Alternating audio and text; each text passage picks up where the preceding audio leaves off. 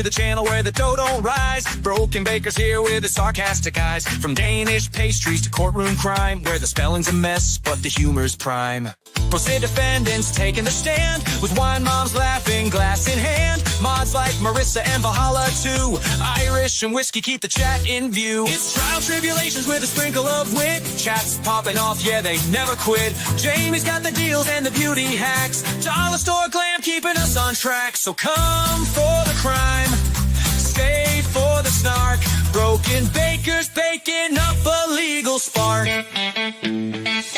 Mo hops in with spicy takes. Jemima's got the docs, Farrell brings the shakes. Brandon keeps it wild, Iron Rabbit keeps it chill. Together they're the dream team, streaming the thrill. With courtroom chaos and dry witty flair, we're roasting defendants, cause life's not fair. Grab your wine, your snacks and settle in. Chat's the real star, let the fun begin. It's trials, tribulations with a sprinkle of wit. Chats popping off, yeah, they never quit. Jamie's got the deals and the beauty hacks. Dollar store glam keeping us on track. So come for the crime, stay for the snark. Broken bakers baking up a legal spark.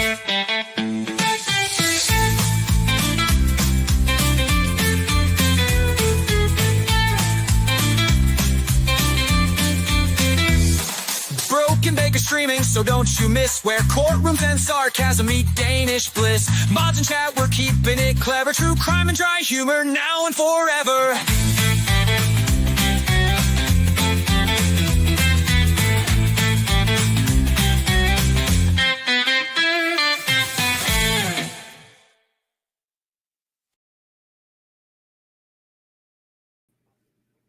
Good morning, good evening, good afternoon, wherever you are, whoever you are, and what if any you might be. And welcome, Valhalla. Hey, buddy. Is that a new intro? Yes, Marissa Or no, made it. it's awesome. I was like, I've never heard it before. One of two things have happened. Either I've never been awake early enough to catch your intro, or that's a new intro. Well, I started using it either way. at New Year, so it's only been going for a week, so you probably slept. Probably. That makes sense. But welcome to this second Daubert hearing, voir dire of Dr. Russell, the lady who has more education than the entire Ministry of Education put together. And still, Hank, the Pank 75K, will try and say, because he found a book from a British dog behaviorist that has 2 mentions of dog bites. None of them is anything to do with legal cases, that she is not qualified, because they both happened during a fox hunt, from what I gather. One chapter is on, I think, why dogs bite, and the other one is on how to treat dog bites. He is a dog behaviorist. I'm not a genius or anything, but dogs bite because they have teeth and no thumbs, and because they are part wolf. Yeah, figured it out. Yeah, but this is the great expert that the defense is relying on. They have since found someone who have a medical degree. The other guy is a British Caesar Milan. So, and as you know, no, let the dog be. Don't walk away. Don't acknowledge the dog. Just walk away. That's how you do it. That's not how I do it. Jess is already here with also going to be smart and preemptively add funds to the swear jar this morning. It's probably going to be needed. And Mac in Florida is also ready to go into the jar.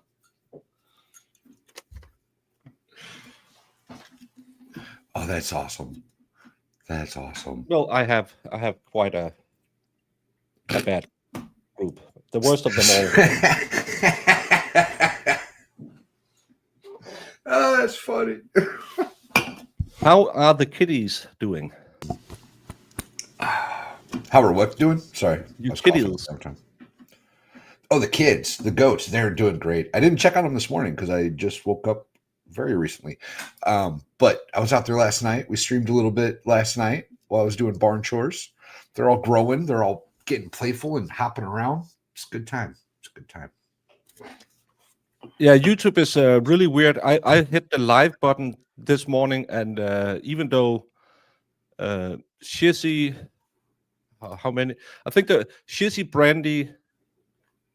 I can't remember how many. I could see 5 live people in my the subscription fee. It only showed me misdemeanor court from Detroit, I think it was. So I thought most cases out of Detroit were felonies.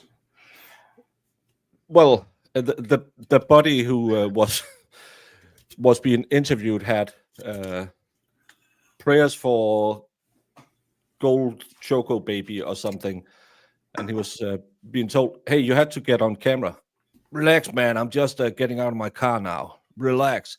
So he's probably going to be very friendly with the judge. Outstanding. It's a good way to start the morning off. Hey, Nick. Oh yeah, you have a Melly hearing today. I don't know how it went yesterday. I saw parts of it, but that's a weird one as well. Hey, Luna. Oh, you got a new member. Oh, thank you, Sherry Reed. Welcome to Goat Herders. You get cool emojis now. Actually, do I have any memberships I can gift? I can't do that because I'm a brand channel. But Are you really? That stinks.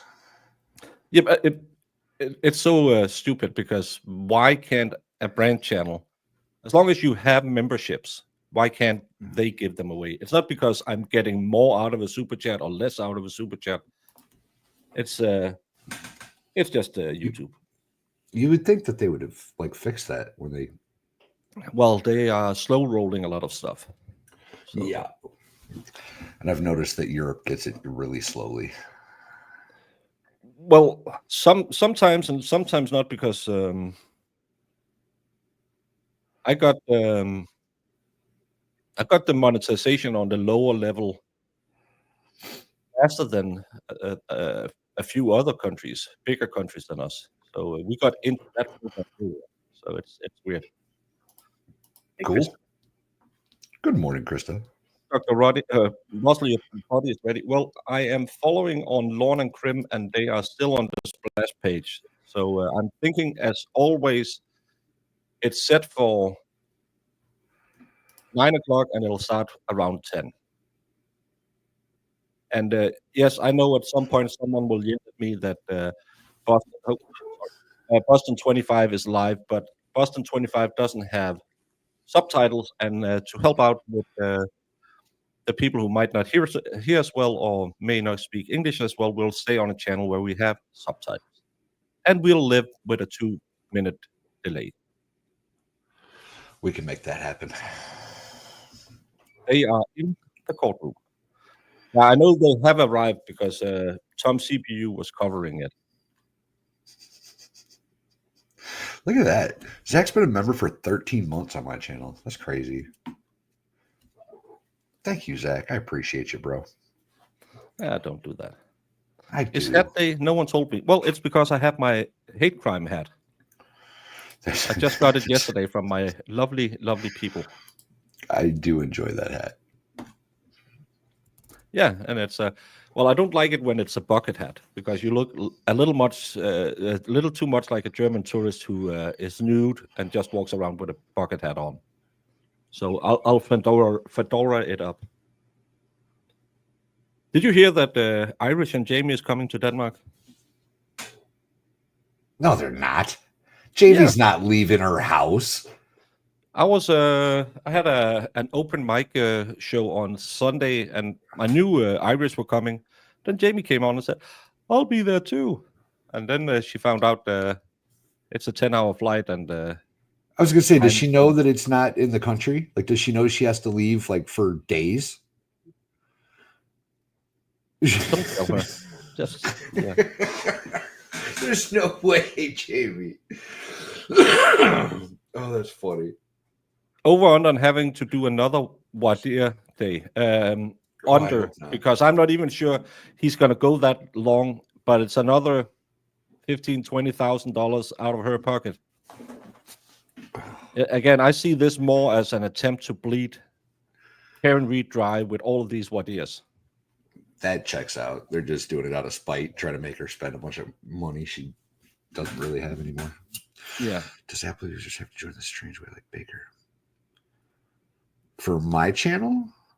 or just in Yes, general? and everyone on an Apple device needs to join on the stupid way, because Apple and Google don't want to. It's because Apple want to have, I believe it's 40% of the money on top of the 30% that YouTube takes. So that's why there is some. There's no direct way to do it in the app on Apple. Big snowstorm in Virginia. Only get one like this every several years. Well, Yeah, that stay in, stay warm. we got lucky that snow didn't really touch us at all. We just got a little bit of dusted. You didn't get the top, the tip, like it Nope, showed on the map. went right over our head. Well, that's a good thing. A new German tourist. Yeah, Germans who come to Denmark are really fond of being nudist. So they like to be on the west coast and be nude. And it's not the Well, people you want fairness, to see. who doesn't like to be naked though? If I didn't have to, I wouldn't wear clothes ever. Well, it's really cold, so I would. Well, yeah, right now, but like, come like June or July. Meh. Yeah, with the goats around, would you? Let's just stop that. Let's just change topics. Let's forget that never happened. Yeah, Jamie. At least she has a direct flight. Could you see Jamie? No, I think she has to go through to Holland. I'm sure there's a layover somewhere. That's gonna be fine. She'll figure her way around the airport. She's a well-traveled person. Start taking that Rosetta Stone French class you've been talking about, Jamie. Figure it out. Probably, well, if she lands in Flanders, she could use French, but most of Holland just speaks Dutch. Just so. Holland speaks a lot of English, though, don't they? You crazy man. You crazy English person. Yeah, they do. I was just shown a pancake. I'm not sure why.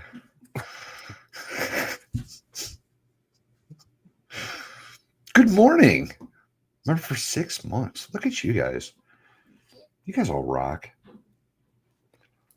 Hospice just doesn't like to be naked. Why? Oh my God. Hey, KDP.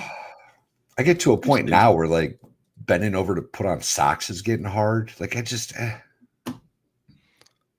That's a big Sherry super sticker. Reed. You are amazing.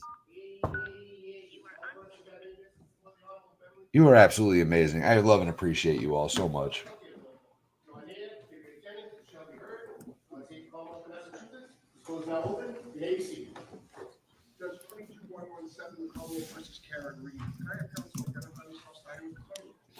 Good morning, Your Honor. Hank Brennan, along with... I need another monster. I'll be right back. Good morning, Mr. Brennan. Morning, Mr. Lally. Good morning, Ms. McLaughlin. Good morning, Your Honor. Alan Jackson on behalf of Ms. Reed. Good morning, Mr. Jackson. Good morning, Your Honor. Robert and Leslie on behalf of Ms. Reed. Good morning, Mr. Leslie. Good morning, Your Honor. David Unetti for Karen Reed. Good morning, Mr. Unetti. Good morning, Ms. Reed. All right, is Dr. Russell in the courtroom? All right, so why don't we have Dr. Russell take the stand? You are never nude like Tobias Funke.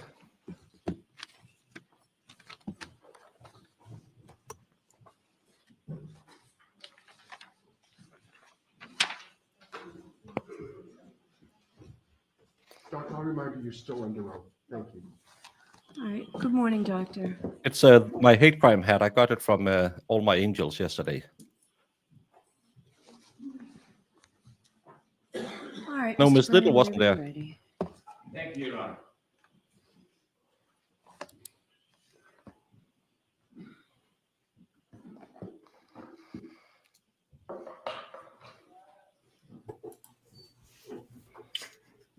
Look, Thanks, Dave's there for you and you're not there. Yeah. I think he waited till I left. Good morning, Dr. Russell. Well, I wish I was and aspire to be the bad ace, Dr. Russell. Thank you so much, Irish. This woman is so impressive. Dr. Russell, it's fair to say that your opinions have changed between the Oh, they time when don't you have a- first testified at I the don't have- voir dire to when you That's fine. testified at the trial and then at our last time we met at the Lanigan hearing. Do you remember we spoke about when you testified at the voir dire hearing, you had uncertainty about what had actually caused the wounds? I did not. Do you remember using the words like most likely a dog? That's not certainty, dummy. Let me remind you, in the voir dire, Thank you, Brandon, for 14 months. And I'll have to call YouTube and get it removed again. remember the court asking you what kind of animal caused the wound? And you said most likely a dog, a large dog. May I say that? Yes, you may.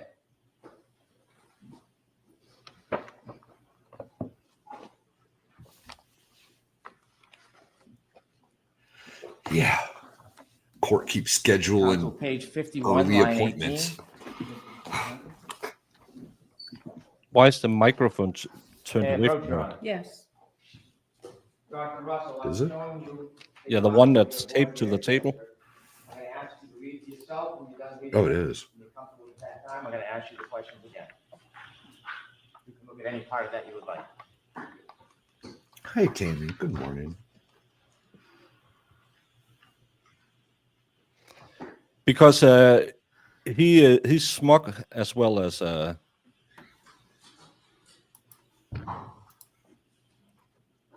douche. Yeah, Lally was just a douche. This guy's You now a remember jerk when and the a court douche. asked you what kind of animal, you said most likely a dog, a large dog? Do you Not yet. remember at trial your perspective and opinion changing? No. Do you remember you were asked at trial whether or not the patterns appear to be injuries you would see consistent with an animal or a large dog, and you said yes? Do you remember that? May I see that? Yep, you may. Yeah, who gives a F? Again, Trial she's not, transcript, page 23, line 3. she's not discredited as an expert just because she said it was most likely an animal. That's because she has to testify that way as a medical professional. She told you this the last time. Yes. I find it amazing how hard they're working to disprove Do you remember now saying that? I didn't their say it. theory rather than prove their own theory. The question You know what I mean? had that word possibly in it. I didn't say, I'm sorry. You can finish, please. I didn't use the word possibly. And You were again, asked, does this appear as a pattern of injury that you see appear consistent with an animal or a large dog? And you said yes. Do you remember that? You sure that's me again? Yes. Okay. Let's read it That's a good idea. Your Honor, may I make a suggestion if I could, please? I realize it's crossed. Mr. Brennan and I have agreed that with regard to transcripts and the use of them, I have as well. Given that we've agreed for transcripts being in evidence, can the witness keep the transcripts and look Do at you them? have an extra copy for her? The answer is I have a copy, yes, that Do she your can, colleagues each have a copy? I don't know if they do, but I can give mine Okay. so that she Problem can with that, have. Mr. Brennan? I'm comfortable with that. Okay. Position on the copy. It's okay, I know what they say. I like this. He looks like a super Poindexter, and then, well, do you need your own copy? No, I know what it says. Just to show that Brennan, who didn't even watch the first trial, doesn't know anything.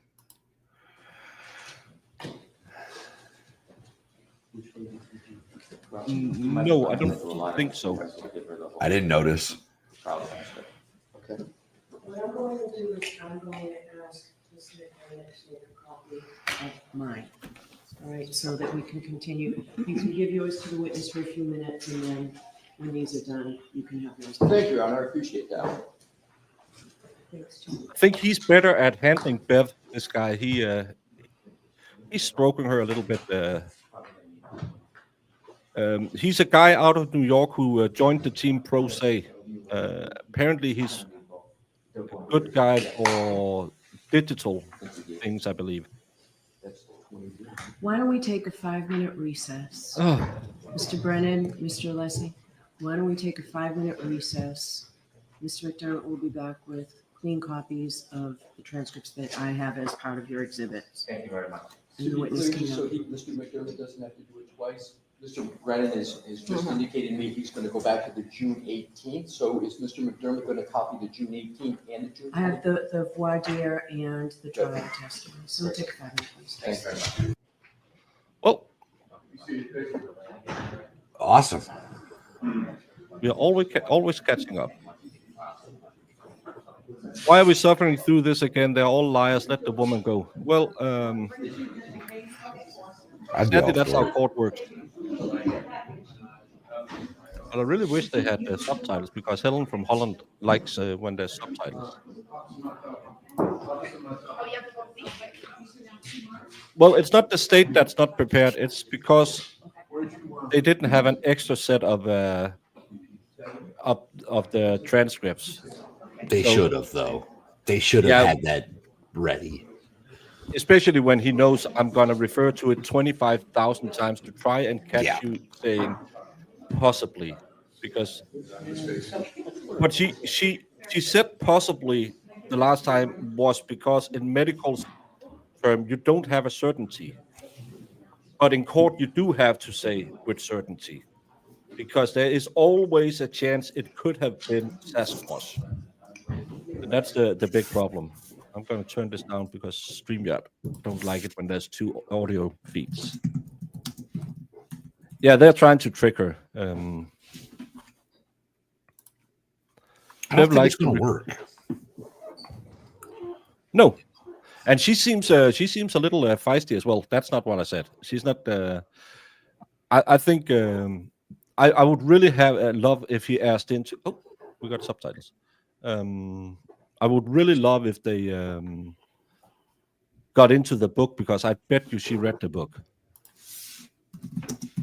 The one she wrote, or the No, the the European one. dogfight book out of Gotcha. England. She's just going to tear the whole thing apart. Shouldn't we have an executive cock chair for Lally so he can just sit in the corner and see another man work, just like his wife and Just like at home. yeah. Hey, Helene T. Yes, he is. Well, I think she also knows, because again, the trustworthiness of an expert, and this lady has no reason not to be approved as an expert.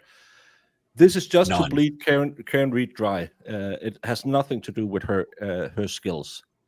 Remember what John O'Keefe said at the end of the first trial? I'm not done with you. Yeah. Yeah. Maybe he took up chew tobacco or something. Zins.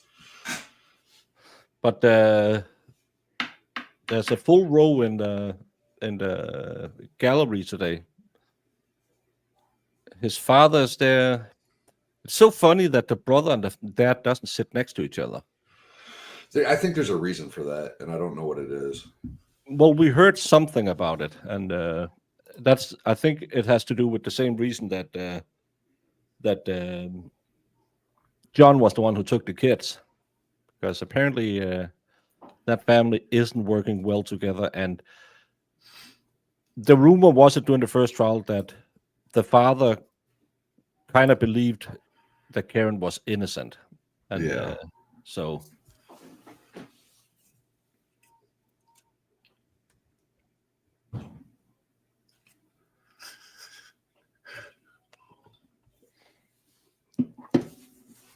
It's not nice to call people alcoholic.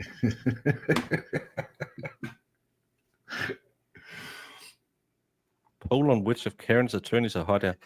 Iris, calm down, lady. Take a cold shower. Jesus. It's too early for all that. Yeah, that's Mr. Alessi. That's the new guy. Mr. Alessi. Look at that lady talking to the O'Keefes. Is it someone we should know? I don't know all these ladies who's... Oh, that's a haircut I haven't seen since a parody on the Mob Wives of New Jersey.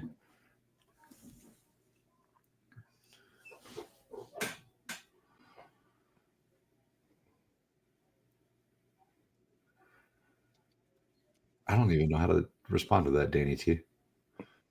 I just left it up there. The brother just wants to be able to give Karen the evil eye. Yeah, and he hopes that he can get paid soon. Oh, she's smiling. So now all the Smurfs will be going crazy and say, well, she was just laughing at a dead man and she's hitting on Yannetti. She used to date Alan Jackson, but now she's hitting on Yannetti. This woman is terrible. I personally like seeing her this comfortable in the courtroom. Yeah. But she's ready.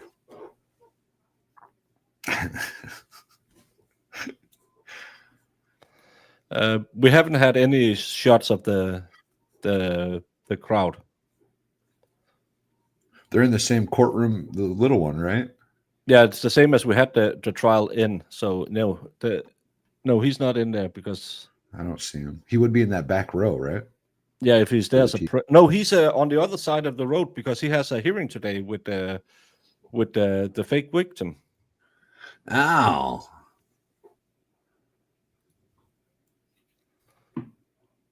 What you snicking about, Wallace? Don't know, buddy. I don't know. Yeah, I think today Lindsay has they have a hearing about her having her restraining order on him prolonged or something like that. Well, because he wants her to seem confused, seem bewildered, because then he can ask her again during the trial and show the jury she's not trustworthy. This has two purposes, in my opinion. One, to bleed Karen dry. Two, to find out how can I show the jury that the defense witnesses are bad witnesses. That's why they try to do this. Well, right. If this woman gets up in front of the jury and the jury actually understands how qualified she is to make this opinion, it's going to be really bad for the Commonwealth, obviously. So the Commonwealth needs to try to make her seem old and decrepit and confused because that's the only chance they have. They can't let her get up there and just say, I'm the most dog bitiest expert of all time. That's not going to go well for them. You can't blame me for Aldi. Aldi doesn't even have stores in Denmark anymore. You have to yell at some of the Germans. I'm pretty sure it's called Aldi. Just saying. No, it's Aldi. We call it Aldi. Yeah, but just like Jamie, you're wrong. You have different stock versus sometimes the transcripts might be different, so I want to make sure you have the same copy I'm working on because I don't want it to become confused. Do you mind? No, I don't mind. Okay. How were your holidays? Unfortunately, I work. How about yourself? Oh, did she's some work making too. small Did you? talk with Well, not really. Brennan I mean, now. How's your holiday? Blah, blah, blah. No, Jamie, it's not the oldies. You don't say the Ohio East state either. Yeah, you do. To put an S on it. You could. Yeah, but you shouldn't. It's like Sergeant's Major. No, you didn't miss anything. They because he kept referring to her previous testimony. They went out and got copies of her previous testimony, so she didn't have to have him come up and let her read all the time. And she won't. I don't think we'll go past lunch with this hearing. I don't think it. Yeah, just go to Little instead. It's easier to pronounce. I've never heard of that before. It's another German cheap shop. I don't like it as it's. They have some things that's okay. You can get cheap, crappy electrical tools there, but other than that, Nothing much. It's kind of like an Aldi, just bigger. Fair. The food on a budget show needs to tighten up things a bit. I think Jamie? he just called us fat. Hmm. I think so. How Midwestern of Jamie? Chicagoans called Jewel, not the Jewels. I have my hate crime hat on today. Well, I was actually almost correct because it's 9:30 now. You like Little. I Yeah, bought I'm convinced Baker tricked me, y'all. Baker was like, "Hey, you want to do this hearing tomorrow?" I was like, "Yeah, what time is it?" He's like, 10. I was like, "Sure, let's do it." And then, like an hour later, he's like, "I lied. It's at 9:00." I had a talk with Mrs. Valhalla. She said, he's sleeping in all the time. Can you get him out of bed? I said, okay, I'll try.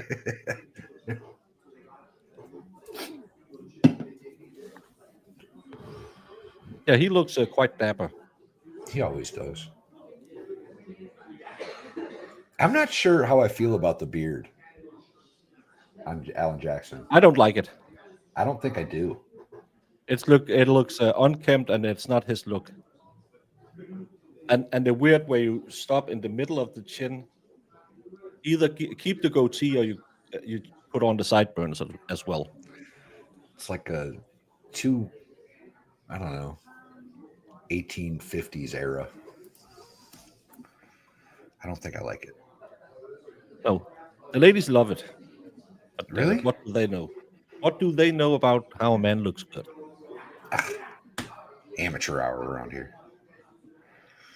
No, it's not for Spanky to decide who is. It's not unprecedented. It's just a way to try and shake up the witnesses and try to figure out what they know, how they will testify in court. Because again, this man is new to it. But yeah, he can't get rid of ARCA because they are licensed. Green, he has testified in between 1,500 and 2,000 cases. There's no way they are gonna throw him out as an expert. This one, if she denies her right to testify, there will be an appeal instantly. Oh, because certainly.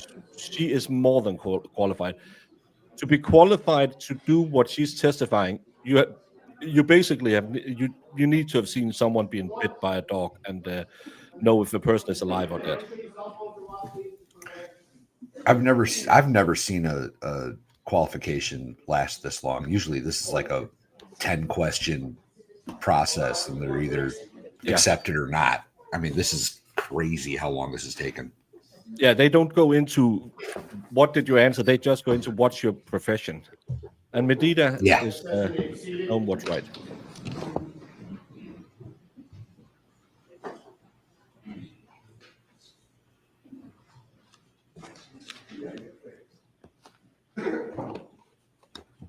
Agreed.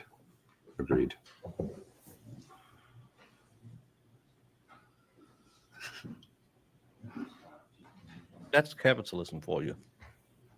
You notice she had put an S on the back of Aldi, right? Yeah. Yeah. But I figured Sorry, out. Your Honor, I'm just conferring with Your Honor's permission, Mr. Brennan. I want to make sure. Oh, hold on. Only one person can speak at a time. I don't know. All right, so you were speaking to me, Mr. Hey, I'm West, and live. I think Mr. Brennan was speaking to his Just Congrats. co-counsel. No, that's okay. I just wanted to let you know what we were doing. Mr. Brennan and I are just conferring to make sure we maximize the chances of the exhibits being right. So I've offered to Mr. Brennan something he wants to consider and look at what he has to make sure we do this efficiently. Okay. So the copies that Mr. McDermott made are the attachments to the motions that were filed. And provide a copy with the court's permission of the voir dire testimony, the trial testimony, and the Lanigan hearing. Sure.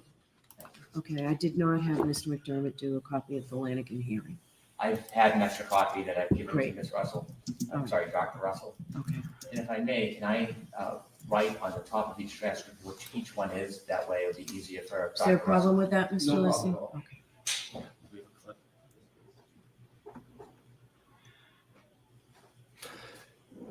Yeah, and I like our littles. Well, we don't have Aldi's anymore. They closed all of them last year. But Little is more clean than the Aldi's used to be.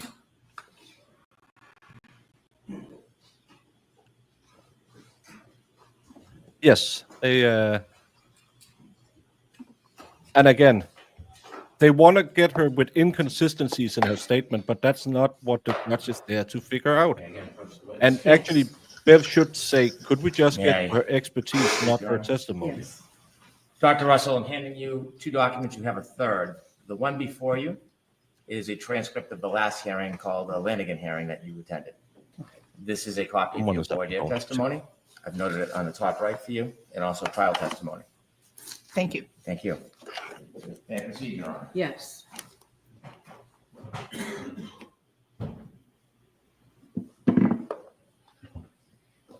I had asked you if you had expressed any uncertainty in the past about your opinion as it relates to the opinion you gave at the Lanigan hearing, at the last hearing, whether your position has changed or evolved is what I'm getting at.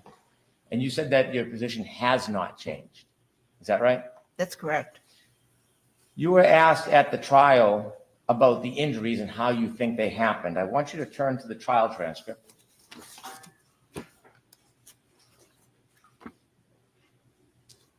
If you'd turn to page 19, line 21.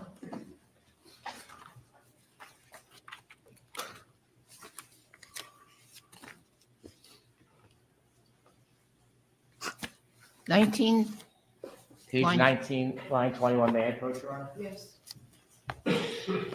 So the page number is here? Yes. And then line would be.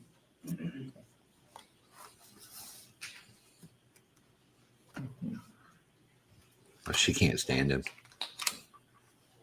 Sorry.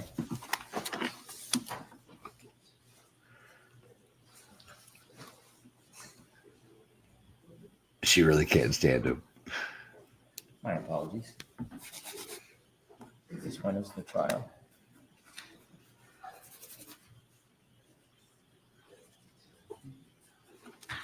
Okay.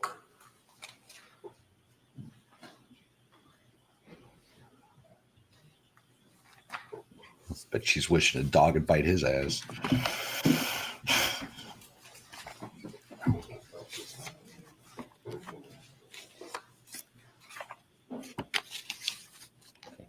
Do you recall at the trial, you were I think asked with that mic. about the injuries, and you said, I believe that these injuries were sustained by an animal, possibly a large dog, because of the pattern of injuries? Do you remember saying that? That's not here in front of me. Okay, but I'm asking you, do you remember saying that at the trial, that you believe the injuries were sustained by an animal, possibly a large dog? At the same question? Something to that effect, yes.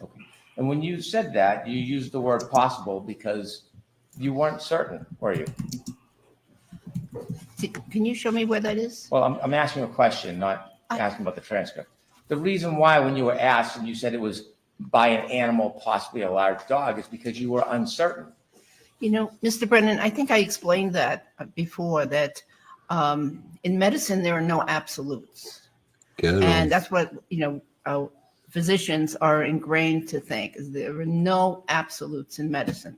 So that's why I expressed it that way. But Yeah, I was certain that it was a dog. Yet you were testifying as an expert witness, weren't you? Yes, I understand that, but I was thinking like a doctor. I see.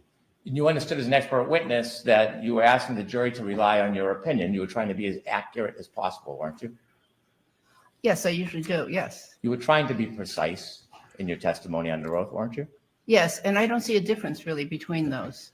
And when you use the word possibly a large animal, that's different than an opinion to a reasonable degree of medical certainty, isn't it? Objection, Your Honor. In this witness's view. She can answer that. That's not what the transcript says that he's referring to. So he's not asking about the transcript. I'm going to allow the question. Of course Would you you are. like me to repeat that? Yes, please. When you chose the word during your testimony to precisely describe what you thought, and you said possibly a large dog, that is different than to a reasonable degree of medical certainty, isn't it? No, I don't think so.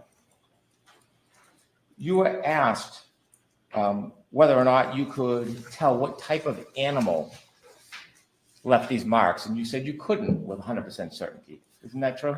With 100% certainty, that's correct. And the reason why you don't have certainty when you first testified is because there really is no methodology in identifying dog bite wounds, is there? That's incorrect. I see. When you talk about methodology, is there any standard you're comparing your comparisons to? There are multiple published peer-review articles that describe what dog bites and dog injuries look like. Is there any standard that you use? Is there any particular things you look at with specificity that you compare to a standard model? The pattern. The standard model of patterns, where do you get that from? Pattern recognition is used throughout medicine. And, it's something that I have been trained on since actually before medical school, but certainly in medical school. Pattern recognition, you understand, is different than a standard of comparison. You understand there's a difference between those two things, don't you? Oh, yes. Okay, we'll talk about pattern recognition analysis in a minute. But what you're saying is that there's a methodology in identifying dog wounds. I'm asking you, where does that standard come from? It comes 50 from years of experience. multiple published peer-review articles. Okay, tell me one. Munich. I'm sorry? Munich. We talked about that one last time. The gentleman who studied human teeth. No, he wrote about dog bites. Okay, and what's the name of the article that you've relied on? The name of the article, I have to refer to my report, but it's something to the effect of forensic evaluation. Do you have any specific memory about what you're relying on as a standard of comparison to identify dog bite marks? Yes. Okay, share that with us. Again, the standard would be what the wound looks like, and the pattern recognition that goes along with it, along with the configuration of the wounds. It's a multifactorial I'm process. trying to have you assist us in distinguishing between pattern recognition and I would like objection. Let her finish about now because he keeps cutting her off. analysis, which we're going to get Uh-huh. to. And when you're looking at a wound, the standards in the science, the standards, the methodology you would actually use to look at it and see if there's points of comparison, to see if there's similarity. What standard are you working with? I'm not so sure I understand what you mean by standard then, because I know how I evaluate wounds. You have personal experience where you've treated dog wounds and you look at it and you're simply deciding whether or not to you this looks similar. You're giving your personal. This is how every doctor works. If you come in with a laceration, a doctor would look at it and say, yeah, that looks like a stab wound. They won't go say, oh, sorry, I'll have to get 4 peer-reviewed articles. I'll have to read all of them, compare each simple little picture and say, yes, this is a stab wound. No, they rely on experience. This is a slow and French argument that she can't use her experience to assess a wound. If someone, well, Hella, you've been out where people got injured a little bit. A couple times, once or twice. Yeah, if you had been in an engagement, and there might have been both a little pew-pewing and a little boom-booming, would the doctor go back and say, well, I have to look if this is shrapnel wounds or bullet wounds? Or would they say, oh, this is a shrapnel wound because I know they will make a tearing where a bullet wound would be through and through? This really is stupid. They're trying to diminish this woman's entire career because of the phrasing she used on the stand, and it I don't think it's going to work. But Who knows? This is the Commonwealth, so Yeah, it's on the bev. yeah. So, aside, aren't you? I actually find that offensive. Oh, okay. Well, is that what you're doing? No, So if you're comparing it to an actual science, a standard, a methodology, I want to learn that methodology from you. So what I'm asking you is, tell us, where does that come from, the methodology where you have a point of comparison, where you look at a wound and you compare it for similarities to another item? there are several published peer-review articles that describe what to look for, how to observe, evaluate, and then sometimes treat wounds, dog bite wounds. There are, several authors that have published similar things. And in terms of there being an organization that says, here is the standard for dog bite wounds, Right. I don't think that there is one. When you say you don't think there is one, if you're an expert in this field, you would know that there is not one, is there? There is Then you can't claim that she needs to use one, because then you have to rely on your expertise as an expert. I don't like this guy at all. No, and again, it's arguments so stupid that you will hear that for a defense attorney, because this is the good old I'll throw anything at the wall to try and make it stick. This is stupid arguments. not one that I know of, correct? Well, you're not guessing there might be one you don't know of. I don't know of any published standard by an organization. So it'd be fair to say, when you are giving an opinion, what you personally believe to be a dog bite wound, there is no standard in dog bite science that shows you what the standard Hold on. is. It's not- Hold on. There's no standard in bullet matching either. Like you can't. Oh, Yeah, it's really it's There's not a infuriating how database. stupid it is. oh my God, this guy's driving me nuts. This is the same reason that we've all been screaming how bullet matched science is junk science. Like it's the exact same argument that he's making here for dog bites. Yeah, because you're using your expertise to look at them and say, yeah, they're the same. You can't prove they're the same. And that's why she can't say with 100% certainty this are dog bites. And Well, that's the other Medina, thing. Go ahead. Medina, this is cross. The defense asked last time.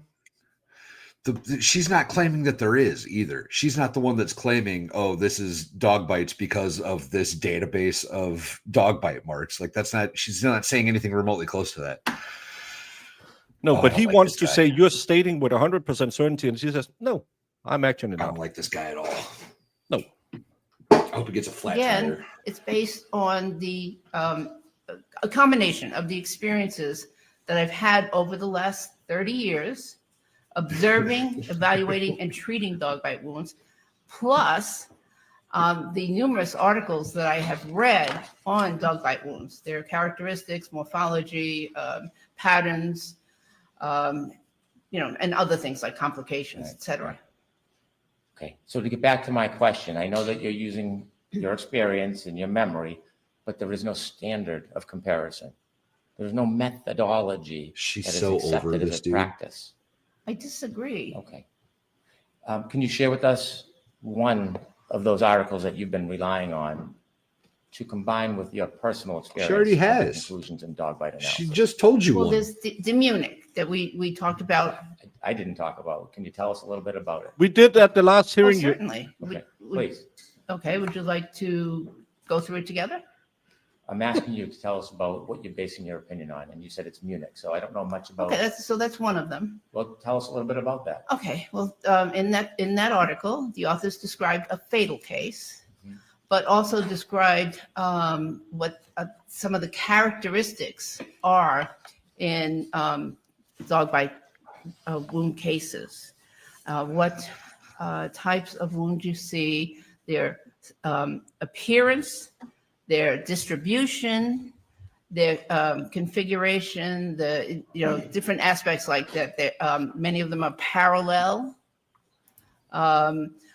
Things that would affect the appearance of wounds that physicians know about, such as elasticity of skin and other ways that wounds can be distorted from one to another wound. So you have to know a little bit about wound characteristics, and basically things to look for in the forensic evaluation of dog bite wounds. Did that article lay out a standard of methodology? I guess I don't understand what you're getting at. Rather than having a particular case study where that article talks about a person that was attacked by a dog and deceased, correct? In that case, Yes. however, it And referenced. based, and I'm it's, sorry, Your Honor, if you could finish the question. Nice. I'm going to let her finish. please. And Mr. Lessie, for objections, just simply objection. I'm sorry, Your Honor, I will, thank you. Okay. That article, it was a case report, but it was also a review of previous literature. Okay. So in the review of the previous literature that had been published, they came up with recommendations. So yes, there are recommendations in that article. In that article, it talked about a wound to the neck where the deceased bled to death, correct? Yes, Okay. It didn't talk about pattern recognition analysis I in that article. disagree. Okay. And did it talk about a standard of practice of methodology? Recommendations. No, but that's not what I'm asking you. I'm asking you, did it have a standard, a methodology that it discussed? These were authors that were practitioners, and I don't believe they were in a position to create a standard. In fact, you can't point to one place where there is a readily accepted standard in the dog bite community for identifying dog bites. You can't point to one article, journal, book. That's correct.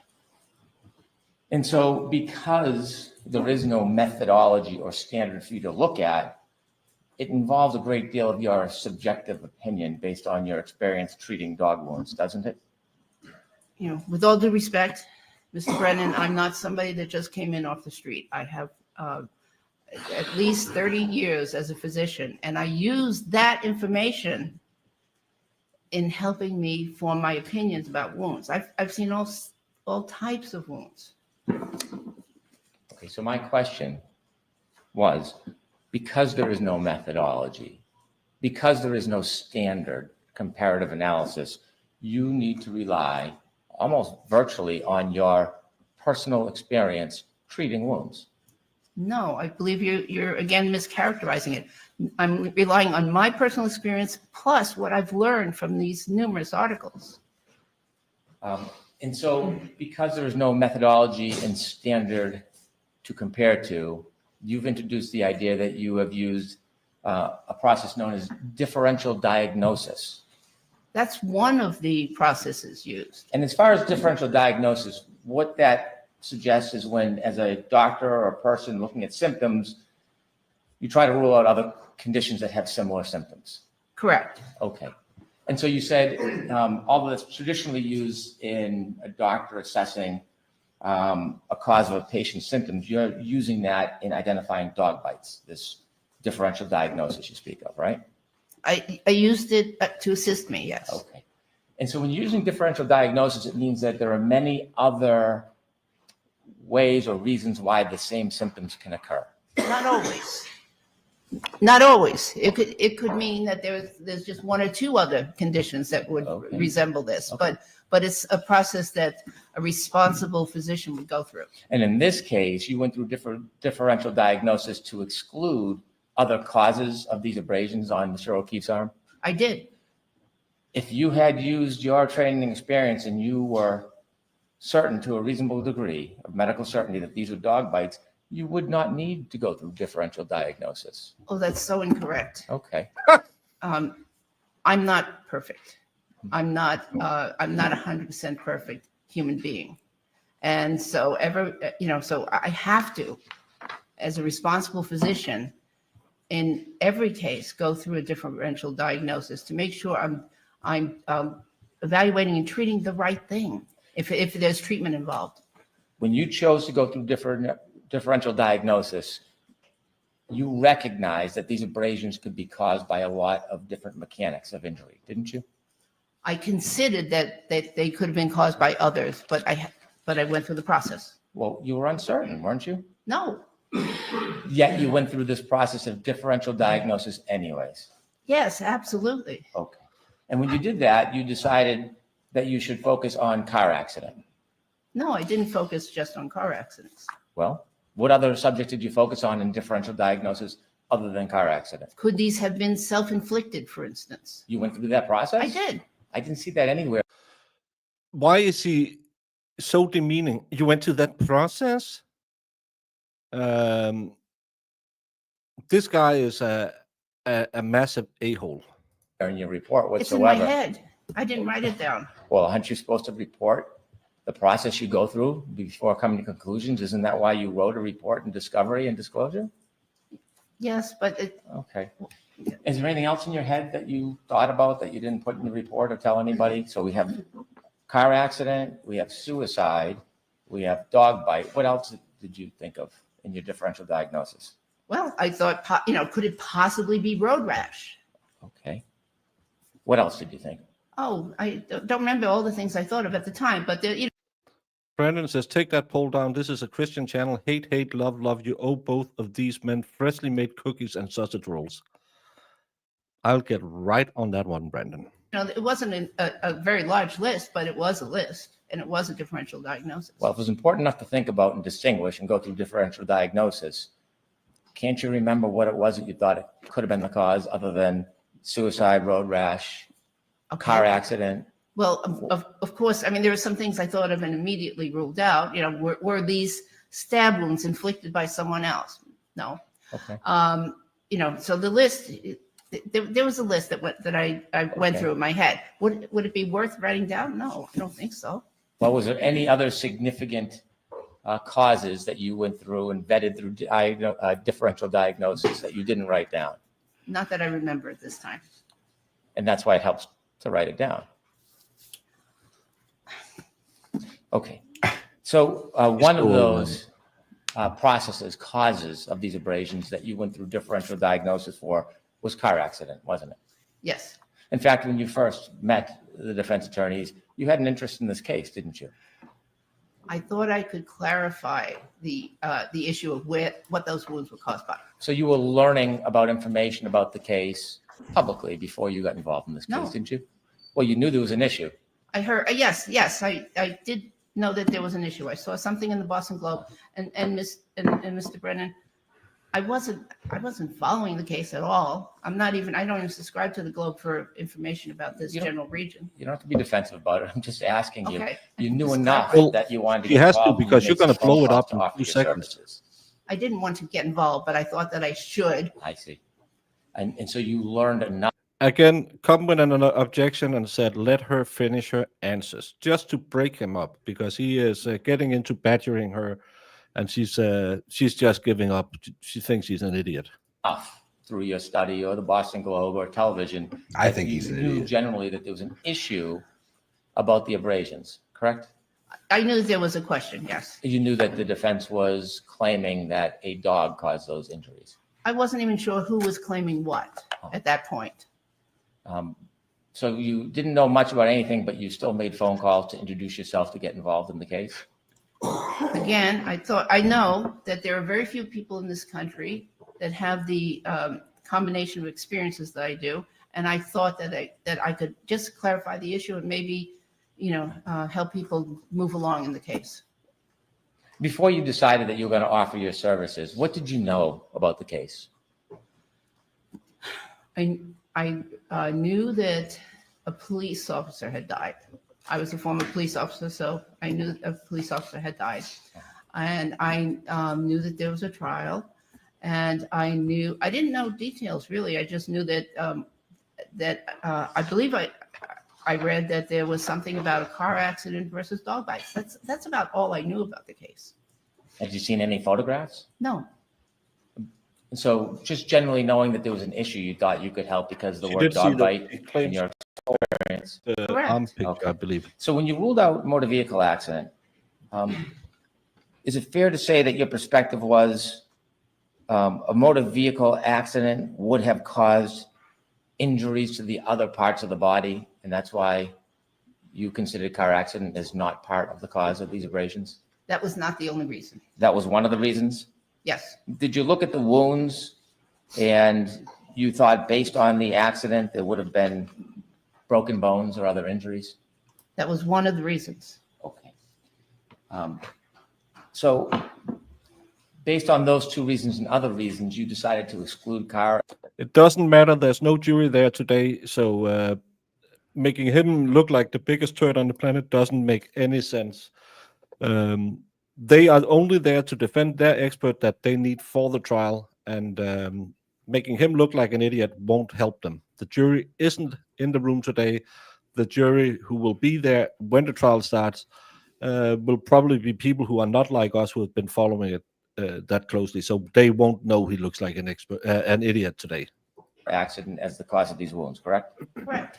And when you made that decision to do that and exclude car accidents, you didn't really have the experience in car accidents to decide whether a car accident was the cause of these injuries, did you? Mr. Brennan, I've seen thousands of car accident victims through my emergency medicine career. So I had plenty of experience. Had you ever been trained as an accident reconstructionist? No, I'm trained as a physician to Valhalla, if I leave now and get an aneurysm in the other room, can you just run the show? She's I can not. run it. I can't shut it down though. She can't. Well, Marissa can come on and end it and just say, There we go. it was a nice run he had while he was alive.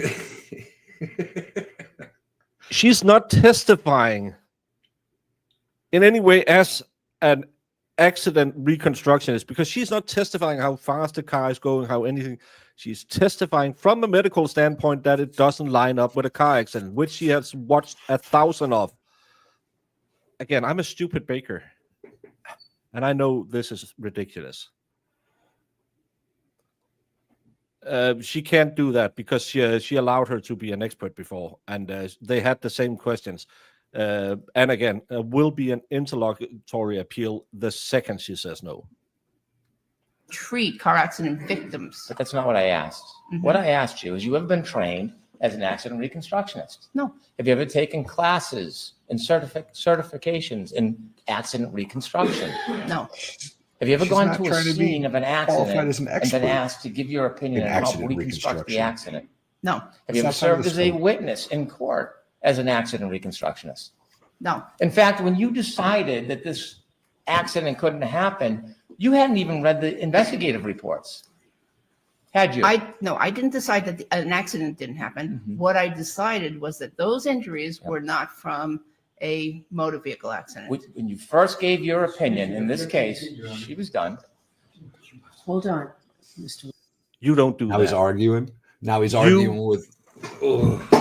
There is an appeal. There's an objection. You don't tell the defense lawyer. She was done. You shut the fuck up till the judge rules. This is this is going to be wonderful, because this idiot is going to burn every bridge for any collaboration and trying to sort out things with the defense. Oh my God, he's obnoxious. Yeah. Next question. When you first gave your opinion in this case, excluding car accident, you had not even read the investigative reports in this case, had you? That's correct. And when you were asked about materials that you reviewed to give your opinions, you said you were just trying to focus on the wounds and you hadn't read those reports, right? That's correct. Have you read the reports to Yes. date? You now have read the reports. Yes. Okay. When you excluded the car accident, did you know anything about this collision between the Lexus and Mr. O'Keefe? Did you know anything about it? Objection, Your Honor. Can you answer that question, Dr. Russell? Did I know anything Yeah. about? Did you know anything about how it happened? I was somehow I knew that. Well, I believe I knew that the car was backing up. That's what I was. Somehow I got that information. So when Car you were backed up. excluding the collision in this differential diagnosis, did you know how fast that Lexus was going back when it struck Mr. O'Keefe? No. Do you know how far it traveled when it hit Mr. O'Keefe? Objection, Your Honor. So it's a question, the question's proper. Let's see if she can answer it. She may not be able to answer. It's not proper. Do you know how far the Lexus traveled backwards when it hit Mr. O'Keefe? Your Honor, I'm objecting to the I the assumption in understand, it. I understand, counsel. Can you answer that question as asked, Dr. Russell? As asked, no, I don't know. When you excluded this collision as differential diagnosis, did you know the angle of the collision between the car and Mr. O'Keefe? I'm going to see counsel at 7. Yeah, you better tell this idiot that he can't.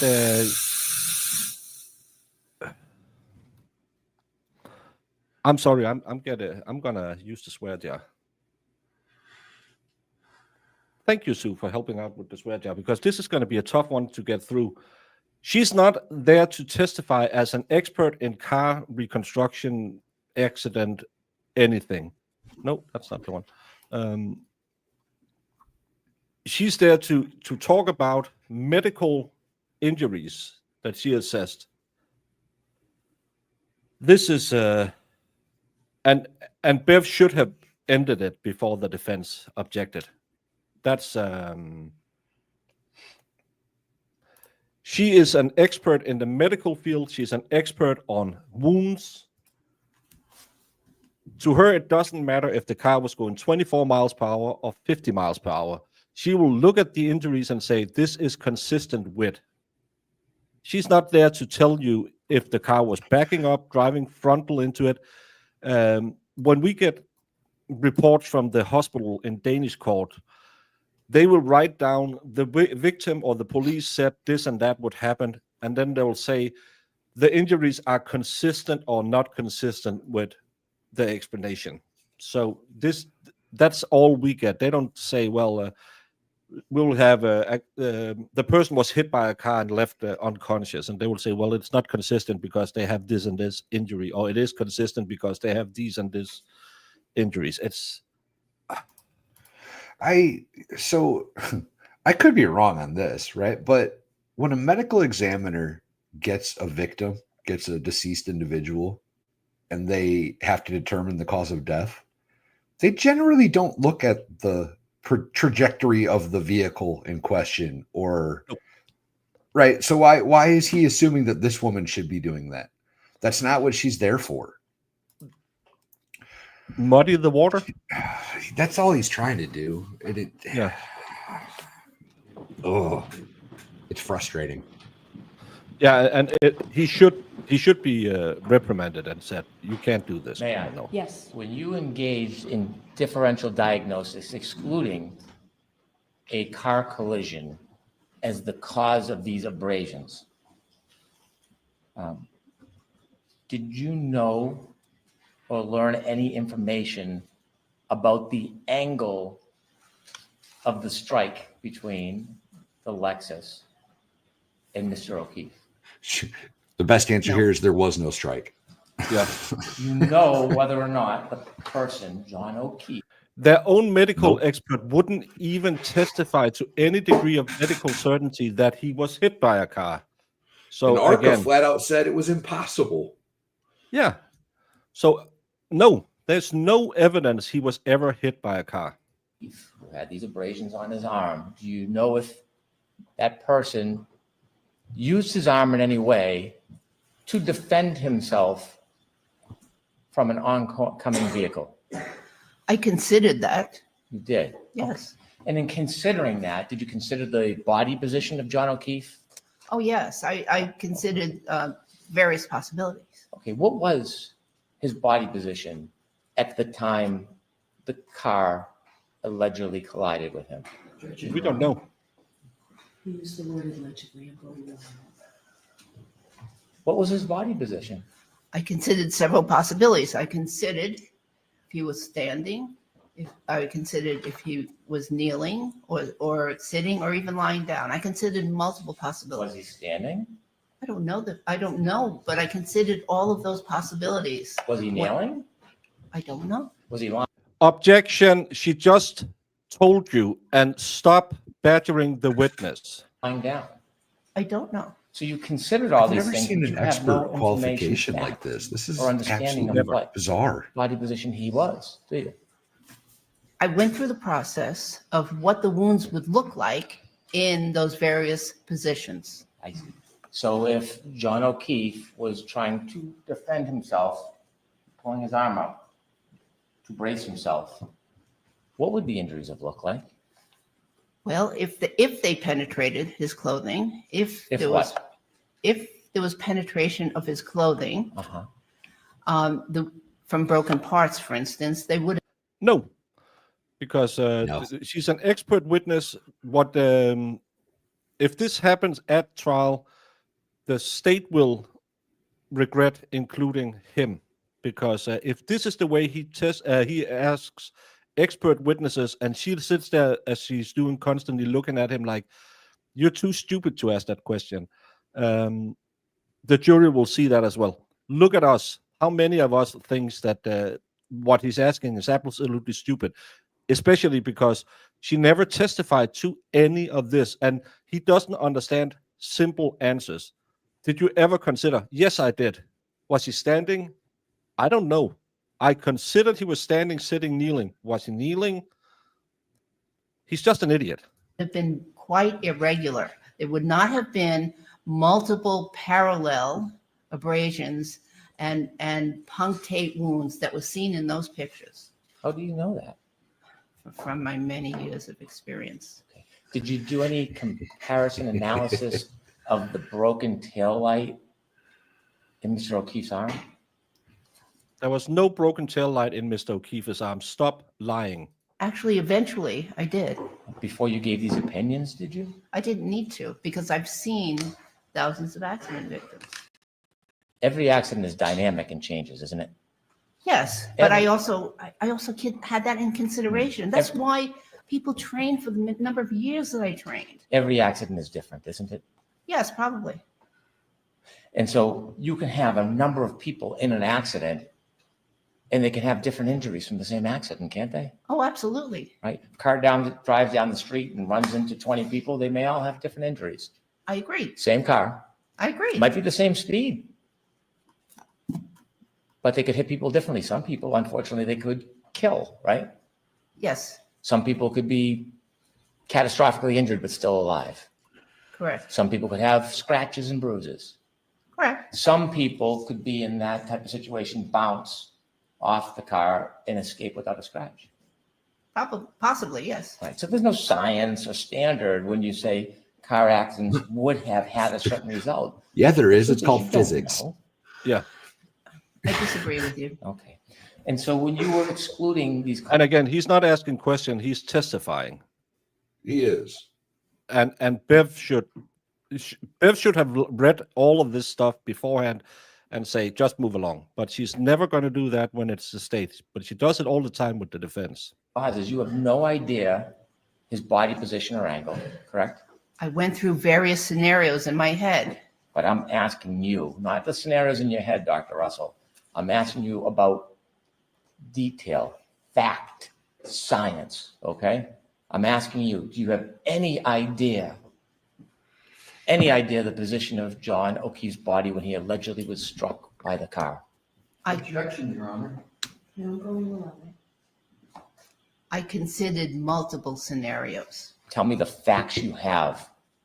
Tell me the facts you have. You can tell us how is his body postured on fact. What facts do you have? Again, I considered multiple scenarios. He doesn't claim he was hit by a car. When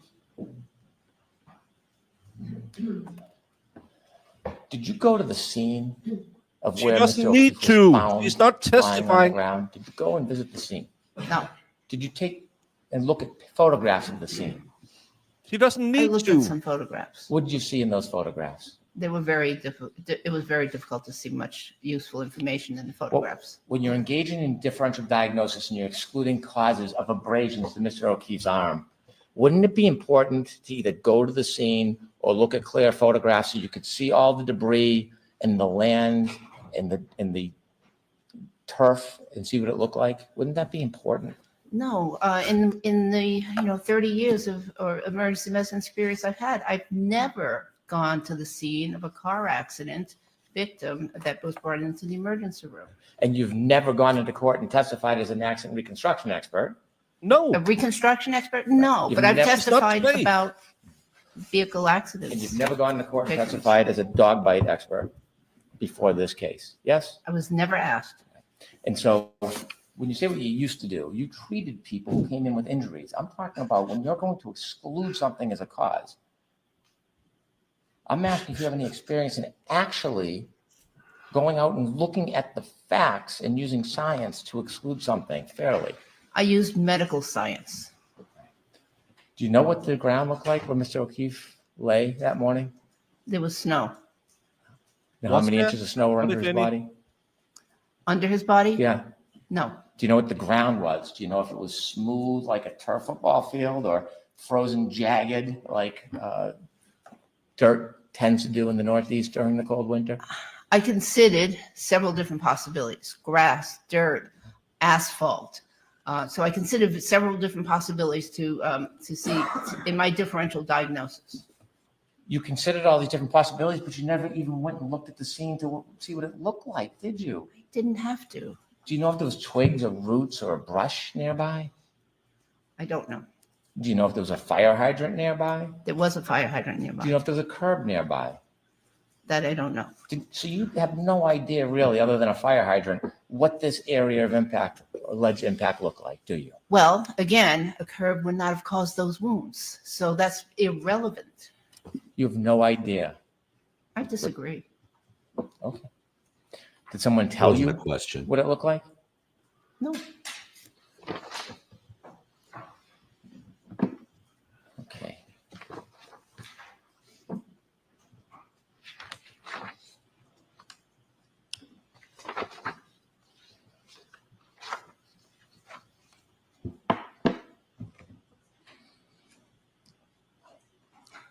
You said that you ruled out car accident or collision in part because there were no broken bones. Yes? in part. And we've agreed. Except for no skeletal broken bones. And we've agreed that car accidents are a dynamic process. Not all car accidents result in broken bones, do they? That's correct. It depends on how and where and a number of other factors in the collision. Yes? That's why it was only one of the factors I used. It's one of the factors you excluded. Do you know the difference in force between a head-on collision and a side swipe? I have a general idea. Is there less force when someone is hit on the side of the car as opposed to being run over? Is it supposed to be run over? Yeah. Generally, yes. Right. And I'm sure in your thousands of treatments, you have treated people in the hospital who have come in contact with a car who did not have broken bones. Oh, yes. No, she used her expertise to evaluate the injuries, and she used her expertise to give to a reasonable medical degree of certainty an explanation to what could have caused the injuries. I think we have to remember she's an expert witness. It's not anything that she has to be able to prove 100%. She is only there to give her expert opinion. It's not something that I think both the state and it seems a few people in chat is misunderstand this. It's not for Bev to decide if this is the truth. This is for the jury. They are the fact finders. Bev's only role to determine if she is an expert that can testify is, does she have knowledge in the field? Yes, she has treated wounds. Does she has any experience? Yes, she has 30 years of experience. Has she previously been accepted as an expert in the medical field, not in the dog bite field, because she doesn't even need to be in the dog bite field? Yes.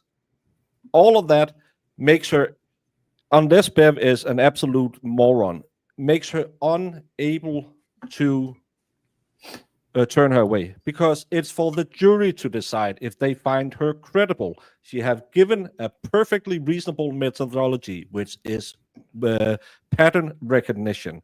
Pattern recognition just means I use my experience.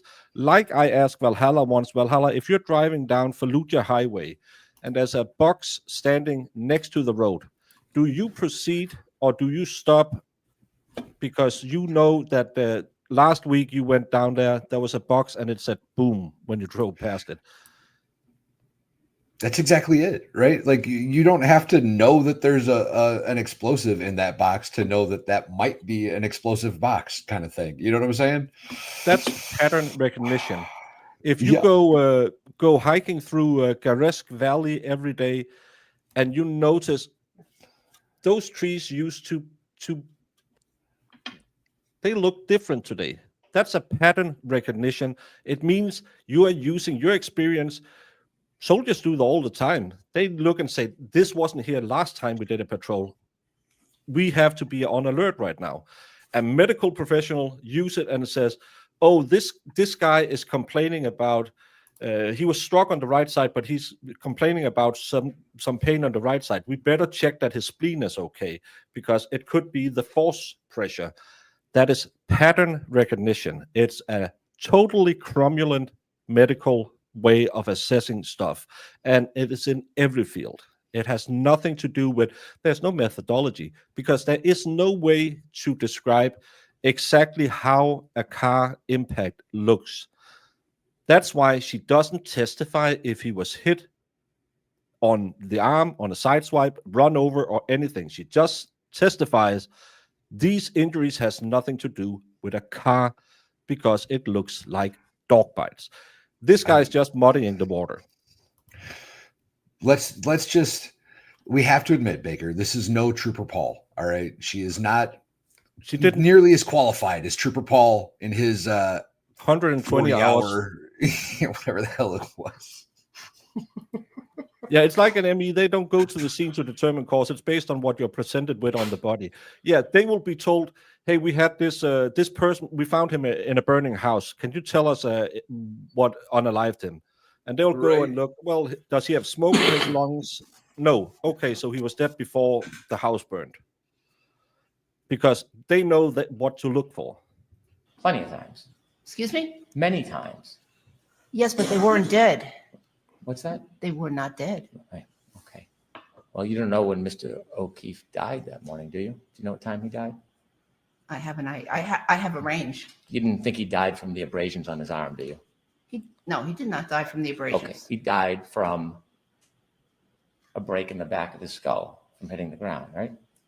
Oh, he No. died from a skull fracture and brain injury and Yeah. hypothermia.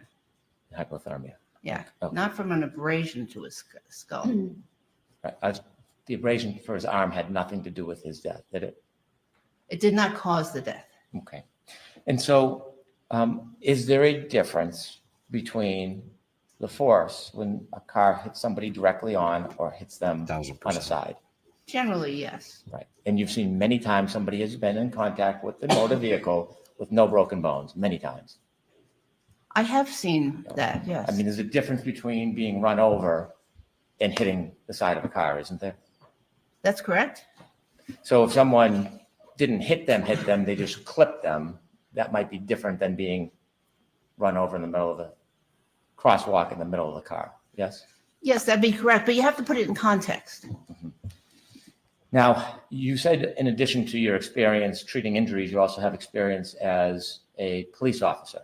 Yes, Yes. And you responded to many car collisions as a police officer, didn't you? I did. And when you respond to car collisions, whether it's a pedestrian or another car, there are certain things as a detective you detect that are in the street, right? As a detective, Yeah, a detective or a police officer, as you go to a scene Mhm. and there's a collision, you certainly see things often as a yes, result of the collision, don't you? yes. Tell us some of the things that you'll see as a police officer after a collision. What do you Oh. see? After a collision, you oftentimes see debris from the car, Right. from the Debris from the vehicles, car. yes. You can see rubber, right? Rubber? Probably, I don't know if I have, but yes, Rubber? Sometimes metal pieces, parts of the car. right. And sometimes when there's a collision, maybe often, you see glass, don't you? Yes, you do. Yeah, glass breaks when a car collides with something, oftentimes, doesn't it? Yes. And so when you were doing this, engaging in this differential diagnosis, did you consider the circumstances, the physical evidence There's at no the broken scene glass. from where Mr. O'Keefe was found? I considered the possibilities. Yes. Okay, well, there's a phrase, getting knocked out of one's shoes. You've heard that phrase, right? I've heard the phrase. Well, you've heard the phrase in relation to car collisions, haven't you? A person getting knocked out of their shoes. And other things, yes. Yeah, but not other things. We're talking about car collisions. Okay. That's what we want to talk about today. Okay. You've heard the phrase knocked out of one's shoes in car collisions, haven't you? Yes. Yes, because the force is so great when a car hits a body, it moves the body and the shoe from friction on the ground can sometimes be left behind. Yes? I don't know the actual causation, but yes. Well, you did know in your review of this case that at the very area where that car backed up and Mr. O'Keefe was found, one of his sneakers was found next to the curb on the street. You know that, don't you? Objection, Your Honor. You know that, Are don't you aware of that fact? No. Okay, next question. You were never given any of the information, the physical evidence at the scene where Mr. O'Keefe was found to help you engage in this differential diagnosis? Did he just laugh? I eventually saw reports.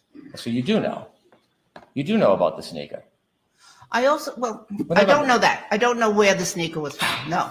Well, what do you know about the sneaker? It sounds like you know a little bit about the sneaker. Tell us No, what you- well, I know that in hypothermia, there's a condition called paradoxical undressing, where people sometimes are found without their clothes and shoes. From hypothermia. Because Sure. and in this case, there was hypothermia. Do you Yeah. have any opinion that Mr. O'Keefe undressed his shoe before he died? I have no opinion about that. Do you have any information, evidence to support such a comment like that? I'm just advising you that there is a phenomenon called paradoxical undressing. So that is possibly a cause. It's really In common. that with phenomenon, does somebody hypothermia take off one victims. shoe and leave Yeah, all their other because all clothes of a on? sudden you get really It's hot. possible they Yeah. could, yeah. Right, and you have a case that you've seen No, just like that? I have not. No. Okay. And so in this case, at what point did you learn that Mr. O'Keefe was knocked out of his shoe? I don't know. Objection, Your Honor. Facts, Phrase not it an evidence. differently. He was missing a shoe. Yeah. At what point in this case did you learn that Mr. O'Keefe's body was about 7 feet off the street, fully clothed, not undressing himself, and that his sneaker was on the roadway right next to the curb? Objection, Your Honor. Same page. So, did you learn that fact? No, Next question. So as you sit here and testify today, you didn't know that? that's correct. When you're ruling out car collision in your differential diagnosis, wouldn't it be helpful to know a little bit about the physical evidence of I where it wanna was throw my found shoe at at him. the scene? Again, my focus is injuries. The injuries caused by car accidents, not the scene itself, Right. injuries. So, I hate that he has that. Right. It's so effing condescending. Like, I'm not listening to you. I'm just, yeah, right. Yeah, you will say that. that's what I focused in. A dog wouldn't knock somebody out of their shoe, would they? Excuse me? A dog wouldn't knock somebody out of their shoe, would they? I don't think so. Okay. You know When what? you Actually, were I'm going to push back excluding on that. I could see that car- happening. Have you Yeah. seen those police dogs launch at a suspect? You could easily get knocked out of a loose fitting shoe by a dog. Just as easily as with a car, because you, For sure. especially if you're at a curb and you slip backwards with a dog on your arm, yeah, that's a big reason that 1000%. your shoe could get stuck on the curb. Collision as the cause of these abrasions, and you consider circumstantial evidence as a police officer. If there was trace evidence on that shattered taillight, would you want to know about that? Yes, I would. Yes. And DNA is a form of trace evidence, isn't it? There's no Yes. It's a DNA on pretty the sound piece of trace glass. evidence, wouldn't you say? Yes, if There's collected no- properly and Yes. chain of evidence, yes. Right. One of the most formidable pieces of scientific evidence that is used in medicine and science, isn't it? In forensics, yes. Yeah, Oh, forensic. now he's going to And say so because there's when no you dog use DNA on the sleeve. differential diagnosis and There's pork excluded car DNA. collision as the cause Yeah. of the abrasions to John O'Keefe's Because she arm, didn't take the correct Did you DNA know? sample. that there was DNA on the taillight of the defendant's car. I did not know that. Would you want Whoa. to have known if there was DNA, particularly, would you want to have known if the DNA on the taillight of the shattered taillight was John O'Keefe's DNA? Would you want to know that in your differential diagnosis? That would There was no blood or DNA. Yeah, maybe there was touch DNA, but there was no blood found on. be helpful. However, again, that the car accident did not cause that configuration of wounds. And when you're considering the cause of the wounds and you're trying to rule out car accident, you know that that taillight had been shattered, leaving glass and jagged edges. If you had known there was John O'Keefe's DNA on that taillight, would have you wanted to have taken a closer study of the taillight casing and the broken glass? I don't think it was necessary. Those wounds are so characteristic of a dog attack. Do you know there was other trace evidence on the back of Miss Reed's car that morning? Such as? Hair? No. You didn't know that one of John O'Keefe's hair was left on the bumper? No? And engaging in I have to get up and walk in a minute because I'm getting angry. There was no DNA found on the bumper. It was found on the side of the car, a little bit ahead and a little bit lower than the taillight. He is actually misstating evidence his own former body produced at court. There was no DNA on the bumper. There was DNA found on a hair on the side of the car that stuck through a snowstorm down And to it her parents' wasn't- house and back.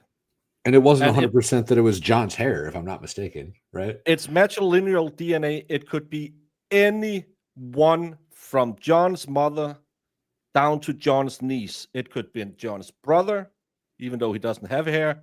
It could have been the nephew. It could have been the niece.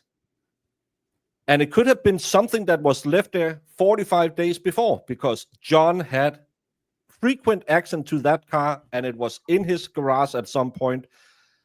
This is absolutely BS. It was on the side panel of the car. It's not on the back of the car. Yeah, it was on the rear fender, the rear quarter panel. Yeah. And again, the DNA was found on the glass right next to the containers of open blood in the cups. Because there's no objection, but there should be. This is, didn't John have a shaved head? No. It was pretty short, I think. Yeah.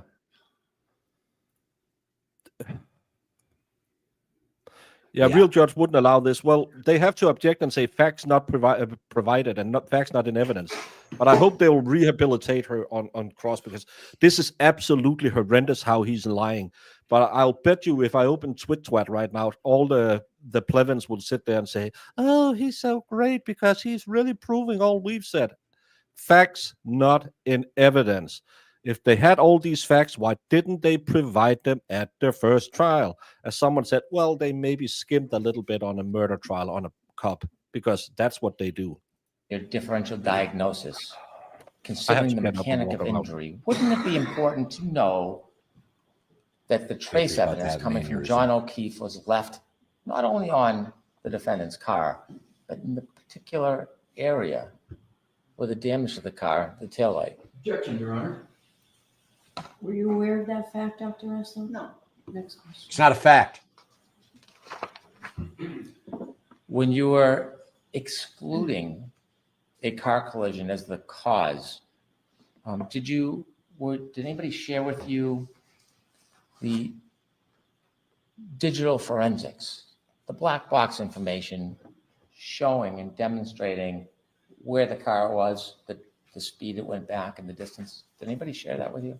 No, Did you know that John O'Keefe had a cell phone?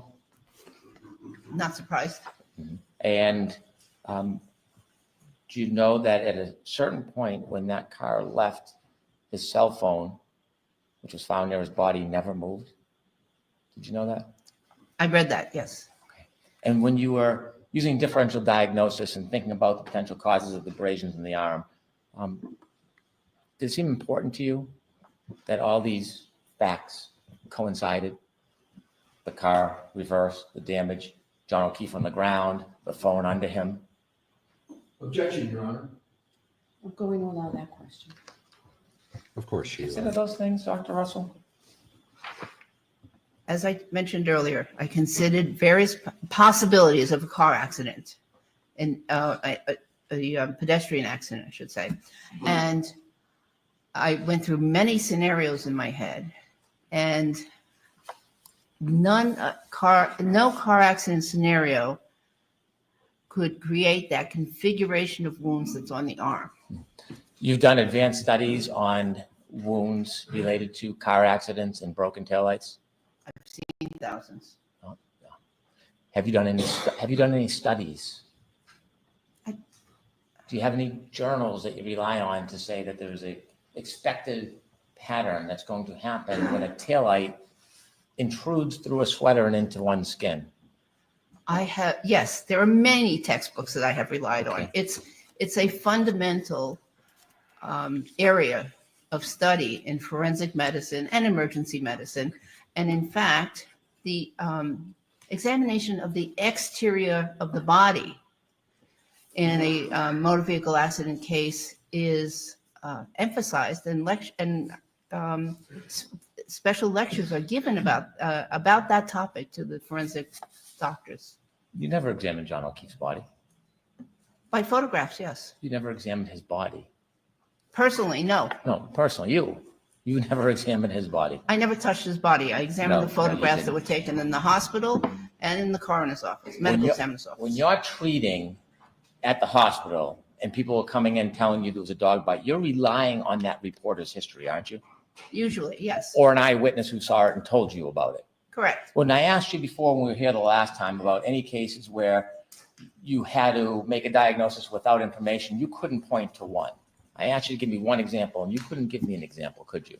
I don't remember patients' names. And so when you rely on the reporter as a medical expert, you take what they say, right? And you assume it's true. Oh, not always. I see. No. You No, look and see if it's absolutely not. Objection, Your Honor. Excuse me. One person speaks at a time. Let Please. her answer, Mr. Brown. No, I don't always take what they say as true because there's many reasons why people do not tell the truth. Did somebody ever come in and say it was a dog bite and you did differential diagnosis and pattern recognition analysis and determined they were lying, it was not a dog bite? No, In all the hundreds, thousands of cases, never has anybody reported to you a dog bite and you determined independently through your powers that it wasn't a dog bite. not dog bites, but other wounds, gunshot wounds, stab wounds, Yeah. many other kinds of wounds. People report that they occur a certain way and actually they have occurred a And- different way. With respect to dog bites, Mhm. every time you've treated a patient, they've either told you what happened or somebody with them has told you what happened.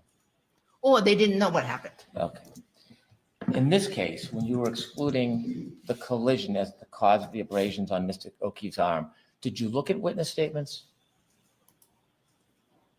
As far as I know, there were no witnesses to the event. Okay, well, did you read the testimony of Officer Saraf? Because the witness who talked to him was Karen Reed. Did you read that? Objection, Your Honor. So ask the question differently, Mr. Brown. Okay, did you know that Officer Saraf reported that Karen Reed said, "This is all my fault. This is my fault. I did this." Did you consider that or know about that when you made your differential diagnosis regarding the collision? At some point, I did know that there was a statement like that. Not like that. Did you know about this statement? "This is all my fault. This is my fault. I did this." Did you know about this statement? Objection, Your Honor.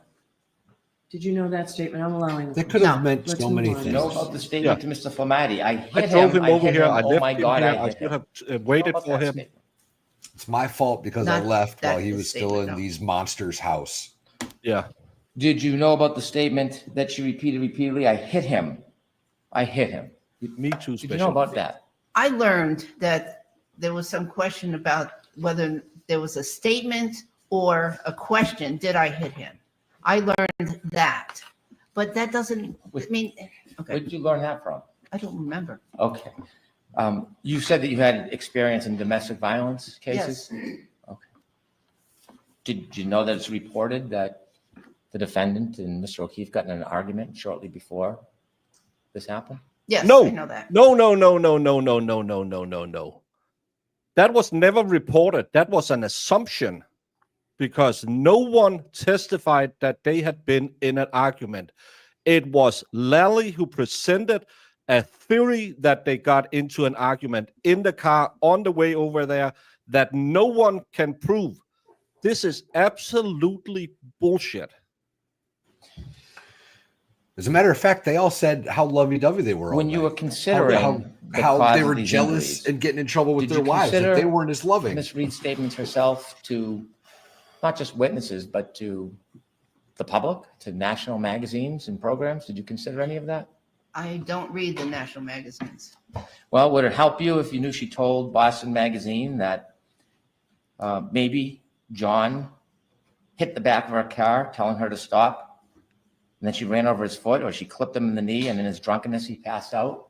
Would that help in your differential diagnosis? Objection, Your Honor. I'm going to allow that. It wouldn't help because those wounds were caused by a dog. Well, if you believe that statement that she said about running over his foot and clipping him, it would help you conclude that it wasn't a straight-on accident, that it was on the side, right? Objection, Your Honor. I'm going to allow it. Even if it were on the side, the car did not cause those injuries. And we talked about when someone's hit on the side, they could brace or defend themselves, correct? Oh, correct. Right. And did you know that if John O'Keefe was standing up and his arm was bent, it would be about the same height as that taillight? Yes, that I understand. I've been hit on the side. I know about side injuries, side swipe injuries. Yeah, a clip. It's different, right? And so knowing that his height matches up with the taillight, what other evidence would you want to know before you excluded the taillight as a cause of injury? His height matches thorough. up with What the else would you want to taillight? know? What does that mean? Well, see pictures of the fragments of the taillight, which I eventually did, and were there any pieces of metal that had the configuration, anything that could cause those parallel lines with the punctate injuries in between? How about taillight fragments? Yes. Little pieces of glass, right? When glass shatters, Plastic. it shatters randomly, doesn't it? Well, it depends on what kind of glass. So How about, I'm sorry, please. it depends on what kind of glass. I want you. Well, I motor need to interrupt vehicle you. glass, a lot of motor vehicle glass is tempered glass, and that shadows a certain way Okay. and creates a characteristic. The injuries. was plastic. Tell me not about your glass. experience in Lexus rear taillight coverings. What is the pattern injury on that? I'm not aware of any pattern injuries. And are you aware when the rear taillight of a Lexus breaks, the different pieces it breaks into? Is it random or is there a standard in how it breaks? I'm not sure, but I have an idea. I'm sorry? I'm not sure. Okay. Did you look at any photographs of the scene in the debris field showing the different size? You can't look at any debris field because the debris field was never photographed because there was no debris found on the day they took the pictures. They never photographed the debris field. Again, this is a misstatement of facts provided in court. Taillight Not to mention the fragments fact that at they the had very- troopers digging snow and moving the debris field wherever it happened to land. If there was a debris field, which there wasn't, they would have moved it when they were running around with their leaf blowers. This is absolutely crazy that what we're watching. Scene where Mr. O'Keefe was found on the ground. Did you look at any? And your own expert didn't even know where the debris field started because they moved it during the trial back to the electrical box where they found a piece of evidence that he didn't know about. Any of those photographs? I attempted to, but I couldn't see much detail. Okay, so Photographs were not good. Okay, so you don't really have a command of what the debris field looked like. No one relative has. to the taillight fragments that were on the ground that morning. a Again, single I soul. imagine various scenarios of what broken glass and taillight would look like And again, I could not come up with any scenario that would cause those parallel marks and the pattern that we described. Well, I don't need you to imagine a scenario. I only want to talk about one scenario. That's the scenario that led to the death of Mr. O'Keefe that morning. That's the scenario I'm asking you about. And the debris field that actually existed that morning. So what I'm asking you, when you engage in differential diagnosis and you take the position that this couldn't have happened, I need to understand what you actually know about the physical evidence that's at the scene. So that's what I'm going to ask you about, that scene. If you don't know, it's okay. But I want to ask you about that scene that morning. Do you know how many pieces of taillight were found on the ground where Mr. O'Keefe was found? No, Do you know the shapes and sizes of the shattered parts of the taillight that were found in that debris field where Mr. O'Keefe was found? I've seen a picture of various safe pieces of taillight. Yes, And if you've seen that, you would see that there are a number of different pieces of shattered taillight, yes? correct. Of different sizes. Yeah. Of different shapes. Uh-huh. Different diameters, right? Yes, they're irregular, very irregular. Different, irregular. Yeah. Irregular. Many of them sharp, Yes, perhaps almost all of them. Yes? possibly. Yes. Well, you say possibly because you never actually have looked at the physical evidence. You just looked at a couple of photos. I looked at photos, correct. And as far as the housing for the taillight, what is that made out of? I believe it's made out of a plastic. Thank you, Jess. And there's a for metal adding around to it. the swear jar. Yeah. What's the shape of the metal around it? What's the shape? Yeah, what is it, when you're describing the metal that you saw, what does it look like? Well, it looked like there was some curves in it. Curves? Yeah. Any straight lines in it? Yeah. Yeah. Any jagged parts of it from the breaking? Yes, Okay. And inside, were there other parts other than just the casing, like wires or metal sticking out? yes. How many pieces? I don't know how many. Did you ever measure those angles or study the angles of the pieces of metal and the casing? No. And you never studied the angles or took measurements of any of the shattered taillight, did you? No. Now, sharp objects can cause puncture wounds, can't they? Yes, Sharp objects can go through clothes and tear off. No, let me finish. You can answer. Sharp objects can puncture a hole through something like a sweater, can't they? they can. And if that object comes back out, it can pull the threads back out with it, couldn't it? Theoretically, yes. Yeah. And a sharp object, like glass, can poke or push a hole in a tear in a sweater and then rub up against the skin, causing an abrasion, couldn't it? And, well, yes. Yes. And if the glass and the angles and the shattering is irregular, This is a voir dire hearing to figure out if this expert is an expert, which she is. And now the prosecutor wants her to be an expert on every single field in the trial, know every facts in the trial, just to testify that in her professional opinion, it was dog bites. So it's absolutely crazy what he's allowed to do now. Make him stop. He's not focusing on her expertise. Exactly, Kelly DD. That's the big problem.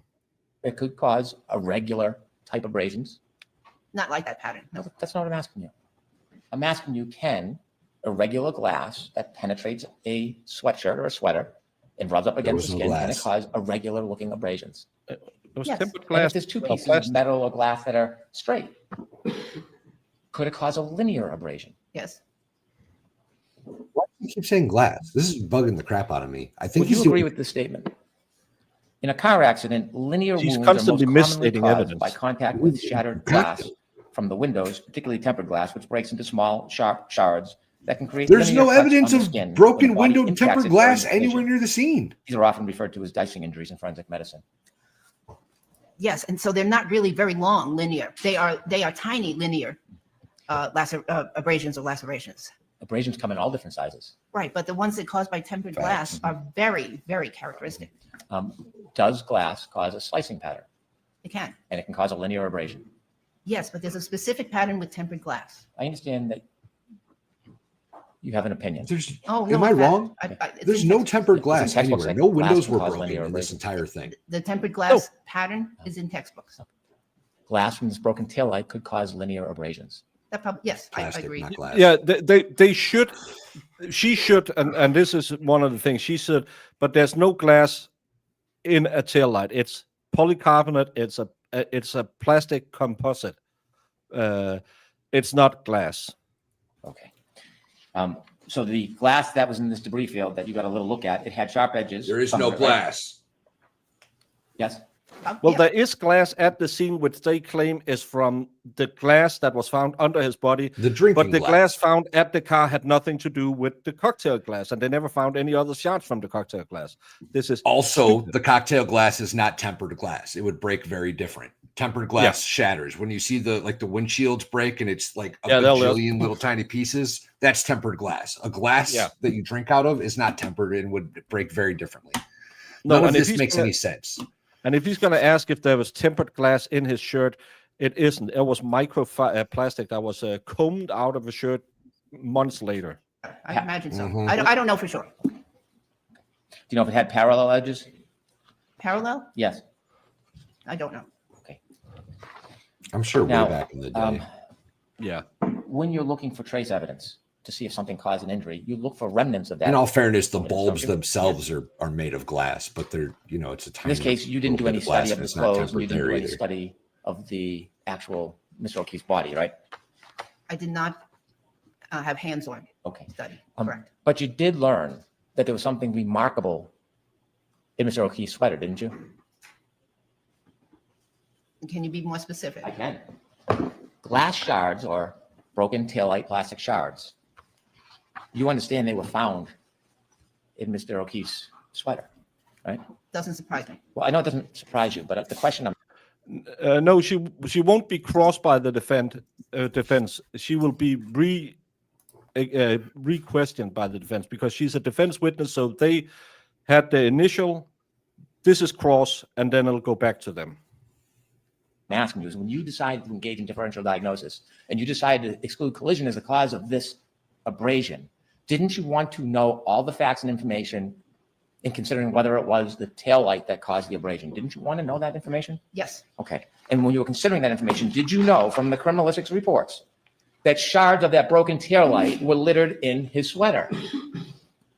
No, shards were not. They were microscopic plastic, so microscopic they didn't find it until they combed the sleeve of the shirt months later.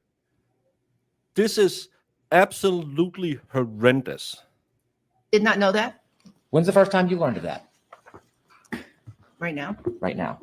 And so when you've prepared for this case and you've received materials from the defense, nobody has ever sent you, ever, the criminalistic reports that show taillight shards were in his sweater where the abrasion was. No one ever showed you that? I don't recall seeing that at all. Oh, boy. Wow.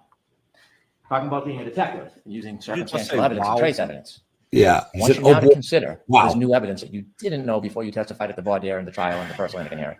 I want you to, I'm sorry. So let's hear the question.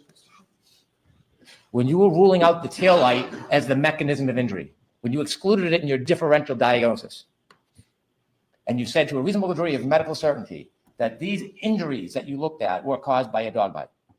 Now that you know that there's a debris field of shattered taillight right near the body of Mr. O'Keefe, You and now don't that know you that. know in his very sweater with the abrasions, the same arm under them, is littered with shards of taillight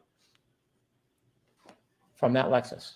No comments, Does that Mr. in any Unity. way Oh, change Mr. your Jackson. analysis in your differential diagnosis, excluding the car as the mechanic of injury for that abrasion? Objection, Your Honor.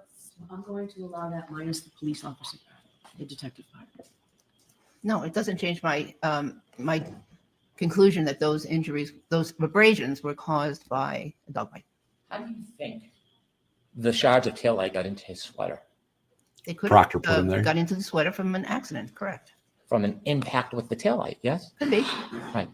And when the taillight breaks and there's jagged, irregular, linear, sharp edges from that break, what do you think is going to happen to the skin when those shards impact the skin? They could cause injury. Yes. They could cause puncture wounds, couldn't they? Yes, they could, They could cause scratches, couldn't they? but not in that configuration. I need to ask you the question so you can answer my question. They could cause scratches, couldn't they? They could cause scratches. And you have no studies on how abrasion looks after an impact with a taillight that is shattered. You don't have any studies or comparative analysis there, do you? I have no studies. I just have my years of experience. Uh-huh. You know what wasn't found for trace evidence in Dog that DNA. sweater? Dog DNA. Come on. DNA of a dog. I understand that. You know when dogs bite, saliva, foam, sweat in their mouth. I also understand that there were issues with the collection. Well, we're going to get to your claims and see if there's any basis for it, but that's not the question I asked you, but I will invite you to talk about that in a second. Looking forward to that. What I'm asking you, you know when dogs bite, they can froth at the mouth, Yes, sweat, It's not rabid. probably. yeah, saliva, Saliva, yes. right? And when they get active and aggressive, it increases the production of those viscous Dogs don't materials, sweat doesn't it? either, by the way. No, I believe so. Yeah. they breathe through the mouth. Well, it's in some of those studies and reports and books you've studied all these years, They isn't can't. it? That That's exactly what happens. Oh, please don't be condescending about her expertise, because this lady has done more in her life than you ever will, mister. I defend the Whitey Bulger, and now I'll do a hit job for 75K. I hope Shawn Michaels got more from the Montreal. That they increase their production Yes. of saliva? No, I haven't seen that, but Okay. it makes sense. And so when the dog bites a person, if they're biting through material, that saliva naturally could be embedded in the material, couldn't it? Could be, yes. Yeah. And something like a sweater, right? It traps liquid, doesn't it? Been out in the rain in the sweater. You don't want Hank to wear a sweater Brennan. in the rain. You'd be soaking all day, right? That makes sense, Yes. yes. There was no dog DNA found anywhere on the holes in that sweater, was there? No. You understand that the crime lab took swabs of every one of those holes. No, no, No, no, they no, didn't. no, no, no, no, no. No, they didn't. Again, fucking misstating what happened. They took 2 DNA swabs, ran them all the way up and down the sleeves, which is improper collection of DNA evidence.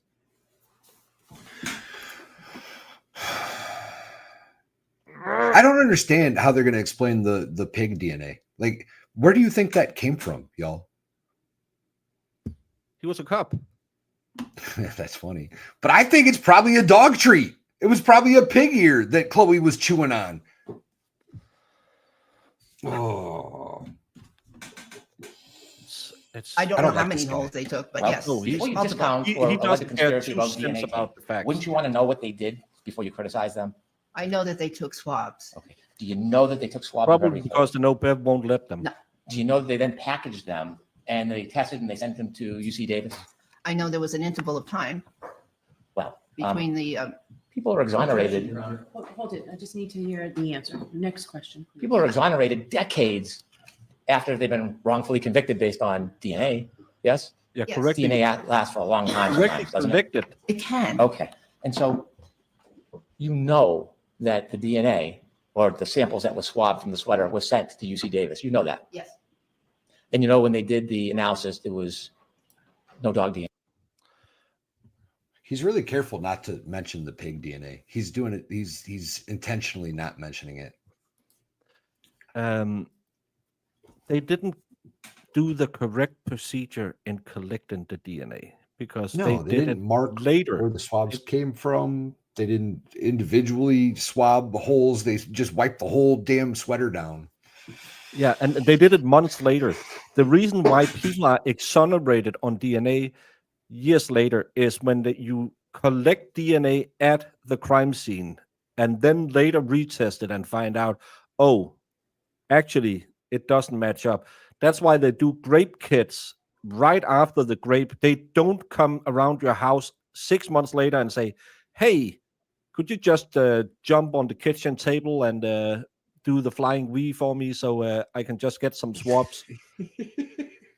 Syrup up. DNA degenerates over time as well, especially if it's on wet clothes left on a table without any proper supervision. Never put in to evidence till 6 days later or a month later or however long it. Oh, DNA, Right. right? On any of those holes. Right. And you've opined that these are bites, teeth going in and out of those holes all the way up and down the arm. Yes. Now, it is remarkable that there is no dog DNA on any No. of those holes in the No. sweater, isn't it? Again, there's an issue with the collection and transportation of that. I'd love to talk to you about that. We're going to, but you've got to get through my questions first. It is remarkable as a doctor, as a scientist, that there is no dog DNA in any of those swabs or holes. It's remarkable, No. isn't it? Remarkable would not be the No. word I use. Extraordinary. No. No. I disagree. Hard to believe. No. I disagree. Okay. Now, there is no dog DNA. Do you think somehow that hurts your cause or your case for your opinion? Objection, Your Honor. Assistant. That somehow challenges your opinion that there's no dog DNA? No. Because many times you've interrupted and tried to talk about a suggested or a supposed taint that doesn't exist. And I'm just curious, why is it so important for you You to have discount interrupted dog- multiple times. Why is it so important for you to discount the fact that dog DNA does not exist on any of those holes? Objection, Your Honor. I'm going alone. I'm aware of many of the steps that are involved in the collection, preservation, and transportation of evidence. And there are multiple places where that can go wrong. So the absence of the evidence is not as remarkable as the presence of the evidence. What training and experience do you have with regard to DNA evidence? Your answer, not very much. Does that still stand today? Correct. I've had lectures, but I'm not a DNA person. Not very much, right? And so now you're suggesting, More than you, without any fact, Dick. that many things could have gone wrong. Absolutely, with any specimen. Right. So you're willing to come into court and just float an idea without a good faith basis or fact? Objection, Your Honor. Assistant. What went wrong in the collection of this DNA? What went wrong in it? I can't tell you what went wrong, but I can tell you that there were possibilities that there were errors at various steps. Okay, well, if you want to claim and allege an error to demean or discount the evidence, tell us what the error was that happened with the production, the preservation and testing of this DNA. What was it? I can't tell you the exact error, but there's, first of all, the decedent was in the snow for a while. Mhm. So it may have washed off some of the evidence. What evidence do you have that it washed off? I don't have any proof, but you asked me possibilities. I didn't ask you possibility. You're Yes, raising you did. possibilities. I'm asking you what evidence, what fact do you have that DNA was degraded or taken from that sweater because he was lying in the snow? You What can't evidence do you have? prove I something don't that's have not evidence. there. I'm considering different possibilities. Uh-huh. What about the preservation of it? What evidence do you have before you make such a claim Red Solo that somehow Cups. there was an irregularity or a taint? What evidence do you have that there was something about the accumulation of this evidence, this item that was tainted? I didn't say, or I didn't mean to say that there was a definite error in the process. I'm telling you that there could be. So that's why a negative finding is not all that remarkable. When we're in a courtroom, you know as an expert witness and as a doctor, you can't speculate. That's not a reasonable degree of medical certainty, is it? I'm telling you, with a process, just like when blood is drawn from a patient, for instance. This is coming from somebody who says they don't know very much about DNA. You're floating an idea that you have no factual basis for. I'm talking about a specimen in general. I'm not Not talking about- it doesn't have to be DNA specimens. Specimens in general there can be errors in the process. But we're talking about DNA here because you brought it up last hearing. You suggested that there was an irregularity at the last hearing. There could be. You asked, for an explanation why DNA was not found. Well, that's a possibility. So when you're using words like something could have gone wrong, you're not suggesting in good faith, and in fact, that you believe something went wrong, are you? Objection, Your Honor. I'm going to allow it. Are you suggesting that, Dr. Russell? I'm suggesting there's a possibility that something could have gone wrong. Oh, but you can't tell us what that was. No, there are multiple steps. Tell me one of the steps that went wrong. Tell me anything. She No, just I can't tell you did. definitively that anything went wrong on a particular step. I'm telling you that there are multiple steps where error can occur. Not That's the- all. So, and any physician, even not only scientist, but physician knows that not all test results are 100% accurate. All right, let's wrap this up. So Okay. you've been through the UC Davis report. Yes. You've been through now you know there's a criminologist report and they swabbed all the holes, right? There is an absence of dog DNA. We agree about that, right? That's what you're talking about. And we also agree that you have no actual science, medicine, or fact to suggest that there was anything wrong whatsoever with the collection, preservation, and testing of this dog DNA. I have no evidence. That's correct.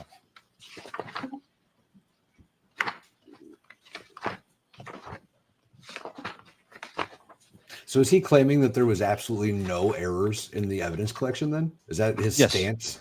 I want to now turn to the actual exhibits and photographs and ask you some questions about the photographs and about Valley and some of United the are gonna have statements you've fun with made that. prior about those. Okay. Okay.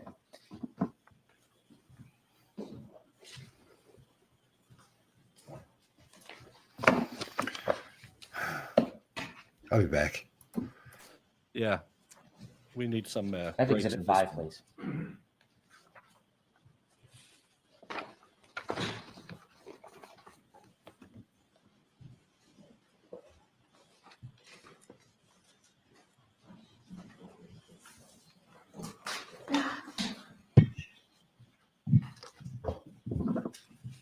You've seen this exhibit before.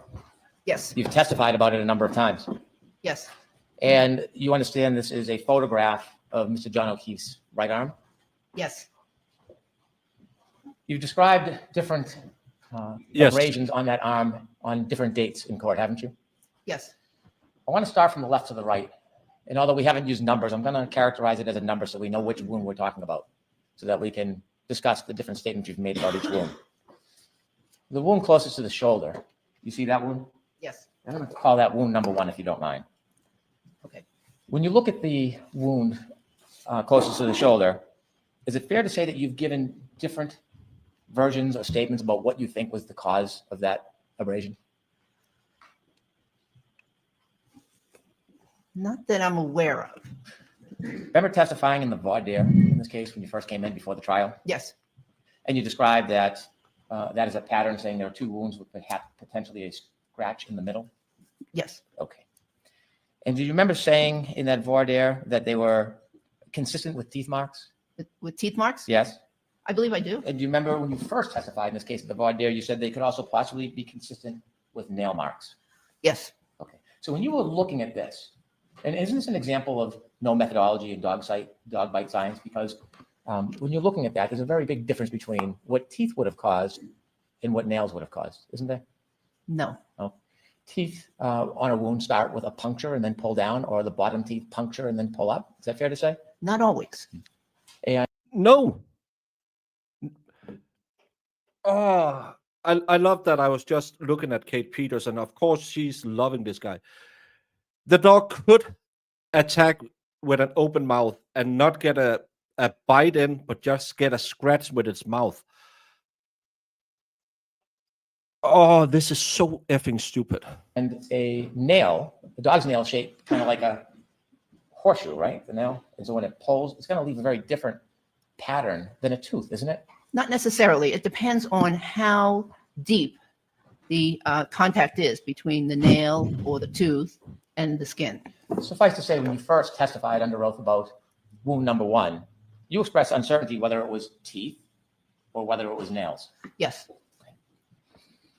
And so you didn't have any standard criteria to look at the wound to try to match up a comparative analysis. There's nothing specific where you would have a standard where you would say, well, this is what I would need to determine it's a nail, and this is what I need to determine it's a tooth. You didn't have that, did you? there is none. And in the literature, authors have mentioned that it's very difficult to tell the difference between a claw wound and tooth mark sometimes. When we look at wound number 1, when you originally said it was either teeth or nails, you then testified at trial, and you said the same consistent thing at trial, that this could either be teeth or it could be nails. Would you repeat that? After the voir dire, you said that this wound, number 1, could have been caused by a dog's teeth or a dog's nails. You then testified a few days later at trial. And you said the same thing, didn't you? That this wound could have been caused by teeth or nails. May I look? You don't remember? It sounds right. Okay. Well, I want you to look and be sure. It is trial transcript, page 20, line 3.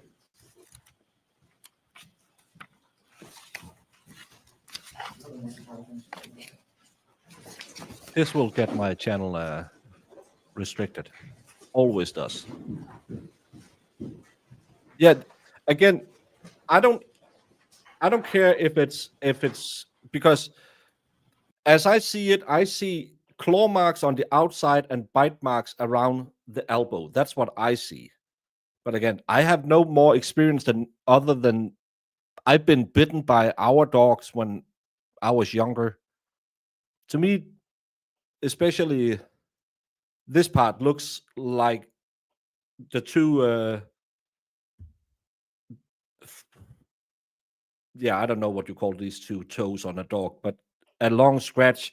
And then you have this to me looks more like teeth marks. Did they do a swab on the skin for dog DNA? No. They swapped for dog DNA months later. They never tested his skin for dog DNA. Thank you. Page 20. I think everyone agrees. Claw. Dr. Russell, do you have the same transcript as us? Yes, Okay. when you were talking about the number of patterns, you started No, she wasn't a failed police dog. Apparently, they don't use female dogs for police work, but still, she had some training. with the upper part of the arm. You talked about the parallel lines, and you said they were inflicted by either teeth or claw marks. Line 3? Well, start at line 3. Teeth or claw marks is actually line 5. Line 5 says the word photographs here. Okay. You must have a different version. Are you talking about the trial? I am, so you have a different copy than we do. My apology. 20, line 3?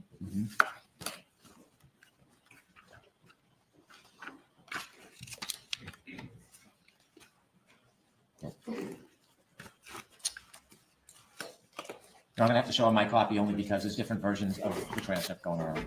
All right, It's not so gonna reconcile. what I have that Mr. McDermott copied on the trial transcript is what you just read from page 20, starting at line 3. And that's what we have, but it's not the copy that Dr. Russell has. So if the court would allow me, I'll show her my transcript. All right, I thought Mr. McDermott's copy was. Why do they have different transcripts? Okay. Sure, go ahead, Sherry. I mean, I believe one copy has the sidebars and one copy does not. Okay. Okay. Shit. My copy of this trial transcript that I can do. I was thinking he's a win. Oh, he's a Wanker. W and an anchor.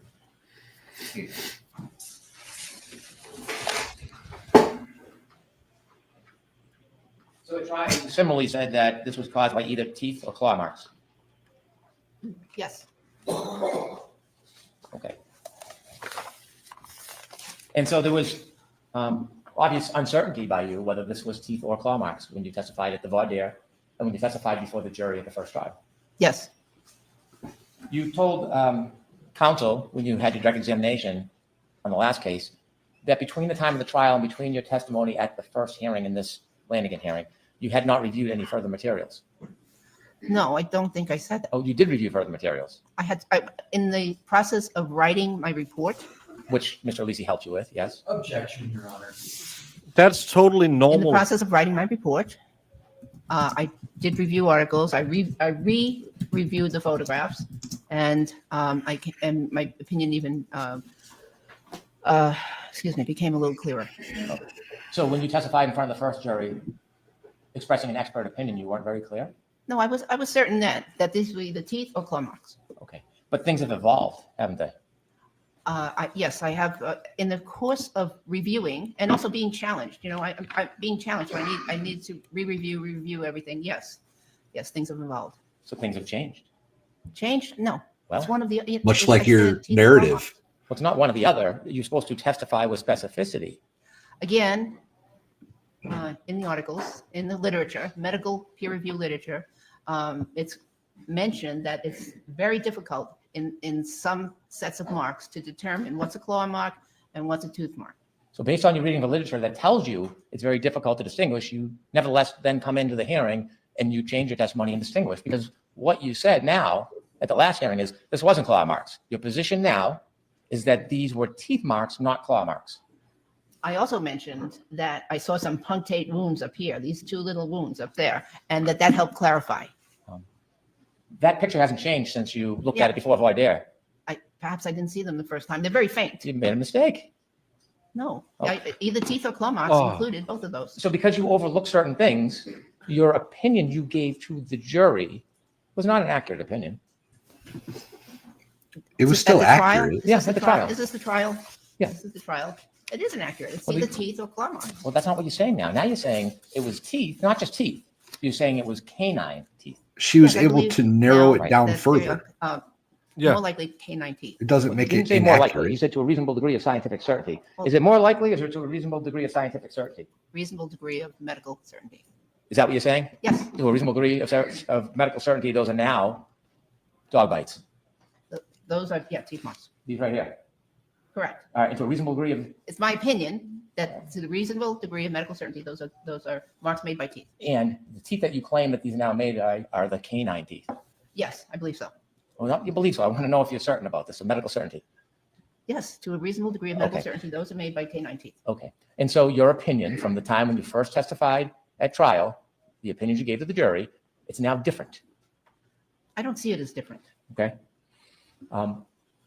What else did you overlook in this wound when you first gave your opinion to the jury? What else did you miss? Overlook. Oh, well, look, this I is don't think I missed anything. There's another abrasion in the middle. Well, no, we're not going to move on. We're going to stay right here in 1 until we're done. Excuse me. Staying I on mean, this- yeah, there's an abrasion right there in the Right. middle. What's that caused by? It could be caused by one of the incisor Well, teeth. when you say it could be, I want you to use science and not just speculate. How many incisors are on the top row of a healthy dog? 6. And the bottom? 6. Okay. And if a dog has healthy incisors that are not irregular, that are even, you know it's not going to have one incisor leaving a scratch and the other one's leaving no mark. No, I disagree with that. It's very possible. Skin is very elastic, Mhm. and teeth are not always the exact same Right. height and have the exact same configuration. And if they're irregular, one's bigger or missing or there's a gap, it could leave an irregular mark. Could. It could. But you don't know that. You don't know anything about the dog that is claimed to have caused this wound, do you? I don't know about his specific teeth. No. And do you know whether there's any irregularities in Chloe's teeth that would cause this irregular scratch by the incisor in the middle and leave out any other marks? Even if there were no irregularities, the fact that skin is elastic and that that it could mean that not all teeth made contact. Do you know anything about Chloe's incisors on the top and whether there's any irregularities or missing incisors? Do you know? I don't know. Would it help you to know that? It'd be nice to know, but When you say I don't nice, need when you say nice, is that a medical term of yes, it would be helpful to know that? it could be helpful. And so when we look at wound number 1 that you now say is a bite mark, not a scratch mark, caused by canines, how many canines do you think caused these 2 linear lines?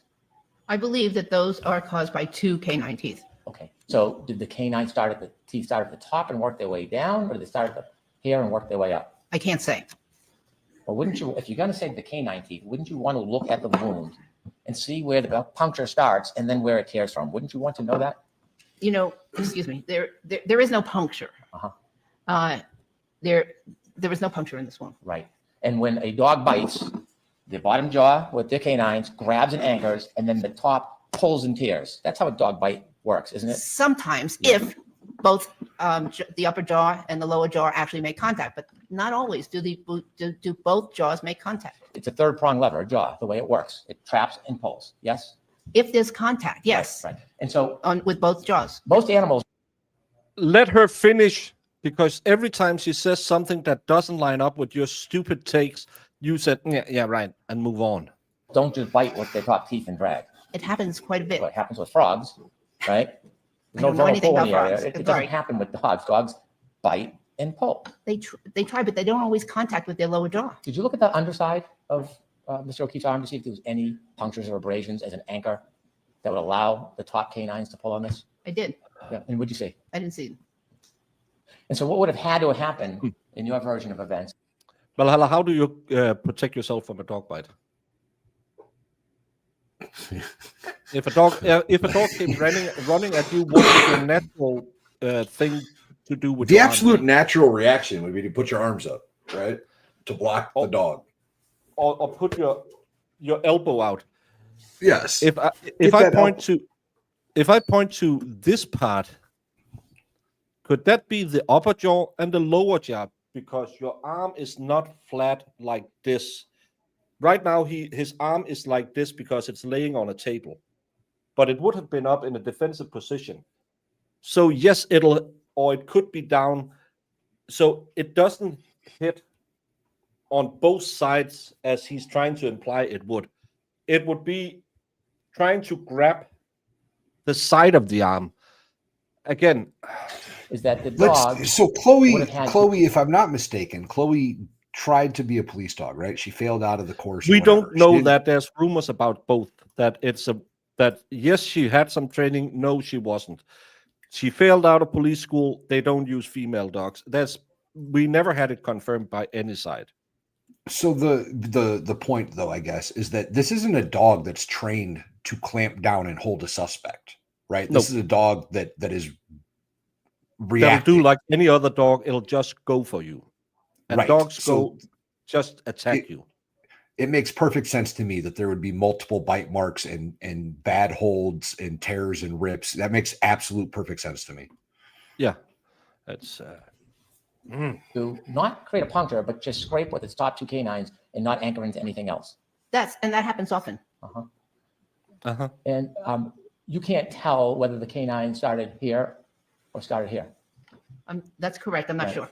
Well, here it's not a puncture, but it's a rounder wound. We're still on wound number 1. The right linear abrasion is wider and rounder, isn't it? It appears to be. Okay. That And could this be is a little because more she narrow got up the here than it is skin, down here. right? That could Yeah. be But there's just no because way she the pinched canines at from the end of top the mouth bite. could have started here and worked their way down here. He had a There's no way that shirt could happen, right? Well, Yeah. Because he could have been struck. this arc would mean been that fighting through the it. dog's mouth is backwards. The dog's mouth No. is backwards if it went You're this an way. idiot, guy. No. I'm not sure I'm understanding what you're Yep. saying. You see that this here, 2 teeth. Mhm. If the dog's canines started here and worked their way down this way, they don't line up. They're not even. It's backwards. It would be an odd configuration. Well, odd. It would be like Ripley's Believe It or Not. The dog would have to have this, the teeth the opposite would way. that change the direction? I could see how that could happen. Really? Yeah. Okay. And Especially these if two he's fractures, fighting there's the no dog puncture, off, you right? say. You don't Yeah. know Who what knows direction what it's direction going in. that's There's going. no anchor Or on the bottom. It But has yet, to be your down, opinion tries is that to back these it. are It'll also dog because dogs I don't believe go they are, in and yes. hold. based on just They simply shake. looking at them. You've seen something before in your experience. It makes you think it looks similar. Again, based on my 30 years of experience. But you don't have any comparative sample or any type of model where you're looking at this and matching up particular point of interest with specificity, like a fingerprint, a swirl, or a whirl. You're not looking at this and saying, well, this is endemic of a dog bite or a canine. There's nothing about this that is particular or specific. The pattern is fairly specific. It's highly specific, actually. This pattern here The can only pattern be of caused by the whole configuration, the whole arm. Let's start with this one, though. Yeah, There's but you have to nothing- take things in context. We're going to go through all of them, then we can talk about all of them in context together. Because I know what you said at the last hearing, but I'm talking about these. Thought we were wrapping There's up, nothing bro. about these that are particular Yeah. or specific or endemic to a dog bite, is there? If the arm only had those 2 Right? abrasions, Uh-huh. yes, it would be extremely difficult to say that those were a dog. Well, it's not difficult. There would be no objective evidence that it was a dog bite. It wouldn't just be difficult. It wouldn't be accurate. There's nothing about these that's just dog bite. There's no puncture. Dog bites. Abrasions consistent here. They're different. There's a Objection, Your Honor. Part of you shouting objection adds to the overlay. What would you like to So do? if when you start to stand and say object, that's fine. Dr. Russell, you finish your answer, and Mr. I'm bad? Brennan, wait until she finishes her answer before your next question. I like to see the court talk about it. I can't stand this guy. No, he's a massive douche nozzle. He lies about evidence. He's condescending. He is absolutely misstating her answers. They shouldn't be allowed. Bev should have told him, "Come on, fella," but she won't do that. Okay. I'm going to see counsel side by side. Well, back to sidebar. Why is she doing a sidebar? There's no jury here. What is she hiding? Because she from? doesn't want us to know it, and she doesn't want anyone to write about it on Twit. It's my thing. That'd be my guess as well. Yeah, it's but I'm frustrated because this lady has everything needed to be an expert in this field. The Yeah, problem this whole is, thing is asinine. yeah, she's been asked to be a car reconstructionist. She never testified she was. She's now being asked to say if there was only these 2 marks, but there's not only these 2 marks. You either have it in context and look at the evidence, because ifs and buts and whatever you say, it's All right, support, please. we're gonna get lunch now. At 11:20. Well, then I'll have to put up an afternoon stream as well. I thought we would be done early today. Yeah, I didn't think this would be that long. No, but he's really annoying the crap out of me. Yeah, he's a What dick. happened? Are we on break? It appears that way. When are we going to be we still back? 5 behind? minutes or an hour? She didn't say. Should we just assume? Well, I can. We're way behind. Let's see if she comes back. Mr. Fan is back. Morning recess. Okay. Well, I'm gonna set up a This stream is anyway. painful. Yeah, this is literally hurting my brain. Trying to not yell at him constantly, because where the hell is my? There it is. He's constantly misstating facts presented by his own team in the first trial. There's no tempered glass found at the scene. The glass shards in the sweater was were polycarbonate plastics. I also don't remember them being microscopic. I remember them having were- a dimension they were, of but 1/16 by 1/16 inch. Yeah, but they didn't find them till months later, after it had been laying on a floor in a car, and it's just there's so many misstatements in what he's saying that he shouldn't be allowed to continue. And I want to hear her. I want to hear her answer. I want to hear her answer. He shouldn't be allowed to ask these questions, because it's not what she's an expert in. She's never testified to be an expert in accident reconstructions. Why are we discussing that? He's worse than Lally because he's condescending. Yeah, right. Yeah, okay. Yeah, okay. But what does Oh, wow. The poll says 72% hate Hank over Lally. Yeah, Lally was just irritating. This guy's absolute.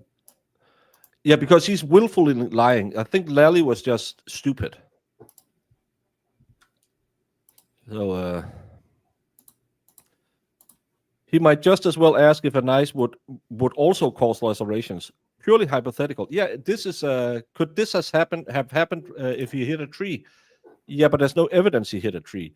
Why isn't he asking, why are you so willing to exclude the car? Because there's no injury otherwise to his arm that would have been consistent with him busting a tail light on a car. That's her expertise. That's her opinion. Yeah, he wasn't as annoying. He's gone way on, I think. No, it was laid out to dry in an evidence room, allegedly. But we don't know. Is it lunch? They've been out for 20 minutes. Maybe we can hear it.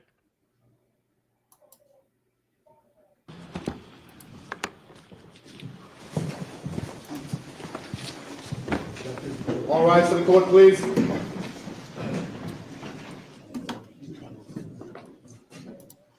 Nothing about when they were back.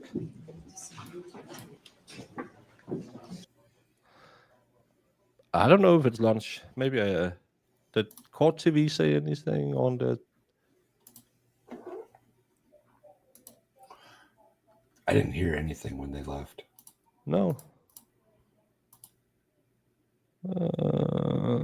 Lunch is the best meal of the day.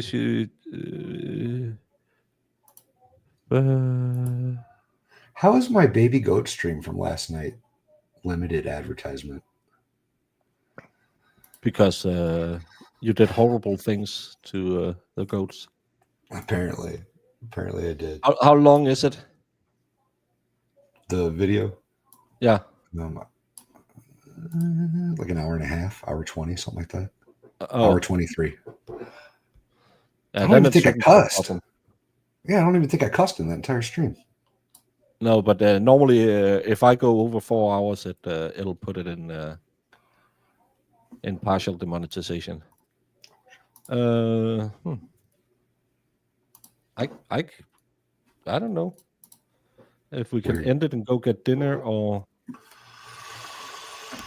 I don't know. Remember my Ice Cube story?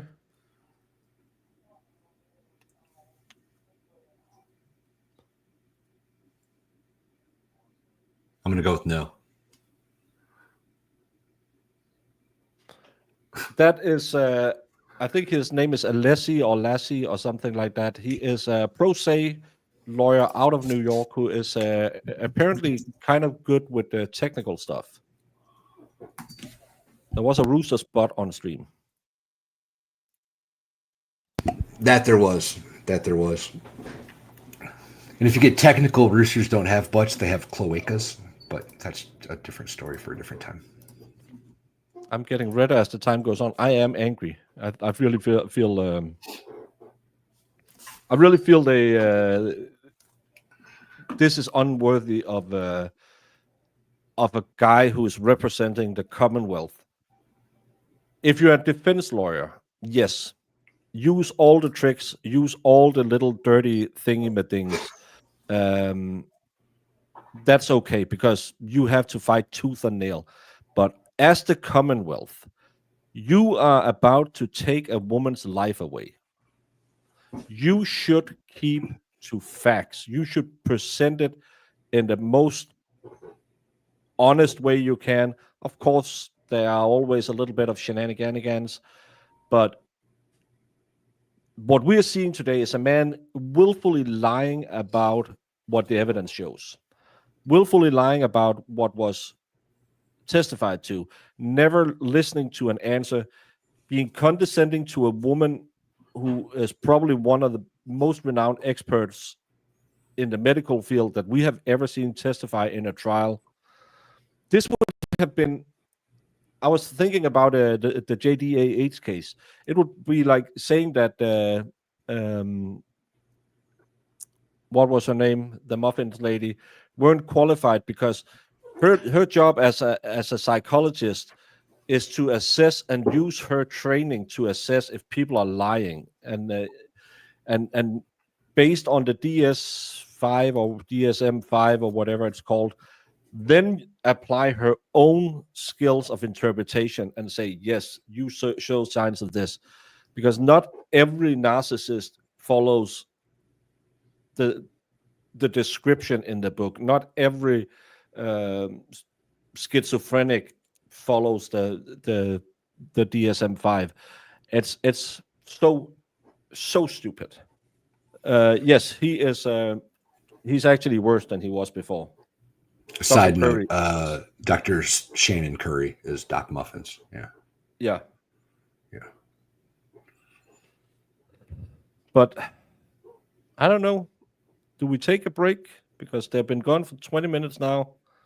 I don't know if it's a morning break or it's a lunch break, because it's 11:30. They could take an early lunch. We don't know. They didn't tell us. No, that was just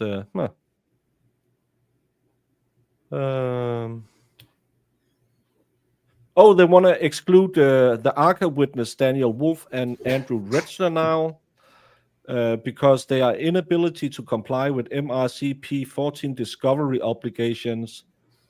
And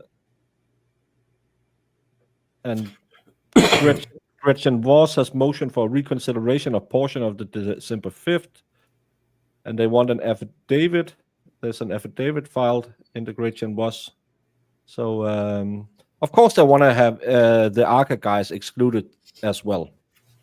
This is just ridiculous. There's no reason why the ARCA guy should be excluded for not living up to the MSRP 14 rule, whatever that is. Maybe Jemima can figure that one out. But disclosure rules, you have their stuff from the feds. What is it they didn't give you?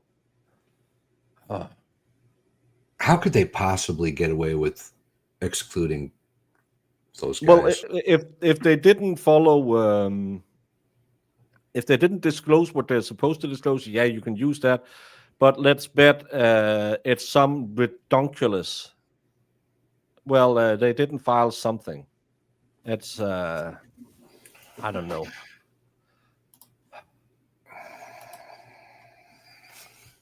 But I want to know if I can go get my dinner now. Or... No, we're back. Oh! As I Outstanding. said, but I might need a bio break. Go for it. MS. It was the MRCP 14 discovery obligations. Hey, Money G. Hey, Money. Dr. Russell, we were talking about these two scratches or abrasions as wound 1. I want to continue asking some questions about wound 1.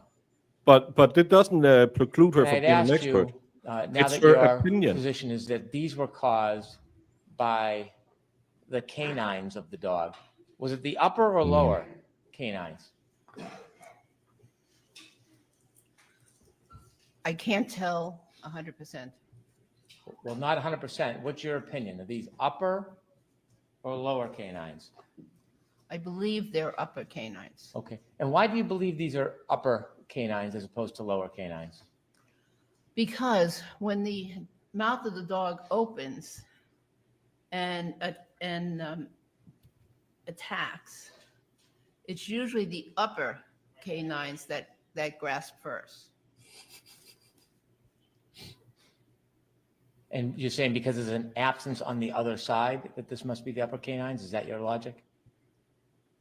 I'm saying because it's usually the uppers that grasp first. There's nothing in methodology or comparative study that would tell you that these are consistent with upper canines. You're just deducing that based on there's only one pattern instead of two? There's nothing that makes it definitive, correct? Well, not just definitive. There's no cues. There's no clues. There's nothing here that says to a person or even an expert that these are caused by canine teeth. This is a one-year hearing of the expert, Dr. Russell, who is an expert in the medical field. It's cross-examination of her where he has been lying more than I did when I said I do at my wedding. Well, the other consideration is if the victim was trying to defend himself, it's the upper canines that would impact first on that surface of the arm. What if the victim was defending himself from a 6,000-pound car? I don't believe this is not caused by a car. So what evidence do you have that the victim was defending himself would cause the shape of wounds? Again, it's very common for someone who's under attack to take their arm and flex it in front of them to protect their vital organs, the neck, head, face. So if Mr. O'Keefe is flexing his arm to defend himself, that doesn't answer the question, what identifying feature with specificity in these support any conclusion that it was a canine tooth that caused either of them? Well, first, in general, it's the canine teeth that are going to impact because they are much longer than the incisor teeth. Right. The question I have is, look at these two scratches here. What objective evidence do you have based on methodology, comparative analysis? What evidence do you have that either of these were caused by a dog tooth, a canine? Again, the methodology is that I looked at the overall pattern of the wounds on the arm, not just those two wounds up by the shoulder, but the overall pattern. So your testimony is, if I look at everything together, I can have an opinion. If I look at this separately, it means nothing. If I look at it separately, I cannot be as definitive, correct? Well, not as definitive. I'm asking you for an opinion. You don't have any evidence that this has any relation to a dog bite. Without looking at the whole arm and giving that general opinion we'll get to, you have nothing as far as facts or comparative analysis. You can't do that because you look at the totality of the evidence. You don't go into a redwood forest and see a tiny oak tree and say, there's no big trees around because I'm only looking at that tree. You are not, she's not basing her opinion on two scratches, you absolute pillar. She is looking at the totality of the evidence because she's an expert and takes in everything in her considerations. I It's need like to start this, yo. smoking It's again and take a cigarette break. This is so stupid. it's like this. If you Yeah, of show course. me a picture of a tree and ask if that's a forest, I can't tell Yeah. based on one tree. If you show me a picture of 30 trees all clumped together and ask me if that's a forest, yeah, that's much more likely to be a forest. It's that simple. Yeah, but you can't show you a picture of a forest and then point to one tree and say can only look at that tree. Right. After How do you showing know you that the tree's in a forest? Yeah, because I looked at the picture where there's a forest around it. I didn't tell you to look at anything other than that tree. Oh my God. I can't stand this guy. He's He's an worse than absolute Lally. idiot. He's worse than Lally by a lot. Yeah, this is willfully stupid. Yeah. Analysis of studies that would say that this was caused by canines on a dog, do you? It's consistent with 2 canine teeth. There's a distance between those parallel marks. Did you measure the distance between where this begins or ends? Because you don't know. No, because she And this hasn't begins got or ends. access to the I would body. have loved to, And, but if I could just finish, I'm sorry.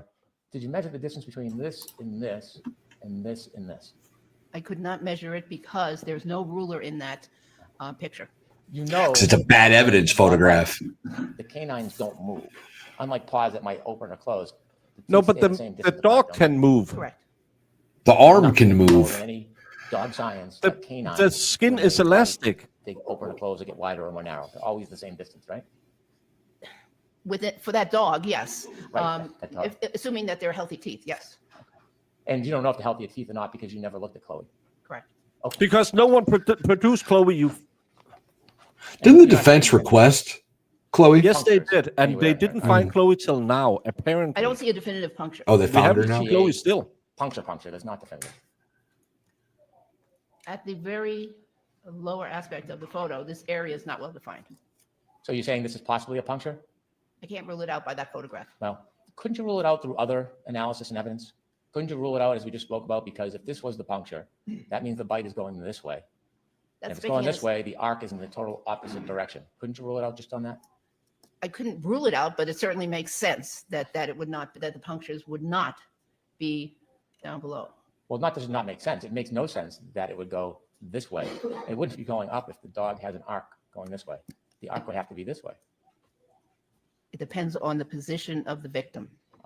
A dog's arc is not going to change depending on the position of a victim. No. And the dog's canines are not going to move depending on the position of the victim. That's right. But if he's bending over and The depending on the jacket could've position of the moved. arm, the wound can change. The wound can have a different appearance than what you would expect. Okay. Let's move on to number 2, which I'm identifying as these 2 linear scratches and then the scratch on the bottom. You've testified about this wound number 2, although you didn't characterize it as wound number 2, right? Yes. Okay. When you first testified under oath in the voir dire about wound number 2, do you remember what you said that you thought that might be? I believe I said bites or scratches. Teeth or claws, right? Yeah. Okay. Now, at trial, did you change your opinion at all about teeth or scratches? I'm not sure. Do you think you said at trial that this was not scratches, but most likely teeth? I may have said that. And then you testified at this hearing, didn't you? Yes. And now definitively, you're saying this wasn't scratches at all, it was teeth. Definitively, I cannot say that. They Okay. still could be scratches. There's a possibility that 2 adjacent nail marks made that. So you're saying this could be nails or could be scratches? I mean, this could be nail Bite scratches or- or could be teeth? Yes, there's a possibility that those could be scratches. When you were asked on direct examination, that wasn't your testimony, was it? I I turned you to page 101, line 13. On what day? I'm sorry, the last hearing date is the thickest of the 3. Yes, it's page Chloe 101, was line given to a 13. person in Vermont after she attacked a lady or 2 ladies and some dogs. They don't know which lady they met her halfway there, but apparently they found Chloe. We still haven't seen her. They have tried, and she's just, I want to hear the Okay. answer.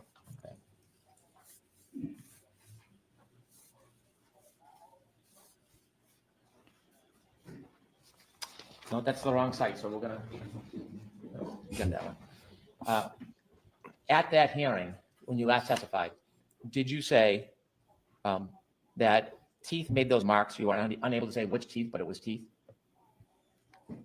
Yes, I believe I did. Okay, so your position from the voir dire and from the trial testimony changed regarding this wound when you last testified at the Lanigan hearing. I still think that they are probably teeth, but I cannot 100% rule out scratch marks. Did you say something like, I'm not sure exactly what teeth made these? They could, one of them could, one set of these could be canine, one part of this and an adjacent incisor tooth, but I'm not sure on the second set. Again, it goes to the fact that the wounds are not very specific for differentiating between between teeth and claw marks. However, it's in the setting of a pattern, one can get a whole lot more information, and that is supported by the articles. So getting back to wound number 2, when you described this for Mr. Alisi, he suggested to you, so even though you may not be able to identify the specific aspect of the dog dentition, you're able to identify this is from some aspect of dog dentition. Is that what you're saying? And you said yes. So you were saying at the last hearing, this is from dog dentition. Mm-hmm. Dog dentition is different than toenail marks. Paw marks, yeah. So your testimony Yeah. that you offered the jury in this case was different regards to wound 2 than the testimony you offered the court at the first part of this hearing. The jury? Yeah, the jury. When you testified at trial, you said it Right. was claw marks or teeth. Uh-huh. You said at the last hearing this was dentition, teeth. So the opinion has now changed. I think for the most, well, It hasn't I'm changed. sorry if maybe I made a mistake. I don't think so. I think your opinion has changed. No. You said No. this was It's gotten either more claw marks specific. or tooth marks. Yeah. You weren't sure. There was uncertainty at trial. It's not the At same the thing. Lanigan hearing, when you were asked by Mr. Alisi, he asked you specifically if this was dentition, and you said it was. Objection, Your Honor. Okay, so ask the question differently, Okay. without the commentary. You're saying now this is not claw marks or toenail marks. This is by teeth, dentition. I actually think it could be either. Now, would you agree that is different than what you said the first time you testified at this hearing? It sounds like it. So you've gone back and forth on it a little bit. It's not a definitive, it's not in and of itself, that set of abrasions is not. Not me, definitive. Well, sadly. you didn't Oh. offer the Sorry, can someone share Valhalla's link? I forgot to pin it on the top. jury the opinion that they weren't definitive or that you had confusion, did you? I'm getting a little confused because at the jury, you told me that I said it was one or the other. Right. And then you changed to it was dentition, and now you're back to claws or teeth? I think it's still teeth, but yeah, I can't rule out the claws. And because you have no comparative standard, you don't have a standard in the industry where you can look at this and say it has 6 points of contact or 6 features of similarity. You don't have anything like that. You're simply relying on your personal empirical experience. Well, no, I also saw these 2 punctures, the punctate wounds right there. And that made me think that it was more teeth than claw marks. You can't prove that. That's bite mark analysis is just as bunk as tool mark analysis. This here you're More- describing Yes. as punctate? Punctate, Yeah. yeah. You never got the benefit of seeing Mr. O'Keefe, did you? Personally, no. Did you know he was Irish? Light skin, Makes sense with that Yeah. name. freckles, moles. Look at these. They're all over his body. You don't think the dog was puncturing up all over here, did you? No, Right. What the heck does that have to do with anything? She's looking at wounds. Well, it's just freckles. So these are the same. These little things, these skin blemishes, same as these all over the body. oh, I you're a think- doctor?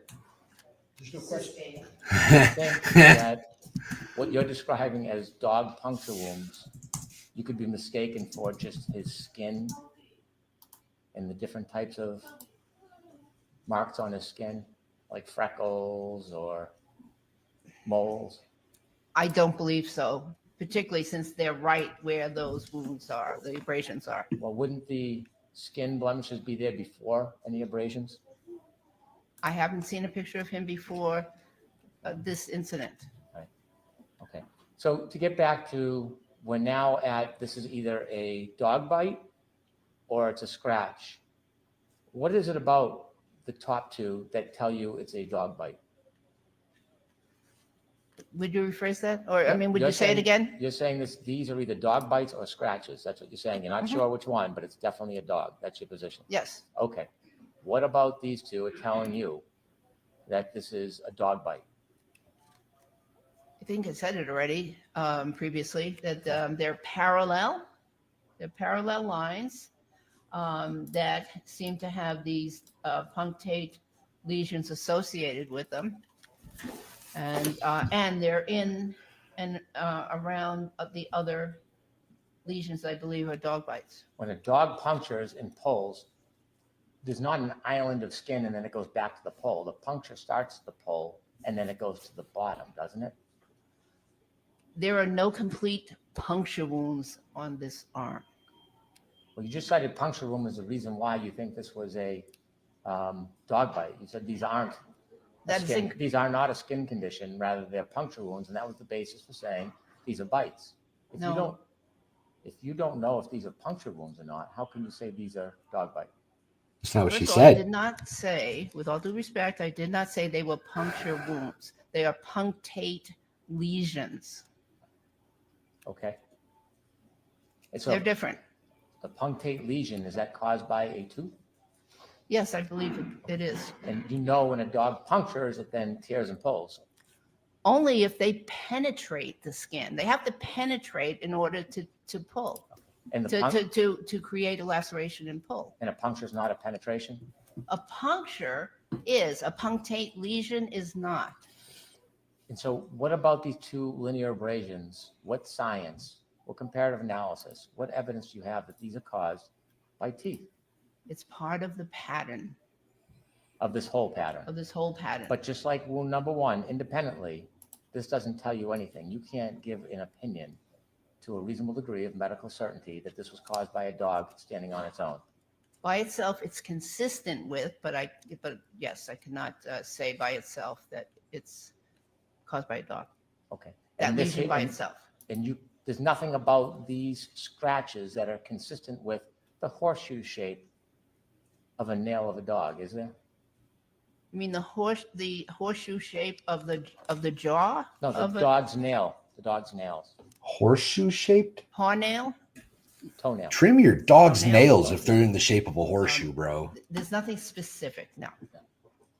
So again, to have any real opinion to a medical degree of Or is he certainty, talking like you need to look at this? everything together. Maybe You that makes cannot more look at sense. this and tell us any specific identifying feature that would support an opinion or conclusion to a degree of medical certainty it was caused by a dog bite or a dog scratch. Mr. Brennan, that's the way medicine is.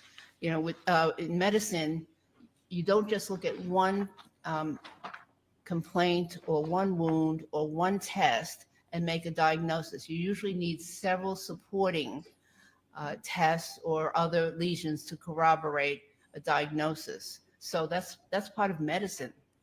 So you would agree with my statement, what I just said? Would you repeat it? Of course. So there is nothing specific in regards to these three scratches in and of themselves without looking at the entire arm. There's nothing about these three that you can say with specificity that supports an opinion that they were caused by a dog bite or a dog scratch. I disagree. I Okay. think the combination of the punctate lesions right there and there, Mhm. along with the linear parallel abrasions, supports that assessment. Do you have any papers, any studies that show that a scratch like this, that would look like this, is a dog bite or a dog scratch based just on the appearance of these three scratches? Just on the appearance, no. Usually the studies that I've read have pictures of multiple lesions, and in those pictures of multiple lesions, there may be lesions like this, individual lesions. You can't tell, in your opinion, these are dog bites or dog scratches. So is there anything specific about them that can lead you to a reasonable conclusion, to a reasonable degree of medical certainty that these were caused by a dog? Putting aside the whole panoply of scratches, these here, what about them is unique and distinct Objection, Your Honor. I'll allow just that, just what's been called 2. What about them? Okay, again, they're consistent with dog bites and scratches, and together with the overall picture of the numerous wounds, it paints a picture that makes me. Brandon, what? And I left the monkeys and goats in charge of the zoo, so nope. Sure that this is from a dog attack. Okay. I won't ask again, but I wasn't asking about the overall wounds. We're going to get to that. I was asking just about these 3, but I'll. You look at the entire arm. You just asked her, but you didn't go look at the entire picture at the crest side. Now he's saying she can't look at the entire picture. This guy is one of those people who will blow and have flour in his mouth at the same time, as we say in Denmark. It's impossible. You can't claim she's not an expert because she didn't look at the entire picture, and then 2 seconds later claim she's not an expert because she looked at the entire picture. This can't be taken in one. It's the totality. Can I take a second and ask what that phrase is? Number 3. The Danish what? You can't blow and have flour in your mouth at the same time. Awesome. We have a lot of cool sayings. Number 3 really is a collection of scrapes. And Oh, that's funny. testimony about the first 2. So if we look at 1, 2, 3, 4, 5. So in wound 3, we have 5 larger abrasions on the top of the elbow. You see that? I do. And then you see a couple of dots down here. Yes? Yes. And I want to ask you some questions. And what I'll do, even though this is wound 3, I'll talk about scrape 1, 2, 3, 4, and 5 so we know what we're referring to. Is that fair? Yes, but Okay. again, any one little tiny part of the component of the image or wound is, it's not going to be sufficient to make a diagnosis. I need the pattern. You never recognized that in your voir dire testimony or in your trial testimony before the jury that you needed the collection of all abrasions to have an opinion. Instead, isn't it fair to say that you were talking about individual wounds as if they stood on their own? No. I believe that Objection, Your Honor. Can you answer that? I'm gonna allow that it is if you can unfair. answer. That's incorrect. It wasn't until Mr. Alisi directed you that you started talking about dog attack and collection of wounds as a whole. That is incorrect. Okay. So looking at these wounds, wound number 3, and I know it may be a series of wounds, it might not be one wound in your opinion, but let's talk about this collection of abrasions, okay? Do you remember in the voir dire talking about this collection of abrasions and you were saying they were consistent with teeth or claw marks?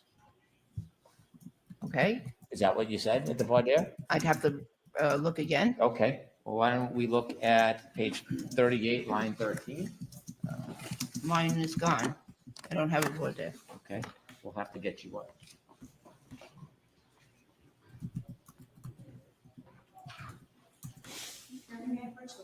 Yes. Thank you. Thank you very much. Yes, it's 48, line 13. What page? That one's not right either. No. Okay. Well, let me withdraw that question. Yeah, better do that. Because you lied again. Did you testify previously that these are consistent with teeth or claw marks? Did I testify when? Previously. Possibly, yes. Okay. And do you have a different opinion today whether these are teeth or claw marks? No. So you think that these could either be teeth or claw marks? I think they're more likely teeth marks. Which one of these 5 do you think are teeth marks? All of them. You think all 3 are teeth marks? Do you think a dog bit Mr. O'Keefe and inflicted these at the same time or different times? I believe that this was this configuration, this collection right Yes. here. I Yeah, believe this is one bite. one bite. And so if we were to follow your theory, this was one bite, this would be the arc of the dog's mouth? Yes, it could be. Well, is there an arc here? There appears to be. Okay. And we know that when a dog punctures it, then from the top teeth pulls down, the bottom pulls up, right? Push it. So if this is the arc of the dog right here, And that was an hour and 30 minutes and it's ago. like a Yeah, he lied, Liz. half He of the lied. sun or a half moon over the elbow. You claim these two dots are consistent with puncture wounds? No, punctate Oh, lesions. punctate lesions, I'm sorry. Which teeth, upper or lower teeth, do you think caused these 5? I believe those were the upper teeth. So you believe this is a canine on the left, number 1, and a canine on the right, number 5? It could be. Okay. Now, if here's the arc of the dog's mouth, and this is a canine on 1 and 5, where do the canines puncture and pull? Up or down? I'm sorry, say that again? Where do the canine teeth puncture? From the bottom or from the top? So if these are, let me use my pointer here. If these are canines, and this could, by the way, be two, this also could be 2 separate bites. But if these are canines, they usually would start on the based on this picture, the upper or higher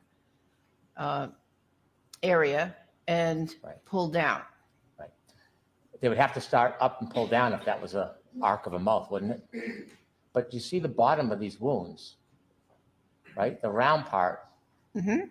that is closer to a puncture is on the bottom. Aren't they going in the wrong direction No. if this is the arc of the mouth?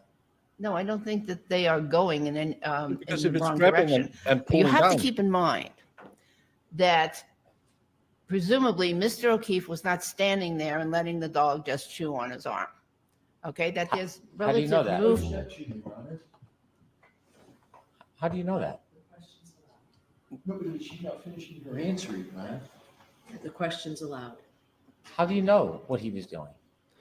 Because she looks at the Because it's pattern. normal human behavior that if you're, How do you know what he was doing? How do you know what Mr. How O'Keefe do was you doing know that he night? wasn't? You Right? again, Christ. it's normal human behavior to pull away from someone that's attacking you, a person or an animal. That's normal human behavior. If he was still throughout this whole attack, I would be looking for a different set of wounds. You're speculating about all of these comments about what he was doing and not doing. You have no idea, Neither does do do you. you? I'm just big. Objection, Your Honor. The question, can you answer that question, Doctor? basing it on normal human behavior. And so you would disagree with me that if these were dog bites, the part that's thicker, that is more similar, although not a puncture, would start at the bottom and work up, meaning the dog's head was over here on the top. You disagree with me about that? Do I disagree? Yes. Yeah, I believe that that's Okay. incorrect. And if these are canines, did you measure the distance between the canines? Again, there's no ruler, but the other thing is we don't know what position his elbow was in at the time of this. So it could be, although it looks like it's a larger, a larger configuration than a normal canine distance, into canine distance. That's what you're referring to, the into canine distance. If his arm was flexed, that distance would be shorter. So you cannot make any assessment based on this picture. Do you notice the differences between? And if he's gonna say, well, this one down here is wider, yeah, because if you do this, what happens to your skin? It's taut. So skin is elastic. It'll. I know he has to try but don't be such an idiot. What he's trying to say, I think, is that he believes the puncture wounds would be first and then it would rip down and narrow, right? But Yeah. that doesn't make sense from anything I've ever seen of a dog bite. What they do is they grab, and as they're pulling, it would dig deep in towards the bottom of the bite. Yeah, And I don't- it would be deeper at the end. Right. Not Because- the top, like he's trying to say. Yeah. Between the left mark and the right mark are a greater distance than wound number 1, where you said that it was 2 canines that caused these linear abrasions. And there's no elbow between the linear abrasions of wound Exactly. collection number 1. There's no elbow up here to be flexed. Let me ask again, do you notice the difference between these two? It was wider than the difference between wound number 1 when you said it was 2 canines. You mean this mark here versus this mark here? Is that what you're talking about? Wound 3, number 1, number 5. And Holly Mac, I will put this in the swear jar because today is infuriating. Well, you said these Thank you two so much. canines. You notice the distance is different than the distance where you claim that wound 1 was caused by 2 canines. Do you notice the difference in distance? Again, I'm not clear what you're asking me. Are you asking me the distance between this tooth and that tooth? I think what you're asking me is the intercanine distance. Is that what you're asking me about? Intercanine distance, I've never heard that word. Well, Is that Because a you're new not a one? dog bite no, expert. that's Okay. well known in medical literature. Let's just look at simple math or size. The distance between, You can't yell at her for not using evidence and techniques and medical terminology, and then when she uses it, say, let's talk simple math. You can't even use simple math because there's no rule on this. You can't tell us how far apart these dog bites are. Fuck. You being an idiot doesn't make her an idiot.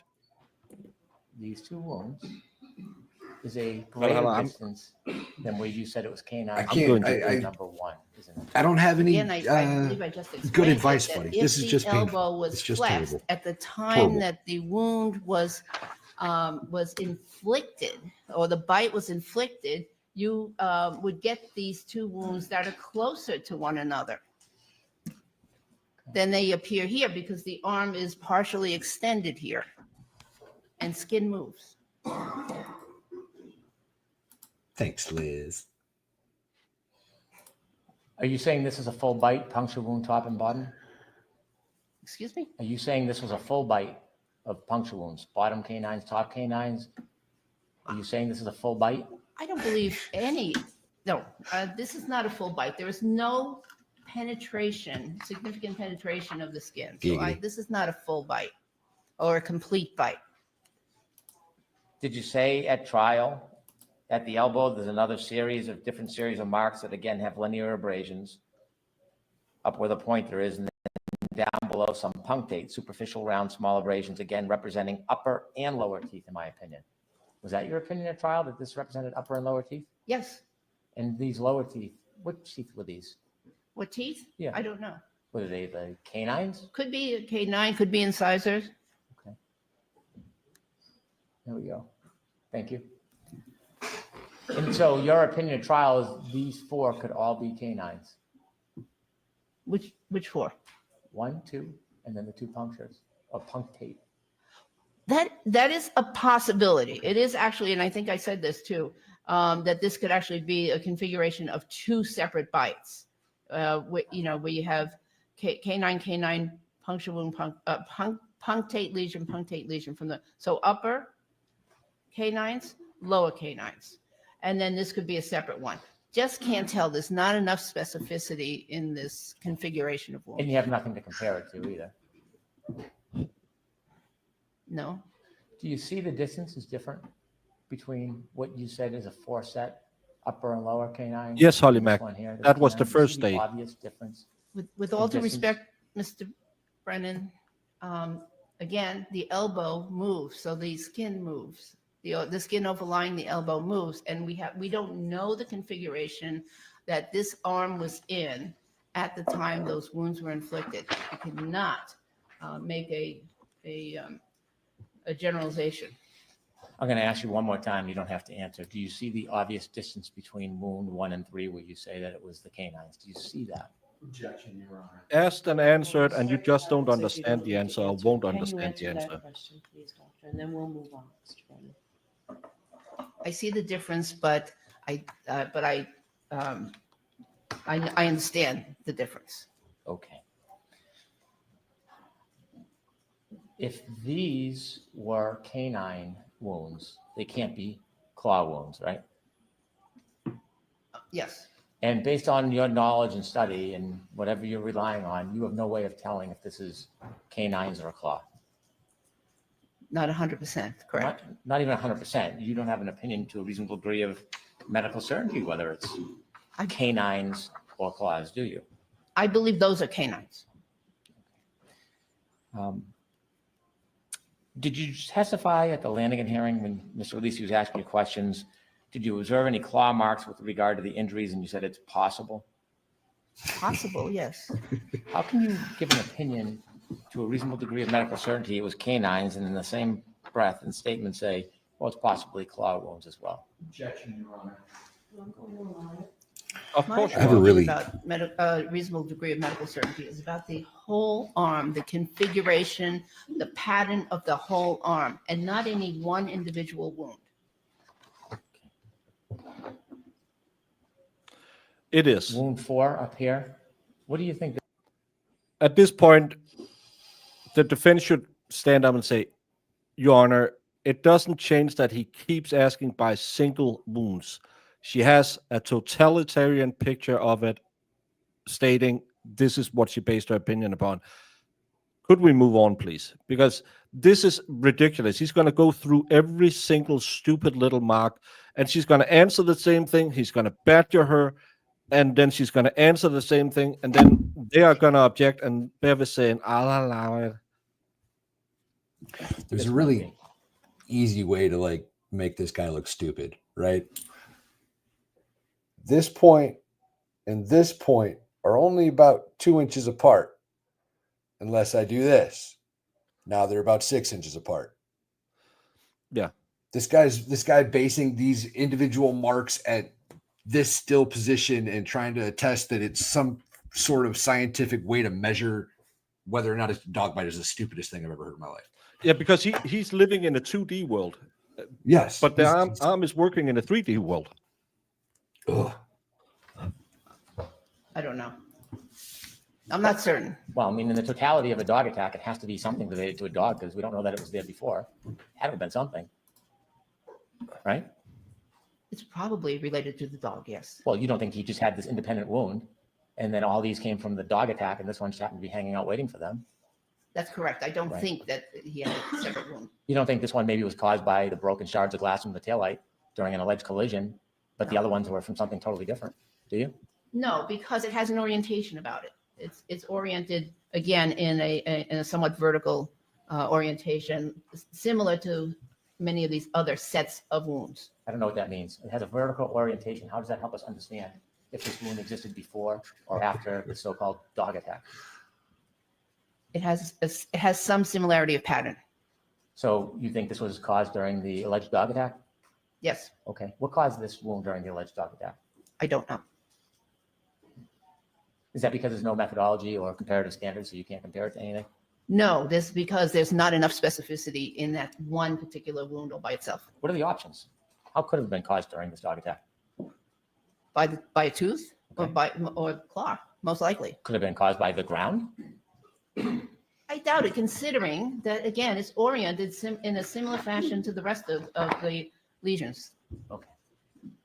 When you read the background facts of this case, well, let me ask you, if a dog attacks an arm, it's going to create force on the arm, wouldn't it? It depends on how much penetration.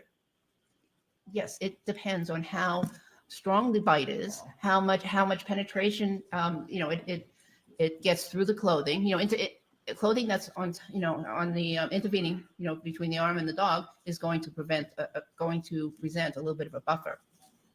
Well, let's talk about the force on the arm.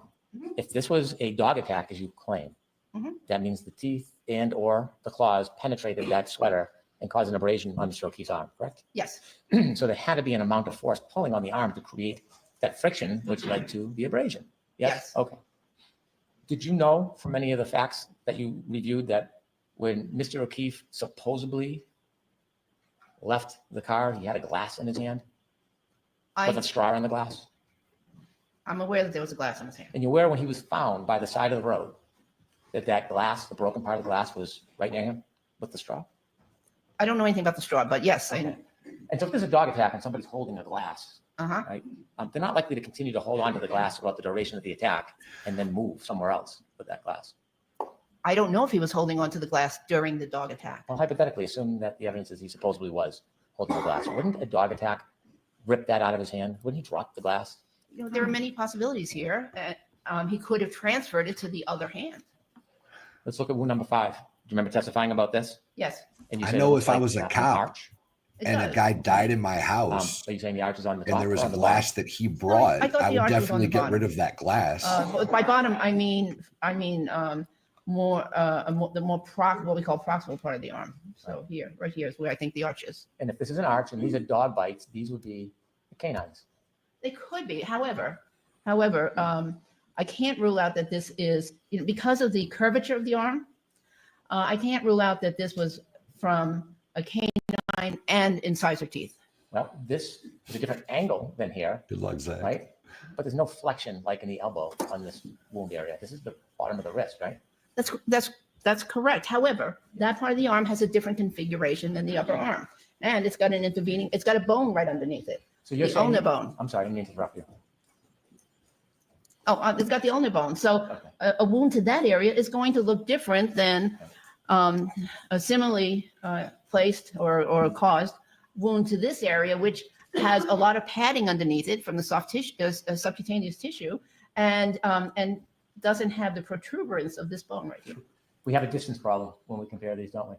Have a what? A distance problem. The distance is a different. No, you have These are an canines. understanding problem. Obviously, it's a different dog or something else that caused it because the distances are clearly different. He's an idiot. Right? He's an absolute idiot. Again, one has to know how wounds occur, and I didn't say that those are definitely 2 canine teeth on the periphery. I'm saying that I believe that this is a combination of canine and incisor teeth. When a dog bites and tears, you see a missing tear pattern, don't you? You see the skin gets torn on many occasions. Yes, but we don't have any of that here. We have no penetrating wounds here. Right. Is it remarkable to you that if this was a dog bite with canines, there is no tearing of the skin? Is that remarkable to you? Again, No, like Valhalla just said. because that dog was not able to create the force enough to penetrate the skin through that If sweat. you have a Can I have exhibit moving, 32, please. flexible,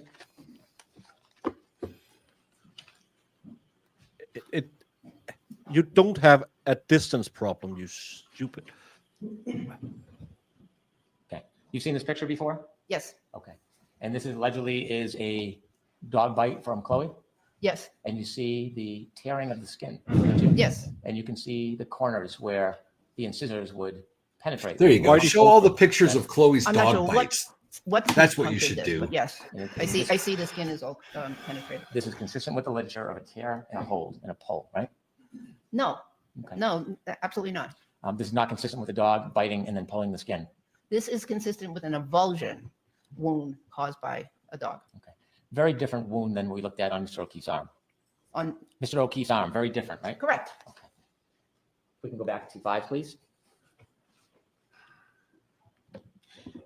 Now, your opinion that this is a dog attack. Mhm.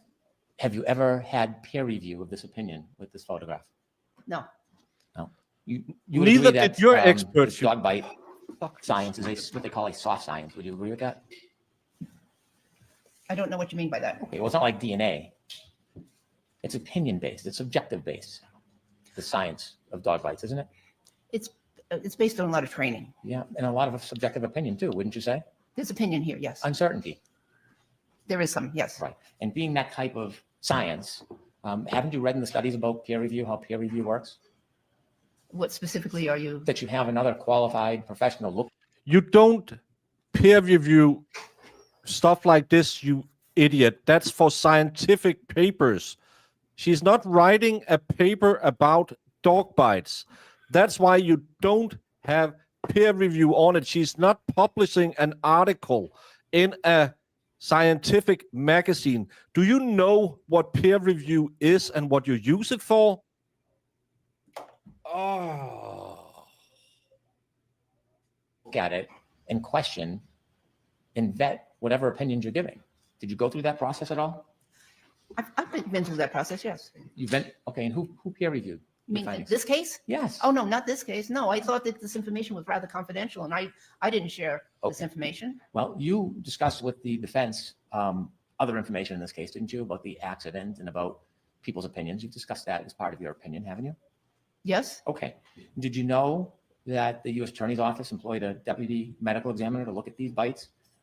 And then he had commented that the wounds of 2 to 3 millimeters up to 7 centimeters were documented on Mr. O'Keefe's right arm, and the injuries do not photographically appear to be, nor are described as puncture bite wounds, and thus are highly unlikely to be the result of an animal bite attack. Did you get that expert opinion from the United States Attorney's Office when they investigated this case to consider as part of peer review? Objection, Your Honor. no, I did not get that, but, Did you say you did get that? no, I did not get that. However, I have a comment about that. Please. Not very not very many medical examiners have the experience that first of all, have experience with dog bites, seeing hundreds and thousands of dog bites and treating them. And not very many medical examiners have even autopsied a case of dog bites. So although, some physicians have certain opinions based on what they know, they don't have my experience. I'm Do you sorry. know if Mr. Walsh had your experience or not? I don't know who The is it? gentleman who gave this opinion that was employed by the federal government. Do you know if he had your experience or What's not? his name? Mr. Walsh, John No, Walsh. No, I don't. So he could have more experience for all you know. Oh, I'm highly unlikely. Okay, you have more experience than anybody. Highly unlikely. I think I have at least as much experience as any other possible person in the country. And I have it from both aspects, from the clinical aspect and from the forensic aspect. Did you review the opinion of Dr. Kenneth Kinsey, who said that those injuries were not caused by a canine? Dr. Who? Kenneth Kinsey. No. No. If you look, I Dr. believe who? Mr. O'Keefe's arm were completely bent when he sustained the injuries. A lot of them match up. They're a continuation of another injury. And I don't even know who Dr. Kinsey is. Okay. Is that So- a medical doctor? So you don't have any peer review at all. You have nobody who's given an opinion similar to yours. You don't peer About these review being an dog bites, expert do you? opinion. Is Dr. I'm sorry. You have no peer review. You have no peer endorsement. Everything that you have no peer endorsement for any of your opinions, do you? I didn't think I was allowed to show these pictures to anyone. When you're giving opinions about the teeth and suggesting that there's might be bend, things you don't really know about, you would agree it would be best to look at the dog, Chloe itself, right? Not necessary. If you looked at Chloe and examined Chloe, you would know whether or not there are any irregularities in Chloe's teeth, wouldn't you? Yes, I might. You would see it, wouldn't you? Well, if I got close enough, and Right. I don't know if I want to get close enough to Chloe. Well, why wouldn't you want to? You're a medical doctor. You want to have an opinion to a degree of medical certainty. Why wouldn't you want to see She the best bites evidence people. of the distance between the teeth and Yeah. Chloe? Why wouldn't you? I'd have to make sure that I wasn't putting myself in danger. Okay. And if you saw Chloe, you could see if there was any missing teeth, couldn't you? Yes. You could actually measure the canines in Chloe, and then you could compare them to what you're calling. Nope, you couldn't. Forensic odontology has been not thrown out as evidence, but is highly recommended by 4 different studies not to be used for anything because the skin is elastic, the arm could move, and you can't tell anything from that. I hope that's her answer. Also, there was clothing. There's clothing in between, so that's going to manipulate the spacing. It's going to manipulate the movement of the arm and the teeth, and Yeah. I would have to get a veterinarian Mhm. to sedate the patient, the dog, because going near that dog would be very dangerous. They'd have to sedate the dog to measure the intercanine distance. What if you did get a veterinarian to sedate the dog, Uh-huh. and then you could safely? they would go also and have look to at Chloe. produce the You dog. would actually take a mold of Chloe's mouth, right? Mhm. Yes, you've read that in the One- literature. yeah, The one- best yeah, way to one could. I'm sorry. There's only one person who's helping. You've read in the literature the best way to compare the teeth and the mark is you actually do a mold No. of the dog's mouth. You No, know how valuable that can be in analysis. don't no, you?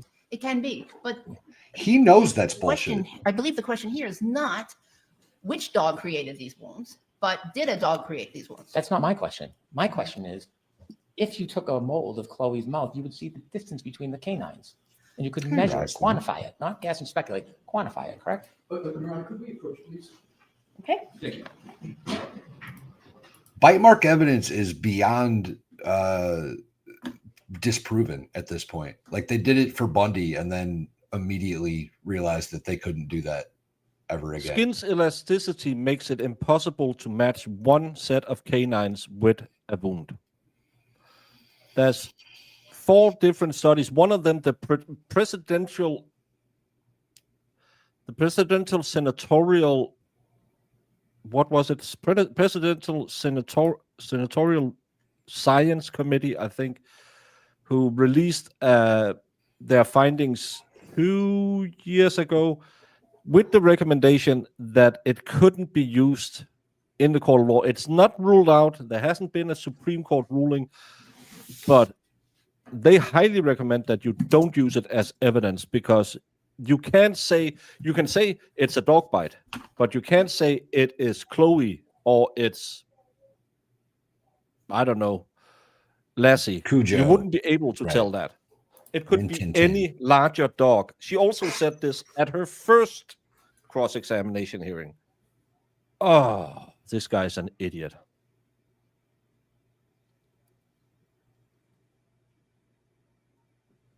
He has to know that though, right? Like he has to be being dishonest. Yeah, he's just throwing BS at the wall and hoping that that Bev don't give two about what is proper procedure. She didn't give two about what's proper procedure in providing the chain of custody, because there was no chain of custody and any evidence provided during the first trial. So that's what they're hoping. Brandy sent me the motion for the why they want the ARCA guys out. They want to preclude them. It is possible that the defense may intend to call one or both witnesses at trial.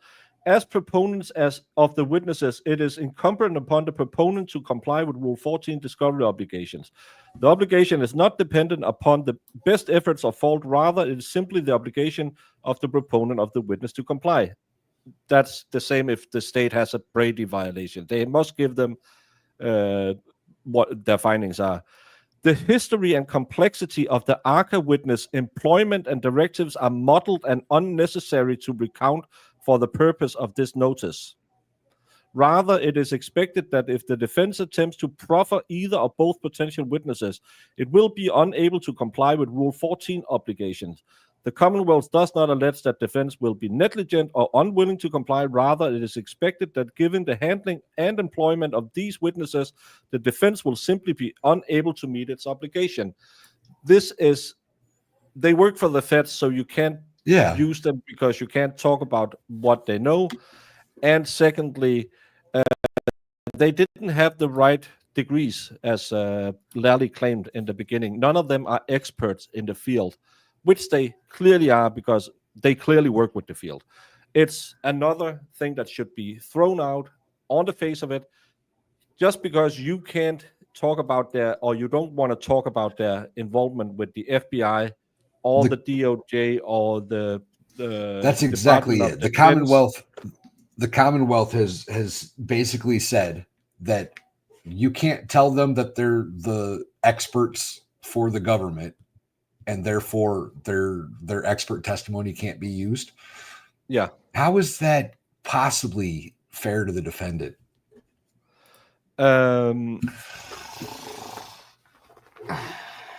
That's shady. That's super shady. Yeah, and again, Lally tried to claim they were not educated in the right fields. Now they're trying to say because they are employed in a way, and for companies that work with clandestine employers, you can't have them here because they can't testify about that. Well, again, this is a fucking waste of time. I can't imagine in an appeal that would hold up. And maybe I'm wrong, but I can't imagine that it would hold up. Yeah, it's not, and it's why they came in at last trial. Yeah, and again, it's this in Danish court. For instance, the case I was a layman in yesterday, because it had taken so long, and he got a very, very little sentence, and it was a minor case. It was one of those that was just. It could have been a fine if it was a little bit less. So he got a suspended sentence in prison. Then we order the state to pay for his defense because we have the right to do that. Say, no, it's taken so long and it's kind of overblown that he has gone for 3 years waiting for a sentence that's just suspended. So we will order the state to pay for his lawyers. They should have the same here. They are wasting her money with frivolous complaints about things they know has no bearing. I hope she sues the Commonwealth in a civil trial after Yeah, this. but you know how it is. They have massive protections in the court. Yeah. So Something immunity, whatever the hell it's called. yeah, Jess will yell at us in 2 seconds for not knowing it. Prosecutorial immunity, maybe. Yeah, I think that's exactly it, actually. Yeah, the jurors said that they thought they were hired by the insurance company. That's why they didn't really trust them. But it's so stupid. When I commented on Nick Rocco's post the other day, it was about why was the Commonwealth fighting so hard on expert. My answer was because it blows up the entire case. Karen Reed, like your comments. Oh, we know famous people. Because Katie knows Nice. famous people. Nice. We're 1 degree separated. Yeah, I now know Karen Reed. 2. Basically. Yeah. I'm so cool. I'd hug her if I met her. I'd tell you that much. Well, you'd hug anyone that you met. That's true. We have a police station in the central train station in Copenhagen. And I'm afraid they will see, because Jamie is the same type as you. She will attack me and try to hug me. And when I beat her down and put her on the ground, I will be arrested. Jamie would kick your ass, bro. Yeah. Oh. Exactly.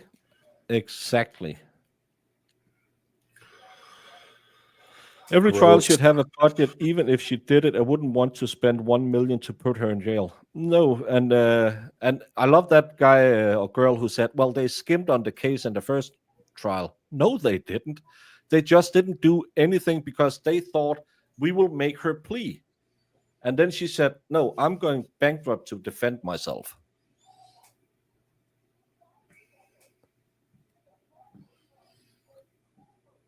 Well, I'll say.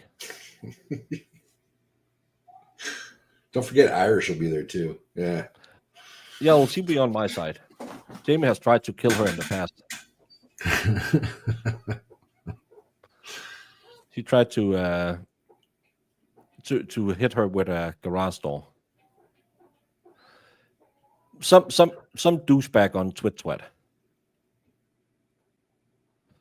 Jamie can and has fought up to 11 environmental terrorists at once during her efforts to save the close.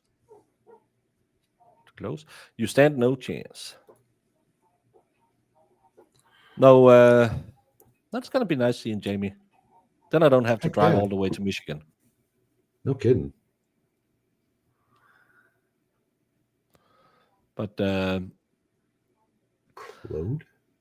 as you can see in the button, if anyone in Scandinavia wants to join us, or Europe generally, we will be doing a walk around Copenhagen, looking at all the touristy stuff. Probably find somewhere to eat. Maybe go watch a football game. Maybe have a single soccer? beer. No. You're the soccer here.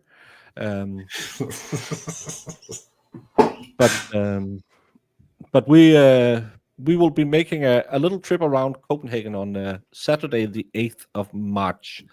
And I said, oh, we can go see The Little Mermaid. It's such a big disappointment. Jamie was, The Little Mermaid?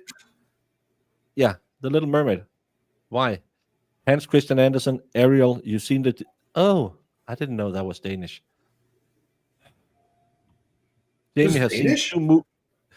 Jamie has seen 2 movies in her life, The Little Mermaid and Leprechauns Back in the Hood. That was a good movie. Well, I don't know yet. We haven't. Well, we actually had a dolphin in my town, but it moved to Germany.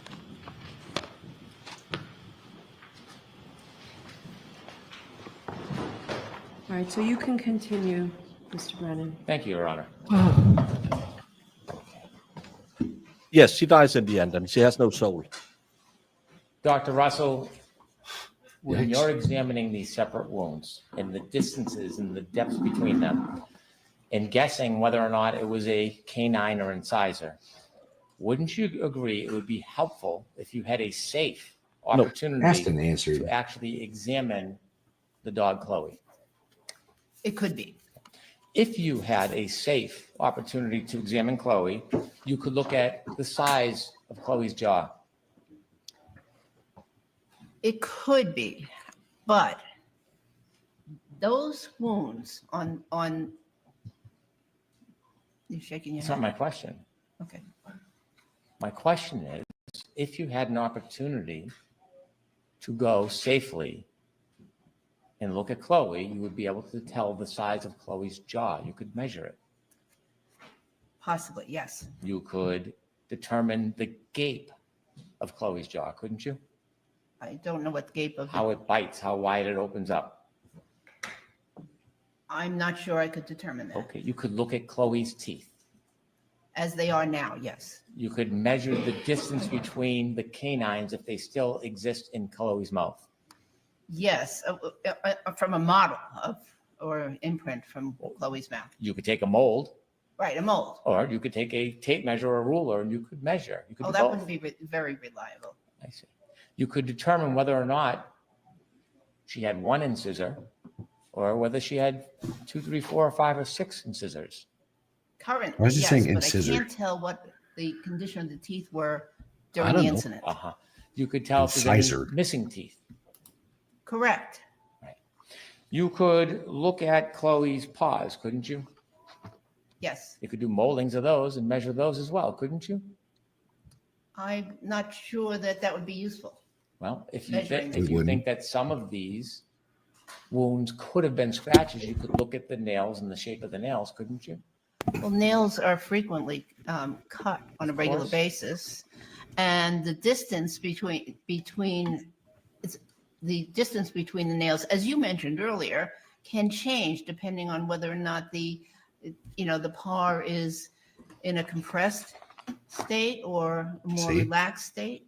So that wouldn't be reliable. So you would not even consider measuring the paws because you think that would be unreliable?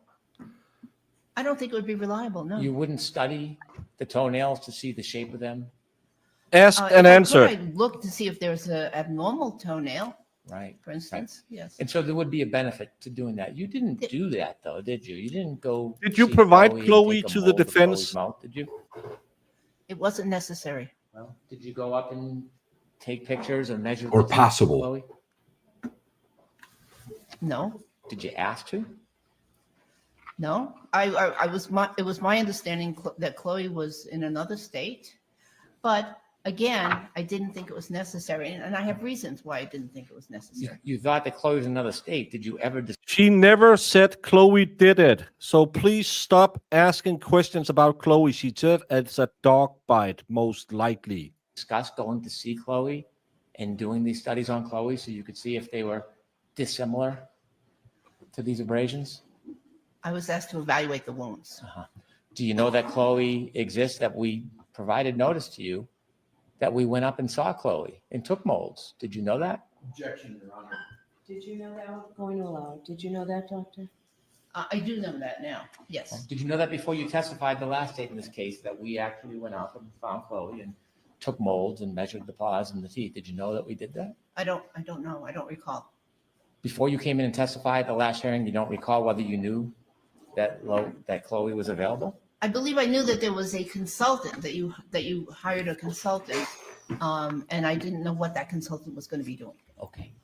Now that you know that Chloe's available, wouldn't those modes be helpful? Wouldn't you want No. to look at them No, and compare No. them no, to the distances no. on the abrasions on Mr. O'Keefe's arm? Objection, Your Honor. I don't think it's necessary for many reasons. The new If lawyer's about to distance lose his of shit on Chloe's Bev. canines Yeah. is significantly different. He's struggling. than the abrasions in this picture, you would agree that the abrasions in Mr. O'Keefe's arm could not have been caused by Chloe. Would you No. agree? No, I wouldn't agree to that statement. Mhm. Again, because of the various factors such as elasticity of the skin, shrinkage, there's various factors.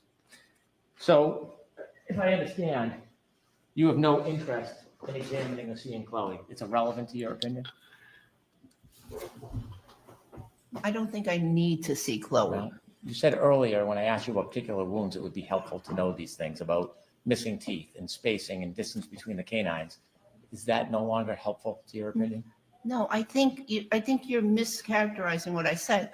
I believe I said that it would give information about the condition of the teeth now, but it wouldn't give information about the condition of the teeth when that incident happened, In the spirit of medicine and science, isn't more information good, generally. generally? But you generally would not want to go see and examine Chloe. I don't think it's necessary, and there's so many reasons why. Okay. Thank you for your time. Yes. All right, Mr. I hate Bessie, that guy go so ahead. much.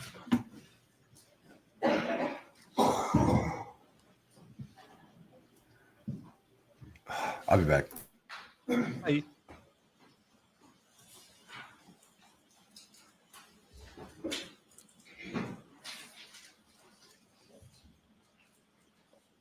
If I could have you ready to Sure. organize the exhibits, thank you, Your Honor.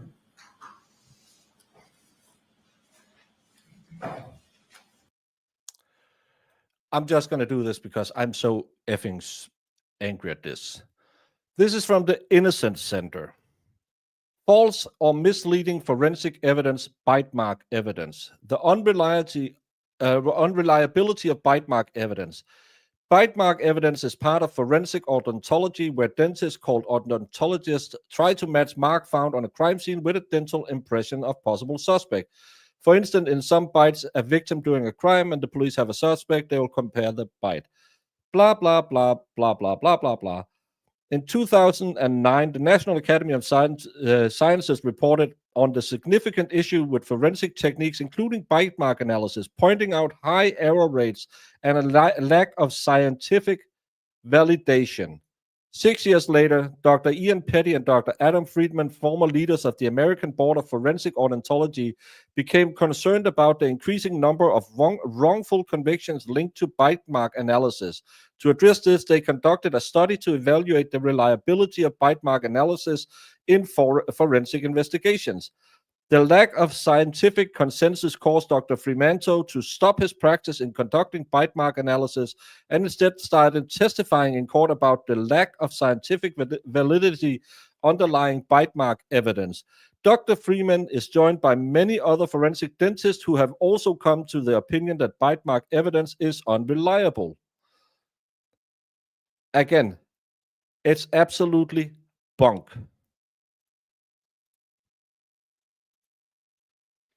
Sorry. They're organized. I just want to make sure I have the records. Thank you, Mr. Brennan. For the record, we have pre-marked number 3337. Thank you. In Your Honor, and thank you, Mr. Sullivan, I have provided the court and offered to counsel, but counsel already had the copies, a notebook that has exhibit numbers. Thank you. You're welcome. Mr. Brennan has agreed that all the exhibits in the notebook can be in evidence. So that's number 2. And so if I'm remembering correctly, Your Honor's previous direction that if they're in evidence, just refer to them as such. So that's what I Yes. plan on doing. Yes. And what I also plan on doing, Your Honor, is taking the The exhibits that are in the notebook, I've got non-binder ones individually for the witness that are Okay. pre-marked. Does that work also? Sure, you can just put them up on the stand with Dr. Russell. In my approach to do that? Sure.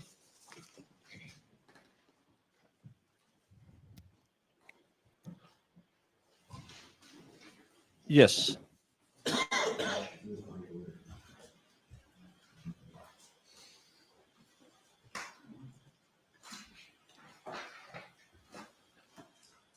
Yeah, and where was the book he pulled out at the last case? He forgot that one? Talk to the witness and just point out where they are. I think you can give them to her. I think Okay, she can that's- figure out okay. numerically what's what.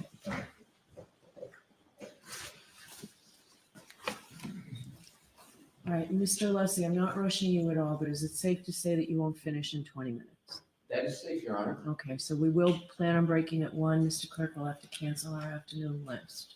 What, how long do you think it might take? And I'm not holding you to this, just curious. I appreciate the question. If I can just have a quick moment, because I knew what my redirect was going to be until Mr. Brennan went, and I'd like to consider what he did.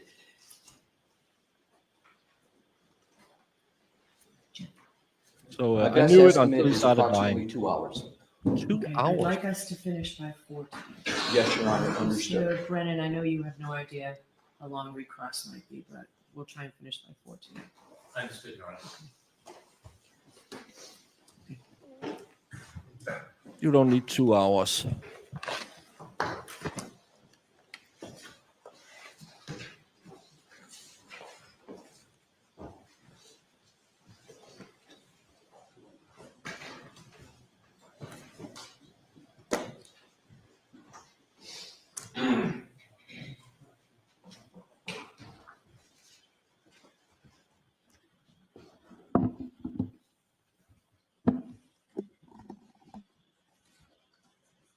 May I now proceed, Your Honor? Please. Thank you.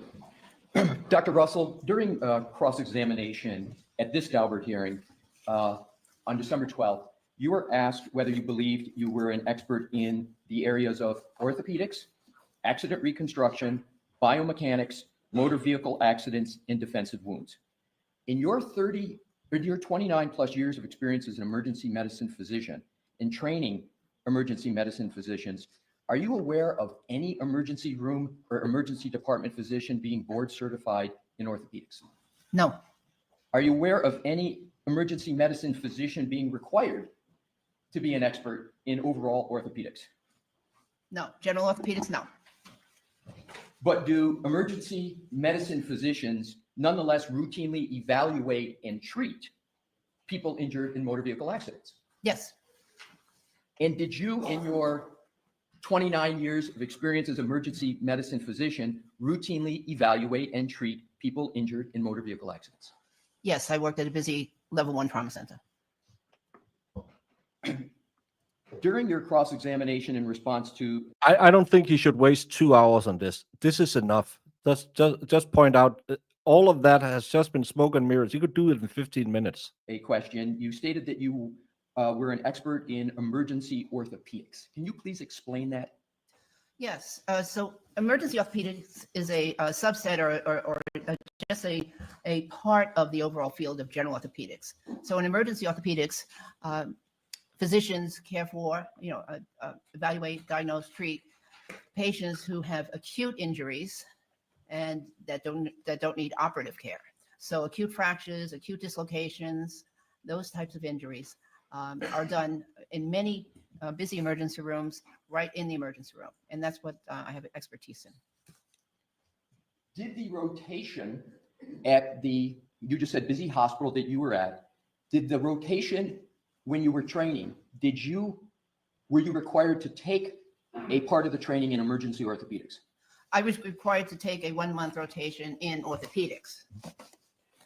Now, you were asked during cross-examination at this voir dire about one particular specialized training that you had involving motor vehicle accidents. And you, in response to a question from Mr. Brennan, agreed that that particular course was rudimentary. Do you recall that? Yes, When did you take that course that you referred to as rudimentary? it was around 1979. And what profession did you have when you took this rudimentary course that you were asked about? I was a police officer at that time.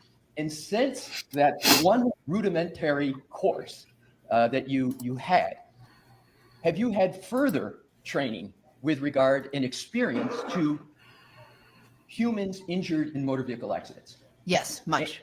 And describe the experience and training you've had in that area.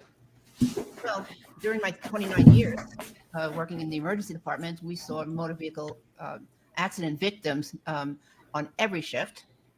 And usually there were multiple victims on every shift.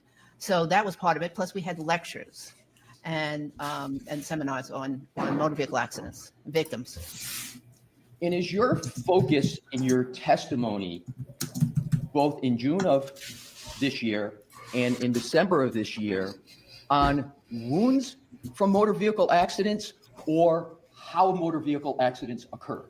So as a physician, my focus is on the wounds and injuries caused by motor vehicle accidents and how to diagnose and treat them. So are you sitting as a medical doctor giving opinions on medical causation of the injuries to Mr. O'Keefe? Yes. During cross-examination, in this area, you were asked about whether you were an expert in accident reconstruction.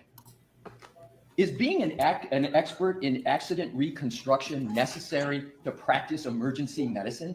No. Does an emergency medicine physician need to be an expert in accident reconstruction to evaluate and treat people injured in motor vehicle accidents in the emergency department? No. In your 29 years experience as an emergency medicine physician and training emergency medicine physicians, are you aware of any emergency medicine physician being an expert in accident reconstruction? No.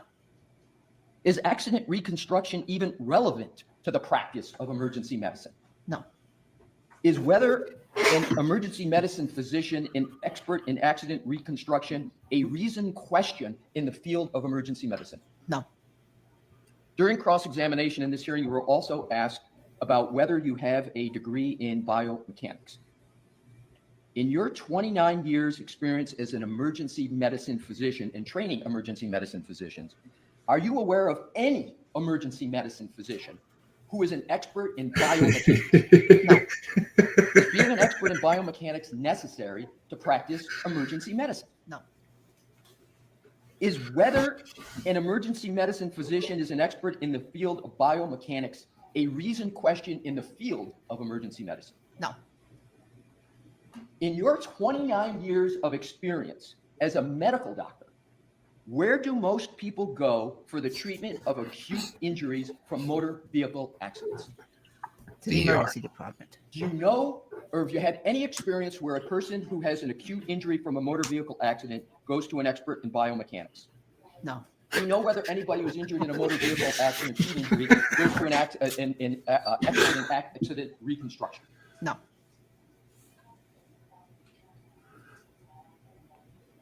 On cross, in this hearing, you were asked about your expertise name is, in self-defense.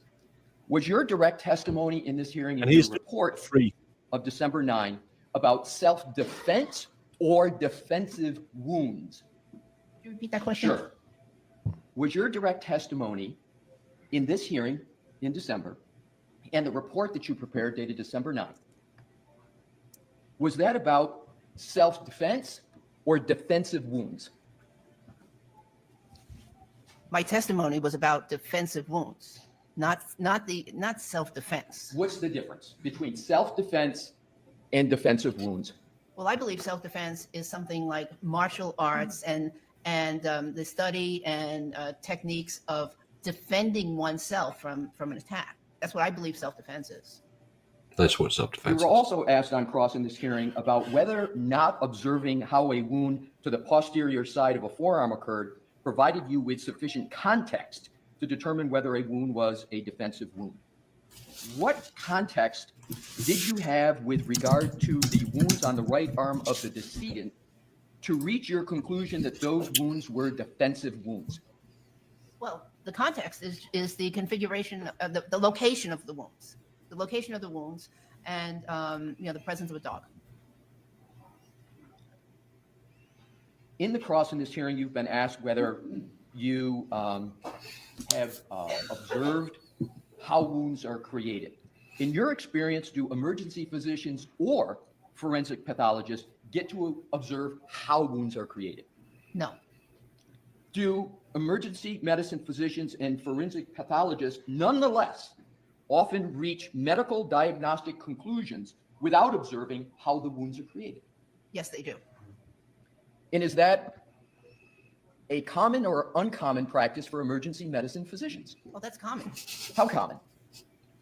I think it's fairly common. You were also asked whether someone could, and this is on cross in this hearing, whether someone could incur wounds to the posterior side of the forearm if they fall to the ground backwards. Did the wounds to the right arm of the decedent in this case arise from him falling to the ground backwards? No, Why not? because of the configuration and the pattern of the wounds. And do you come to that conclusion to a reasonable degree of medical certainty? Yes,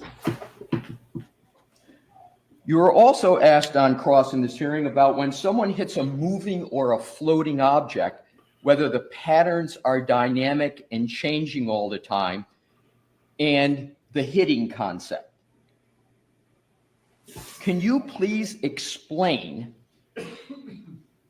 the question that was posed to you about moving, floating objects and hitting objects and how you evaluated those issues with respect to the decedent in this case?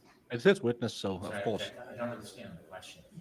Doctor, did you understand the question? not exactly. Okay, ask the question differently. On cross, you were asked about when someone hits a moving or floating object, whether the patterns are dynamic or change. Can you please explain those concepts in that question and how you analyze them with regard to the wounds of the decedent in this case? Okay. When there is movement and there is contact, there is movement of the, for lack of a better word, inflicting object, such as a tooth or something else. There is movement along the skin during the period of time in which they are in contact.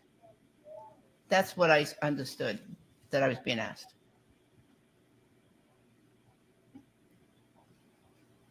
On I think it was a bad cross-examination, you were asked several questions about pattern recognition. It was a and bad question, pattern so it was a recognition good objection. methodology. Yeah. Even the expert And you didn't were asked about the development, that's what I want to start with, of your pattern recognition skills with regard to dog-inflicted wounds. How did you develop your pattern recognition skills with regard to dog-inflicted wounds on humans? Well, as I testified earlier, I've seen many dog bite victims. And sometimes I was able to talk to, I closely examined their wounds.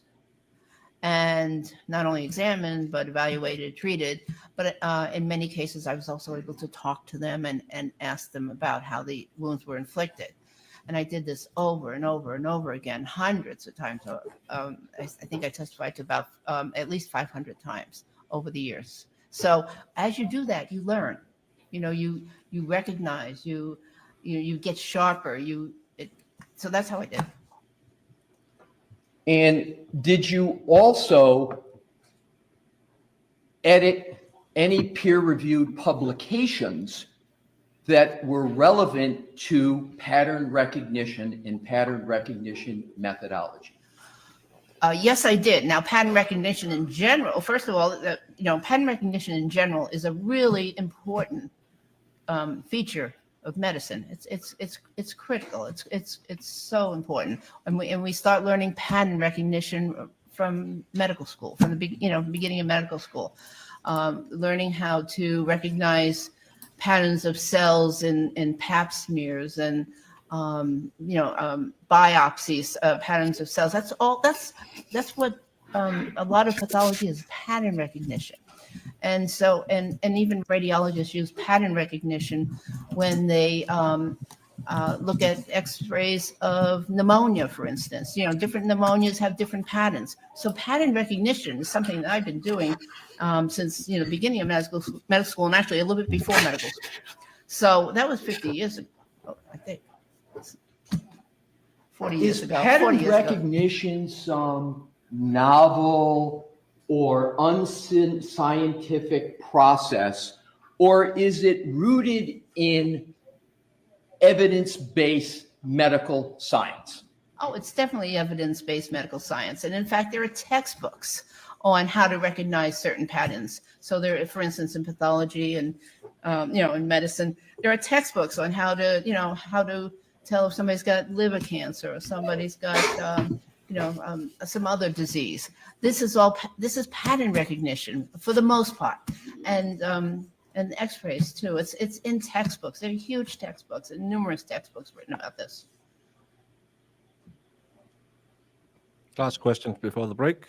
Is pattern recognition methodology that you've been testifying about, is that generally accepted in the medical community? Pattern recognition as a methodology? Absolutely. All right, Mr. Alessi, we're going to take our break. We'll be back at 2 o'clock. Thank you, Your Honor. I told you All so. rise for the court, please. 2 o'clock. 2 o'clock. I have the stream set up for 2 o'clock. We'll probably be back a little before that. This was absolutely horrible. It was worse than expected because this guy is so swarmy, so much worse than Lally. I don't know. He's gross. He's gross. He knows that he's asking bullshit questions. He knows that he's got nothing on this expert. I think you can't. Like, how are you going to disqualify her? How? Yeah, and with just the questions she was asked now, she should be allowed in. How did you do No it? kidding. Based on pattern recognition through 30 years of experience. Have you treated dog bites before? Yes, more than 500 times. Bingo bango, see you later. Dinner's at 9. You don't need more. I'm just afraid he's going to go on for another hour and a half trying to disprove stuff. Brandon said it the other day. They need to tailor the case. They need to get it way more focused on. It doesn't matter what Jen McCabe did at what time. It matters that John O'Keefe was never hit by a car. And it doesn't matter if it matches Chloe's teeth exactly. It's a dog bite, not necessarily a Chloe dog bite. That's not what she's there to prove. No, and as I read forensic odontology, even the people who used to be big proponent for it, after studying how many false positives came out, started to be against it. Yeah. It's not a valid science. It can't be reproduced, and you can get all the molds. The problem is, if you're going to measure Chloe's bite marks or claw marks on this surface, or maybe he had his arm bent, how are you going to tell me, well, it can't be Chloe, because you can't tell me in what aspect of the world it happened. And you can't actually, back when you used odontology, they said you have to have a very fast cast made of the teeth and the bite marks to make sure. And you can't align these bite marks with Chloe's teeth because you don't have the arm. You don't have a measurement of the arm. So there's no way you would, even if you would believe that you could take a mold, put it on, and say, this is Chloe. There's a very, very big problem in doing that because John O'Keefe isn't here anymore. So you can't do it. I always have props. Giggity.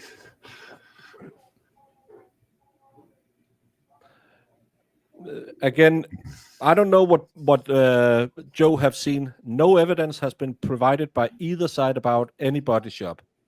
So we don't know anything about that. There's a lot of rumors out there, but again, nothing has been proven. Nothing has been brought into court. Nothing has been filed in court. Marissa, not only did the Commonwealth say they found Chloe, they now claim that they have molds of her mouth back then. Yeah. Which I don't recall. I'm pretty sure I remember Lally saying several times that she was unavailable for contact. Yeah, was they were out of ordered to state. provide her for the defense, and they didn't do that. So if this guy's saying they had molds back then that they never turned over to the press, like No, because they just found her like a month ago. So in his questioning, though, he was saying that they had those molds at the time of the trial, unless I misunderstood what he was saying. well, he probably said a lot of BS because he never ever spent 2 seconds looking at the old trial. In Denmark, you have to have your dog chipped as well, and you have to have a name tag on it, or you can get a fine. So I could be wrong, but that was the way I interpreted what he was saying, is that they had him at the time and that she didn't look at him at the time, and she could have because they were available. But I could be mistaken. Yeah, and yes, I can get into Zoom meetings if I want. That's another question. Depends what the Zoom meeting is about.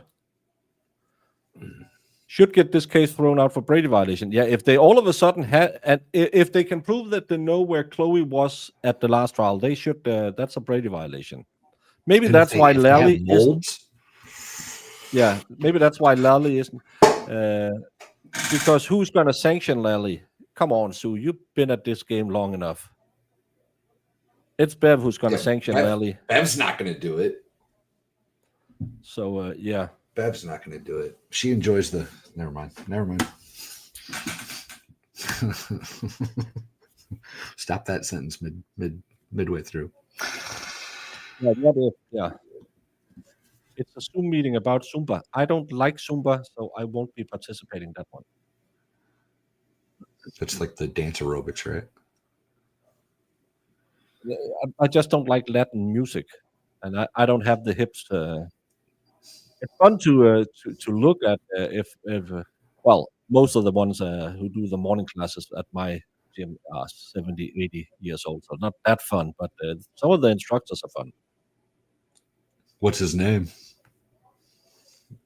Well, one of them is named Sophie, the other one Sergio. Is Emmanuel, and it's a man.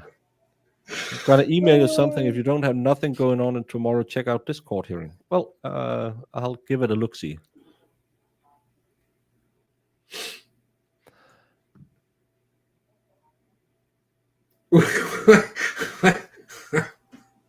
Some of them.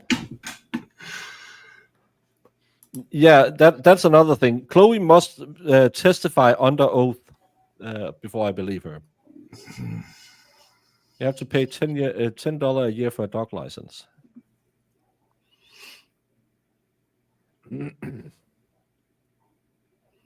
Yeah, but that's after they found Chloe a month ago. They went up, took a mold of her, talked to her, got her deposition, and released her again. Because you can prove it's Chloe. Probably, maybe not. It's not about Zumba, more of a serious case. I do have a serious side too, man. Well, it was Fedorowski who said Zumba. I know. It was a trap. Yeah, that was a trap. Bring in Caesar to question. Yeah, Caesar Milan is going to come in. No, look away. Don't acknowledge. Don't acknowledge. Just walk away. Just walk away. And then give her a little treat. That's a good. No, stop biting. Chloe, please don't attack.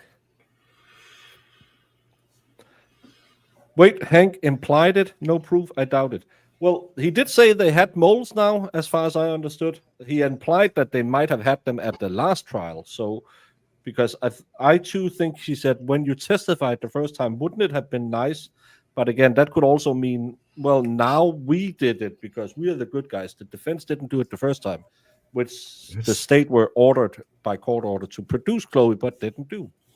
Yeah, this guy is way slimier than Lally. Yeah, this is a defense lawyer. He's slimy as F. So yeah. No, that's not. I think that he's implying the way he worded it implied they already had it, but I think the way he meant it was, wouldn't it have been nice to have had it in the past? But now you could have had it. Baker violation would be icy on the bev cake. Yeah, we could need a good Brady. So yeah, I told Vegas Rick when we were sitting in the car that it was funny that we were covering this case and they found pig DNA on a cup. He was loving it. Yeah, he was laughing his ass off. Oh, Hello. That makes sense to me, though. I'm going to get something to eat. I'll be back here in I'm down. 40 minutes. My chat, you're going to get redirected to our next stream. Yeah, if you're going to have pig DNA, so will my chat as well. But we'll be back in a bit, but I need some food and I need to punch a wall or something because this was stupid. Yeah. I got to go take Kara, Mrs. Valhalla. She's feeling a little under the weather. Oh. I'm going to go make her some soup. Give her a goat to snuggle and she'll be fine. I don't want to get my goat sick. See y'all in a bit. Later, y'all. What exhibit are you referring to? I'm going to make this 100, Your Honor. All right. 100. Because it is 100% correct. Checking your honor. So you literally built a cannon? Yeah, it's pretty awesome. All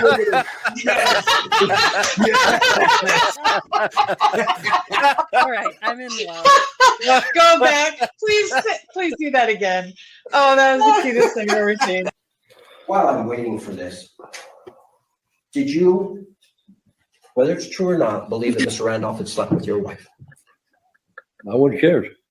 You wouldn't have cared? No, Did you believe he had slept with your wife? no, Did you believe he slept with your mother-in-law? probably did. Everybody has. So there. Everybody has.